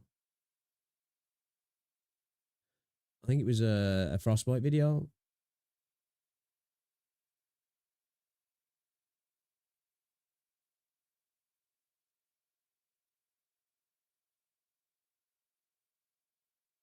Oh, here's one. Here's one, chat. When it comes to... Here's one. Let's watch this. Should we watch this? It's a shorter one. Let's watch this. I'm interested. I'm interested. That emulator is goated. Drama before the game is out, not a good sign. I think it. I don't know what the video is about. Actually, maybe we'll watch it. Maybe we'll watch it tomorrow. See what's going on. Here's a good one that popped up in my feed a couple of days ago. Actually, I added it to my watch later. I think it's the age-old question, right? The age-old question. Probably not, but still a question. A question. Do story or visual design matter more in game? Does story or visual design matter more in a game? This is all dependent, isn't it? This isn't just a black and white question. Now, gameplay is king all day long, right? If gameplay sucks, game kind of sucks. And then you've either got like a really nice looking thing or you've got a story, which is fine if you want a story, but if you want a game, gameplay's king. So gameplay over everything, right? Gameplay all day long. Does story or visual design matter more? Oh man, that's kind of subjective. Like, if you want a narrative-based playthrough experience, then of course story matters more, right? But I do think visual design is kind of important to story as well. And I don't mean graphical fidelity. I mean theme, aesthetic, style. You know what I'm saying? Something that like works with the story that's trying to be told as well, because the visuals can tell a story, can't they? Just like music can tell a story as well. So it's hard to say which is better. Again, it's what you're wanting. If you're looking for a good story, then of course I think the story is a little bit more important. If you want something that's visually pleasing and you're just there for a bit of fun, where you're playing a game that the story really does not matter, then I'd say the latter. You know, with a gacha game, would you argue you want a better story or better visual design? I think a lot of the time it probably ends up being the visual design, because the stories end up being kind of like throwaway for a lot of games.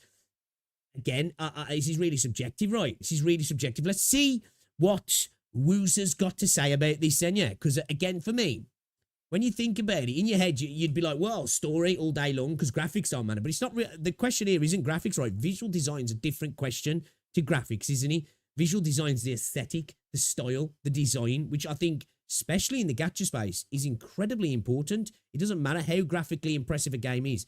Character design is insanely, insanely important, along with story as well and gameplay. But character design is important. All right, let's get into it then. We're going to drop a preemptive like as always, and let's check this one out then, guys. Let's see what he says. Debate over whether story or visual design holds yeah, man, is that Mirror's Edge? That is constantly evolving. Holy cow. Is it the narrative that nostalgia drives trip to keep going, or is it the visuals that catch their attention and pull them in? The answer... I think visuals is definitely the thing that pulls you in, right? Visuals is definitely one of the things that pulls you in. Story, if you're here for that, is the thing that keeps you going to explore. But again, at the core of it, gameplay's king. Gameplay's king. Without that, then it really doesn't matter. Often depends on the individual's preference and the specific game in question. Yep. Both elements contribute to a player's overall experience, each influencing their engagement in different ways. But one thing is certain, first impressions matter. Yep, true. Visual design, with its ability to immediately draw players in, often determines whether a game is even worth picking up. No matter how good the story might be, if the visuals don't capture a player's attention, the narrative can easily be overlooked. This is true. This is true. Definitely, like, especially as in regards to first impressions, it's like getting to, you know, when people say, looks don't matter, it's all about personality. Well, that's not an untrue factor. Or how do you get to know someone's personality if you're not attracted to them at all, unless you just know them through a friend? You know, I'm talking about obviously people here, if it wasn't obvious. And I think the same for games as well, right? You know, your first impression of a video game is either usually a still or a trailer, and the first thing that's going to grab your eye is visual presentation, right?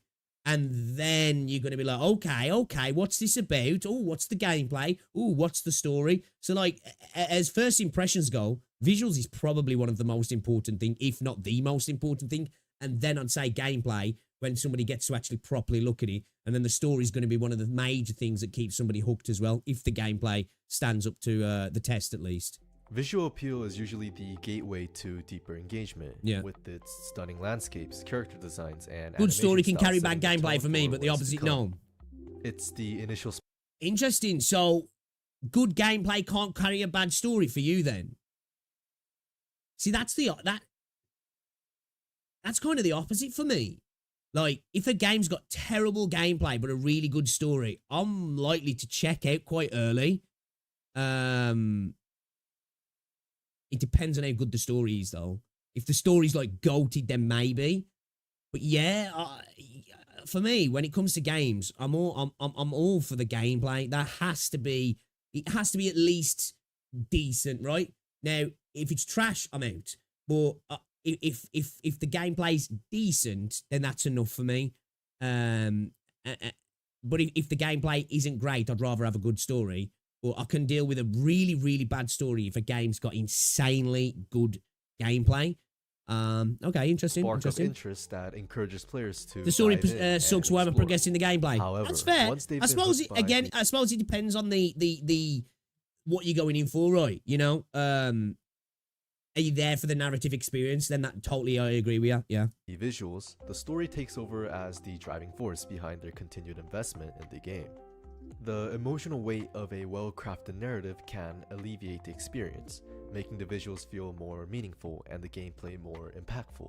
But what about those games where the visuals aren't as polished, yet the story shines through?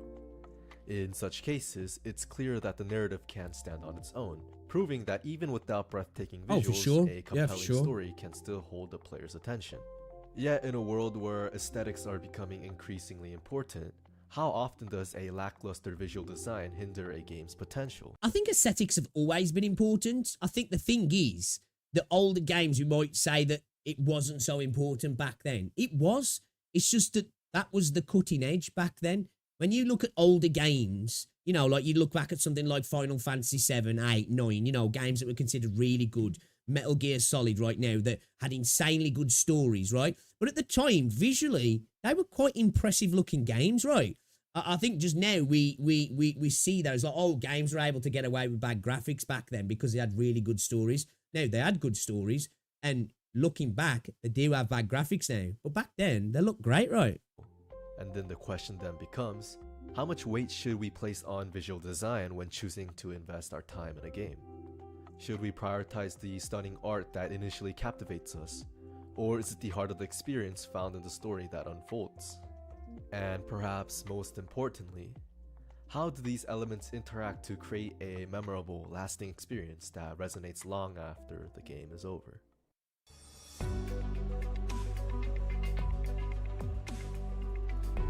Do story or visual design matter more in games? When I first came across Arknights, hey! Arknights mention, let's go! I was somewhat drawn in. This was a game that did the opposite. Visually, when I first saw this, I was like, yeah, that's a no from me. That's going to be a no from me.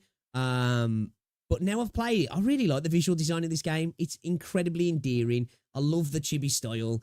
I even love like the design layout for some of the stages as well. It's one that's like, after playing it, the visuals have become something I appreciate a lot. But prior, the visuals were a thing that made me like not bother trying the game. And now the story, oh, I'm loving it. However, as soon as I saw the gameplay, my interest had quickly faded. The mechanics seemed boring, a 2D tower defense combat, and I just couldn't bring myself to download this game. It's funny to think about now because a few years later, I find myself deep in the Gacha game sphere and decide to give Arknights you and me both, brother. You and me both. Mud brothers together. Another shot. This time I found myself completely hooked. It was actually pretty good, even though the way it was presented left a lot to be desired. This is where the issue of visual design versus gameplay becomes really important. Despite Arknights having a very compelling story, the way the game presents that story through static dialogue and a 2D tower defense gameplay can be a major turnoff for players. It's a shame because if you look beyond the presentation, the narrative is very rich and complex. Yeah, it is. But the game's delivery makes it hard to stay engaged long enough. Yeah, I think that's where, like, I suppose you could argue to a point where Arknights has got incredible story, and it doesn't have bad storytelling, but just the way it's told does leave a little bit to be desired. Obviously, the 2D novella, digital novel style, with obviously the lack of knowing what's going on, things have to be described in a way that sometimes can pull you out a little bit. Obviously, the stage is a little bit abstract from what's going on. Or, you know what? It's been so good so far for me, the gameplay and the story, that's just been kind of, I just don't see it. It flows nicely for me. Again, this is one thing that Enfield, if the storytelling or the story of Arknights is brought into Enfield, and what I mean by that is the quality of the world, the potential for storytelling, man. Oh my God, it could be so good. Enough to get to the good parts. For many players, if a game doesn't have an appealing visual style, the chances of them giving it a second glance are slim. It's true. It's like true. judging a book. We're visual creatures, aren't we? We're visual creatures. It's more than just aesthetics, it's about engagement. In my case, the initial visuals of Arknight were enough to get me to try the game, even though I wasn't convinced by the gameplay. Without that visual appeal, I would have never given the story a second chance. But it's not just about making a game look good. Bro, wasn't convinced by the gameplay after playing the game. That's kind of crazy. Obviously, everybody's individual. Like, for me, when I looked at this from a visual point of the gameplay, I was like, dude, this doesn't look great at all. Which I've changed my mind now. I like it. But after playing the game, I was like, bro, this is like... Again, when people joke around the Dark Souls of tower defense, I don't like tower defense games, and I still don't like tower defense games. But I absolutely love the gameplay loop of Arknights now. Like, I think it's the total opposite of boring, in my opinion. I think it's insanely fun to play. But again, fun is subjective, right? Visual design also impacts how a story is told. A game can have an amazing narrative, but if the design isn't engaging, it's very difficult for players to get invested. With Arknights, I found myself much more engaged with the story after watching the anime adaptation, which offered a more exciting presentation. True. This shift in presentation made me rethink how I approach the game's story in Act 2. Suddenly, I was paying more attention to the dialogue, absorbing the plot, and enjoying the experience in ways I hadn't before. I think a good thing about it when you watch a little bit of the anime as well, it allows you to picture things a little bit better, doesn't it? You know, it allows your mind's eye to wander a little bit more as well. How much visual design can influence a player's willingness to dive deeper into a game's world. Even if that story is strong, poor presentation can make it very difficult for players to connect with it. There's a difference between story and storytelling, right? Nah, I'm gonna be honest and say that I stopped playing for a while because a certain game with space and a train took over my gaming world. I think it happened to us all, bro. It happened to us all. My account isn't the best, but recently I've been back on and the game is still very fun to me. But speaking of what pulls me into a game, my account isn't the best and bro's got Wizardell. Waves, I was immediately drawn to its style. The UI had this sleek, modern vibe, and the world design felt very immersive and atmospheric.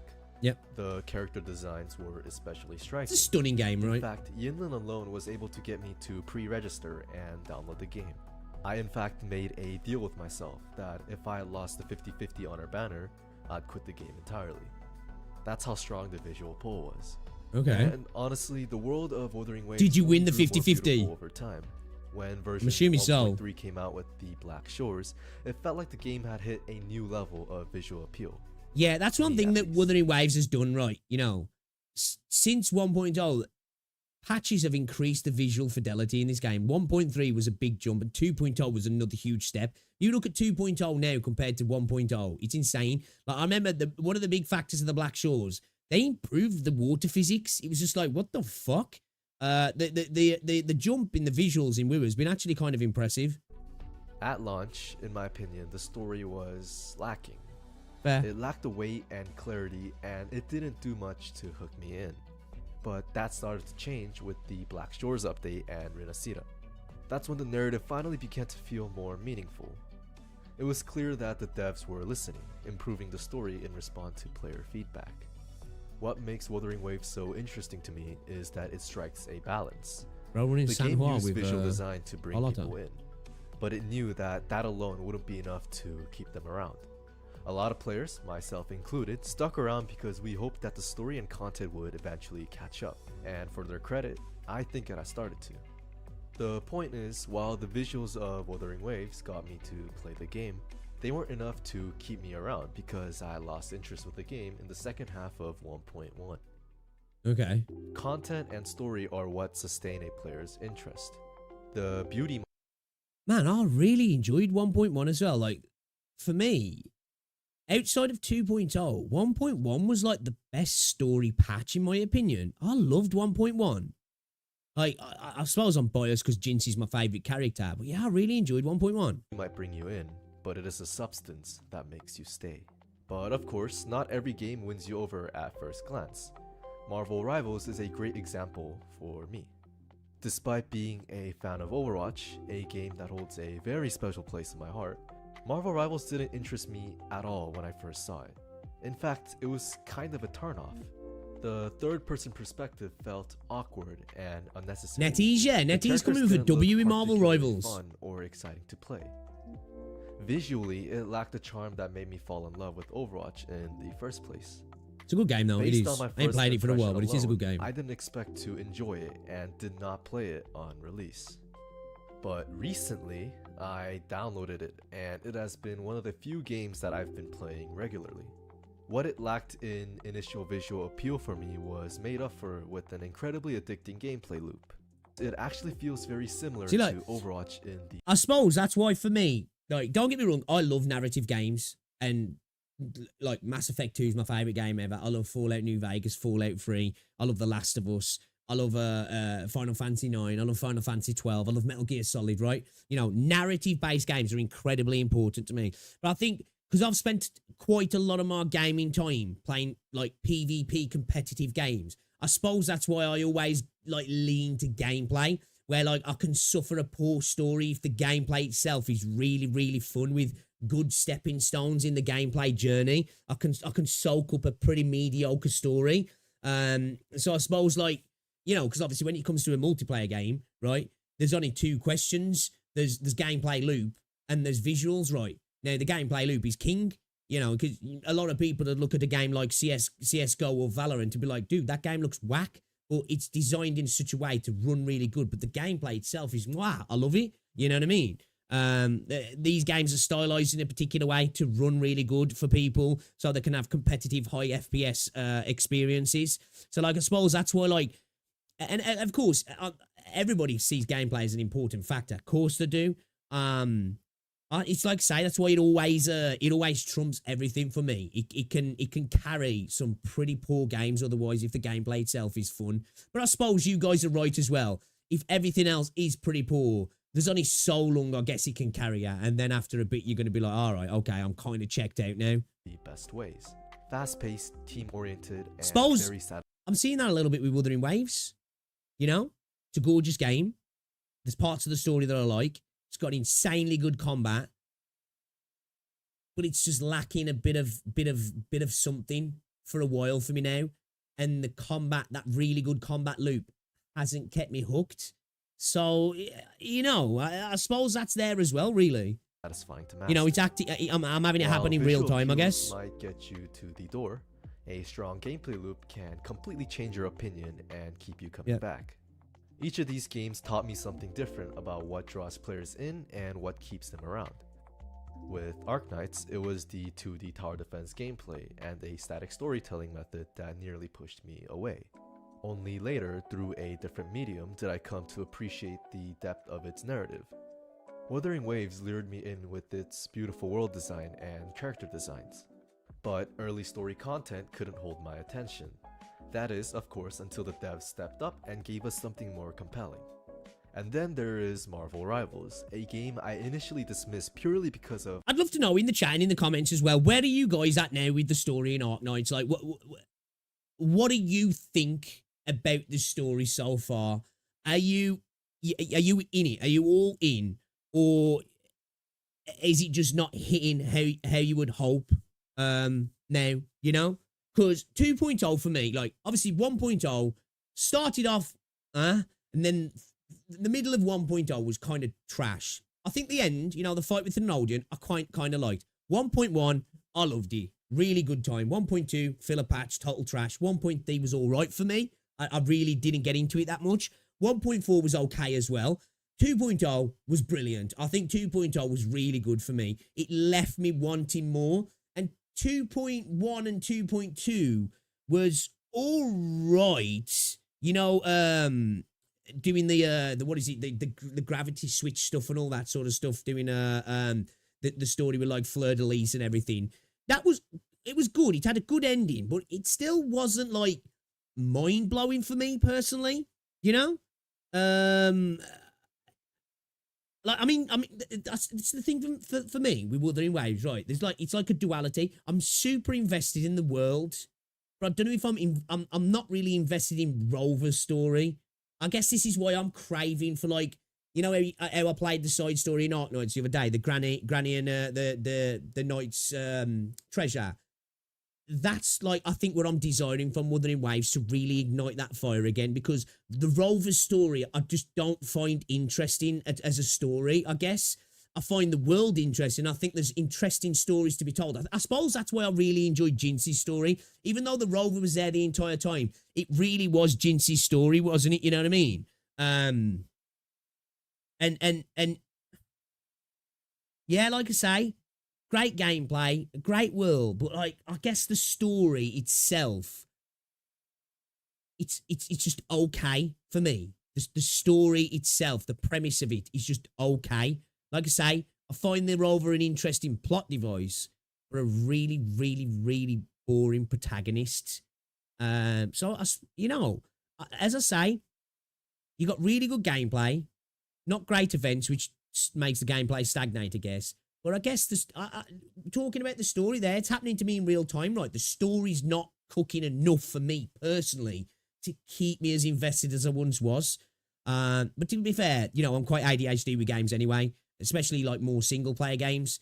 A year is a decent time for me. Usually the only games that keep me coming back for years are multiplayer games. So the fact that I stuck to Wuthering Waves for a year is kind of impressive, if I'm honest. Of how it looked, only to realize the gameplay itself is very addictive and fun. All three examples reveal something deeper about why we play games at all. Visual design may be the first thing we notice. It is the invitation and the spark of curiosity. Make everyone not sim for over and the story will be better. Agree. Big agree. A story gives a game its soul. I get frustrated with the Rover glazing, I do. I know people hate hearing about that, but it's how I feel. Or a satisfying loop, even the most beautiful worlds can feel empty. True, and yeah, true. Without visual appeal, even a well-crafted experience can go unnoticed. It's true as well, yeah. Isn't just one it is a symbiotic relationship. Support and elevate each other. A game resonates when it engages the senses, challenges the mind, and stirs something emotional or personal within us. It's not about whether story or visuals or even gameplay matter more. It's about how they come together and create something worth remembering.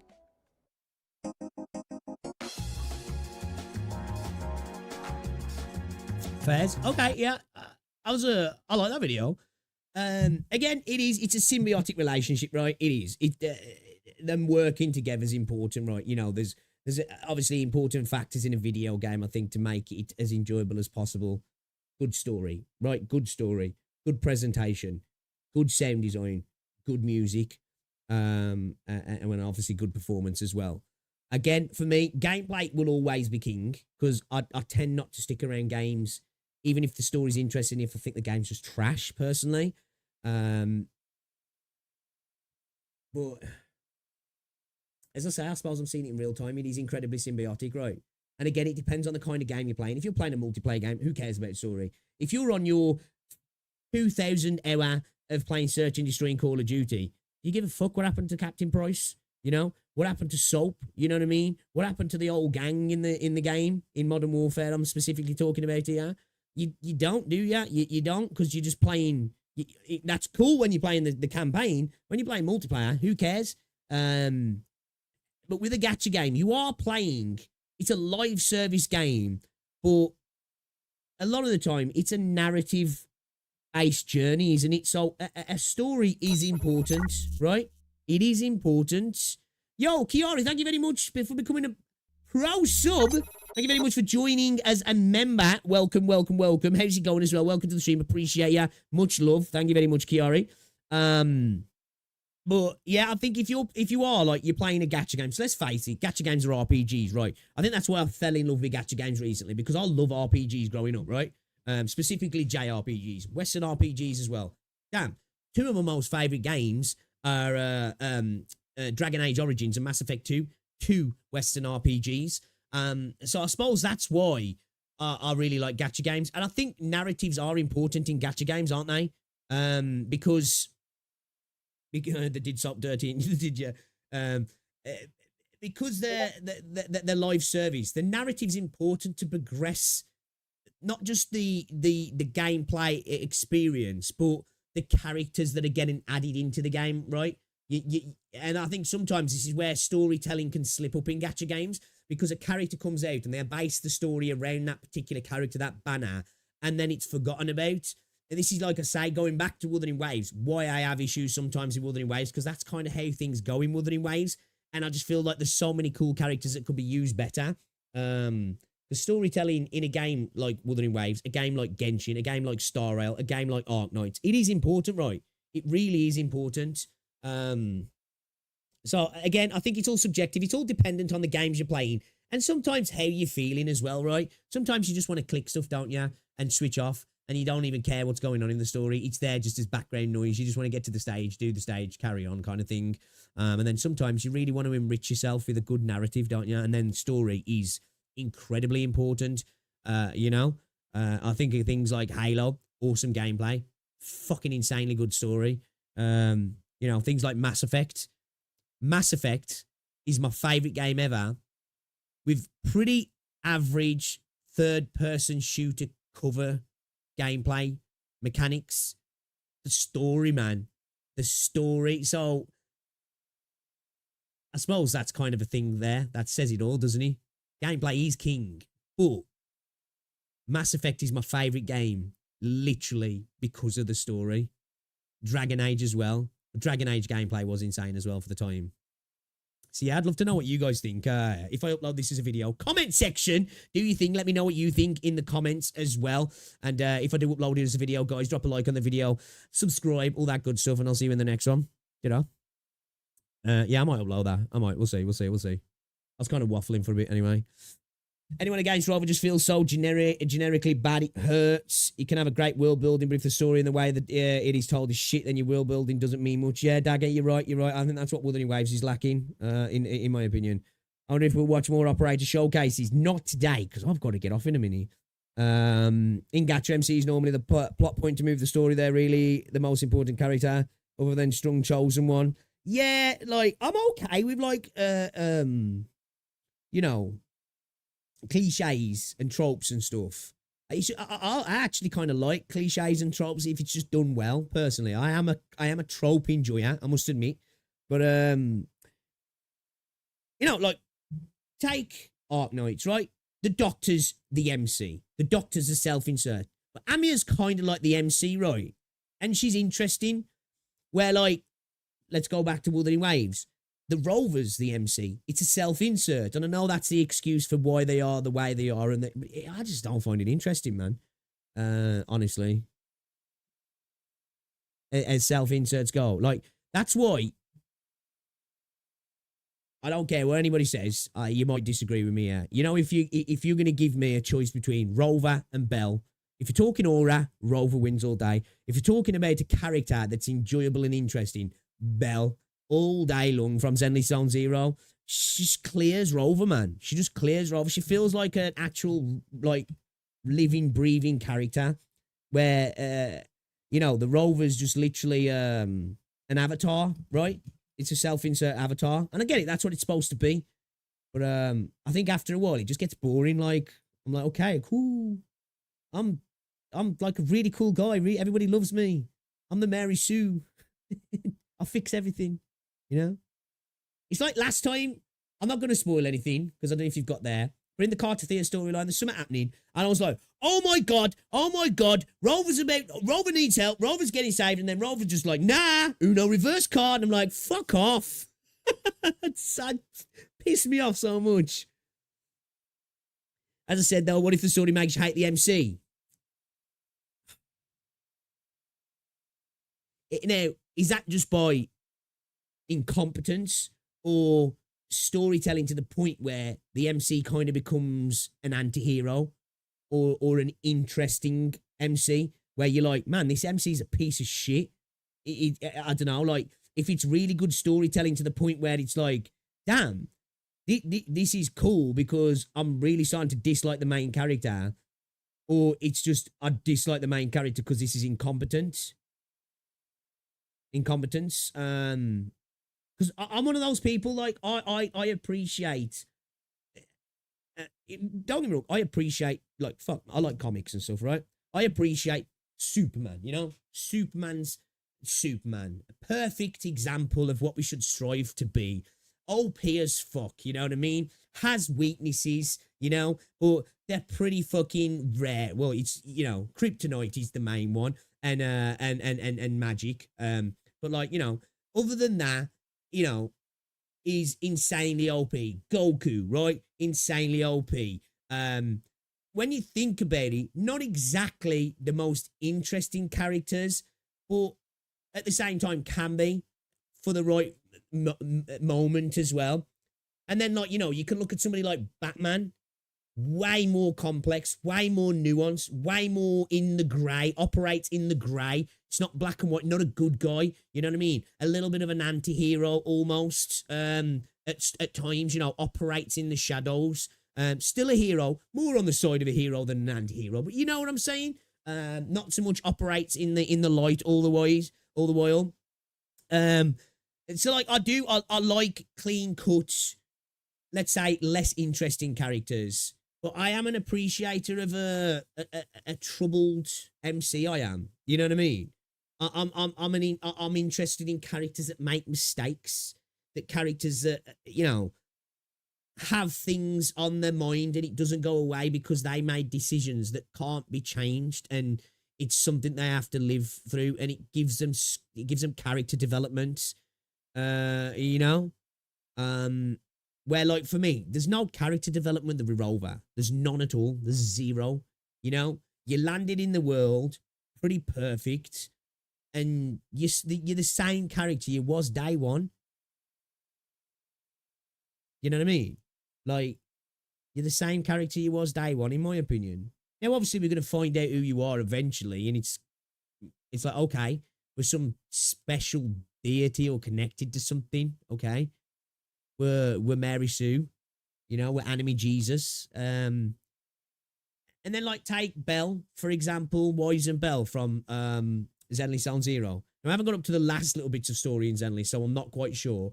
But they're just two normal people. Now, we're finding out that there's a little bit more to them, and potentially we might see something else. But, you know, there's something there. It's like, oh, okay, you start off as just these meatbags. You know, you're just normal people who are, like, well fleshed out characters as well. That's why I really like Belle. I think Belle's one of my favourite MCs in the gacha space, honestly. I really do. Iron Man guy's an absolute arsehole, but still a hero. Hey, what's going on, Mordor? We need to have a patching where Rover gets kidnapped and the whole patch revolves around Abby and, like, Carlotta who are trying to find. I just like something that's just separate. Just give me something like Granny and the Knight's Treasure. You know, we go off and we do a story with fucking Yang and Shia, and they're just helping some people in a town from some kind of minor. You know? With 1.3, they did a weird thing where, even though they weren't in it much, Cammy did nothing but glaze her over to the point where, for the first time, I skipped a lot of her story. Oh, really? Yeah, it's, you know. At least Doctor got some character development. You know, who Rover is already from the Black Shores, and it's pretty much, yeah. Pretty much, like, it seems what it's like. We fought rainbows and, you know, we burp candy, basically, right? And the people who don't like us are objectively bad people. And the people who do like us is everybody other than bad people. Yeah, it's kind of what it feels like. And then the ones who are not directly glazing us, it's like, it's still kind of glazing, but in a different way. Oh, I want your power. I want to be powerful like you. You know, or I respect your ability to command the space kind of thing. It's never just like, You're a wanker. Leave me alone. I'd like that. I'd like just some, you know. I know people will be like, well, that's so basic, but I don't know.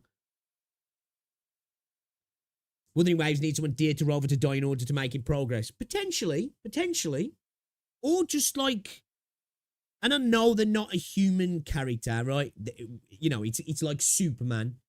But there's plenty of some good stories of Superman when Superman, even though he isn't human, falls to the human condition. Do you know what I mean? It falls to rage, falls to emotion. Where like it just doesn't feel like we're ever getting. Yo, Kiara, thank you very much for the super chat. I really appreciate that. Thank you, guys. Can we get some dubs in the chat for Kiara, please? Can we get some W's in the chat for Kiara? Thank you very much, Kiara. I appreciate you're a legend. Thank you for the support. Rover's real overpaid, but make a scenario where you can't save everyone. Yeah, like I think that's one of the things I really enjoyed. That keep going back to Granny and the Knight's Treasure. We went to a character that I didn't know that I've really come to like, right? That I've really come to like, and she's like, you know, she can fight. She kicks ass. But like, frick, your introduction to her, you end up having to hide with the leader of the town in a closet because they're scared of what can happen. If that was Rover, she'd walk in and she'd be like, whoosh, whoosh, whoosh, whoosh, whoosh, whoosh, whoosh, and she'd just cut everybody up and be like, yeah, I'll save the day. Let's go now. Should we go eat dinner? Right? Who's up for ramen? You know what I mean? It's like,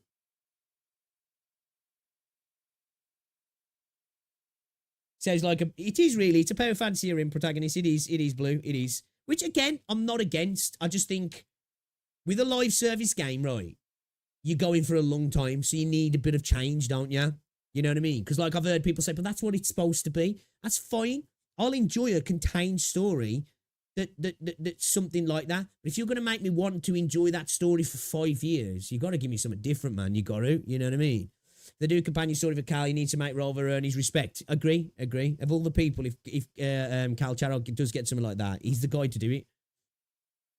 People at AMC's goods without being villains also really help, or at least cynics. Yeah, exactly, Mordador. Something like that. Or, you know, we know that the Rover's been around before.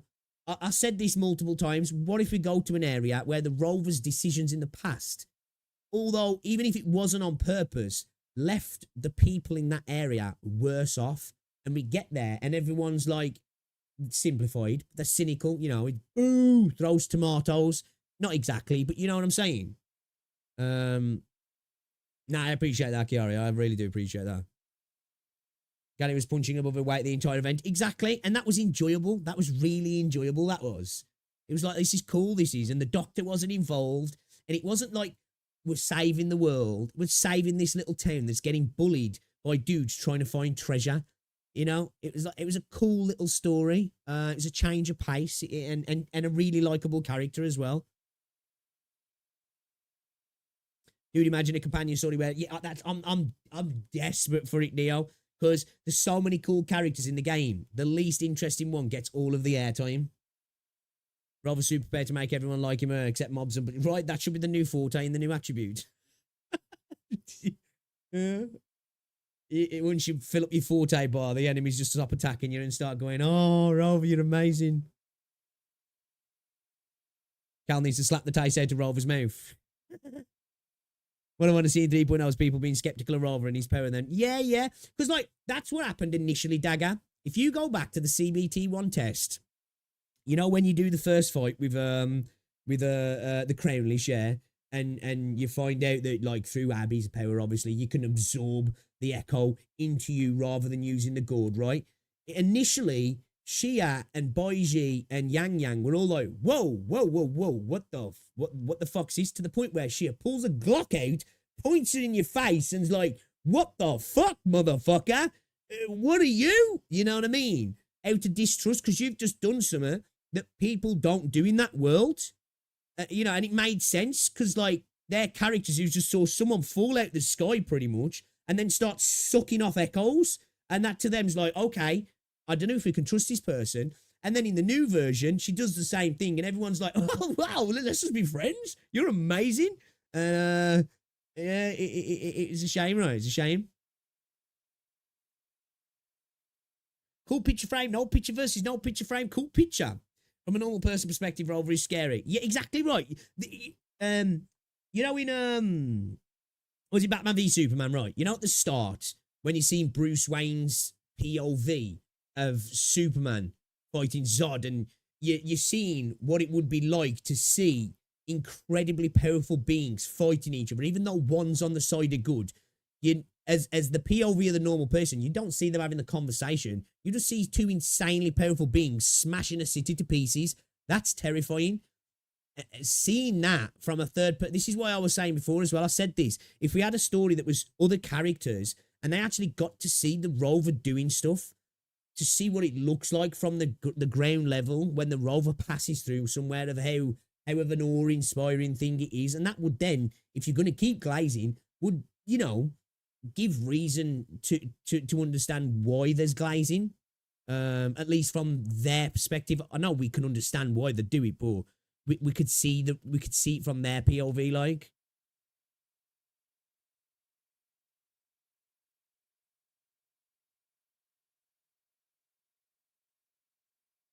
New Forte should be the enemies jerk you off.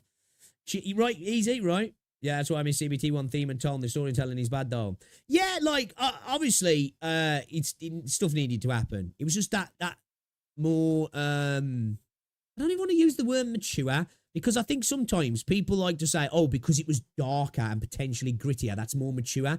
You can have incredibly bright things visually that have incredibly dark themes, don't they? You know, so it just, we went down this, like, the power of friendship, like, route, didn't we? Which I'm not against. I'm totally for. Well, I just want to mix. That's all I'm asking for from Kuro. I just want to mix, man. I think that's one of Kuro's problems, really. They've got a good thing, and I feel like they don't know how to adjust from the good thing. And this goes down to events and gameplay too. All the combat events are a shade of the same color, and then when they don't do combat events, they're not as good as could be. Even though I liked the fishing thing initially, after a bit it was like, oh, okay, this isn't that great if I'm honest. You know, the racing event was like, oh, okay, all right, this is really just, this was throughout there kind of thing. I always sound like I'm bitching about Wuthering Waves just because I'm such a big fan of the game. You know? Thank God Boise had so much screen time, eh? Yeah, right now, yeah.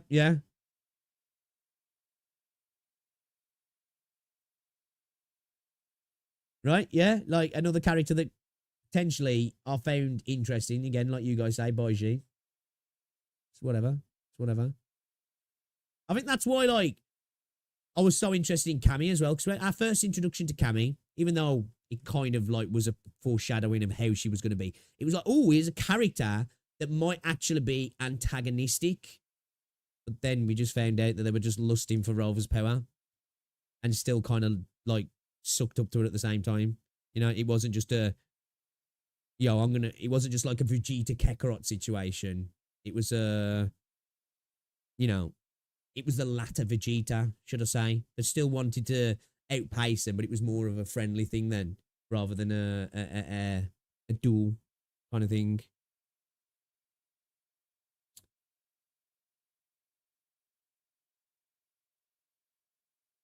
But yeah, guys, I'm going to call it there. Sorry we didn't get to play the game today, but obviously I wanted to watch that live stream, which was a fucking disaster, if I'm honest. It was a disaster. It was a really bad live stream, but, you know, I'm hyped that the game's coming out, but it was a disaster. I'll have a video right up at the end of this stream, guys. Check it out. It's just for NTE. I'd appreciate if you did. Check it out. Give it a like. Get it out there in the algorithm, because it's going to be late for everybody, so it probably won't get many views, but, you know, you can go help it. I'd appreciate that. I'll be back.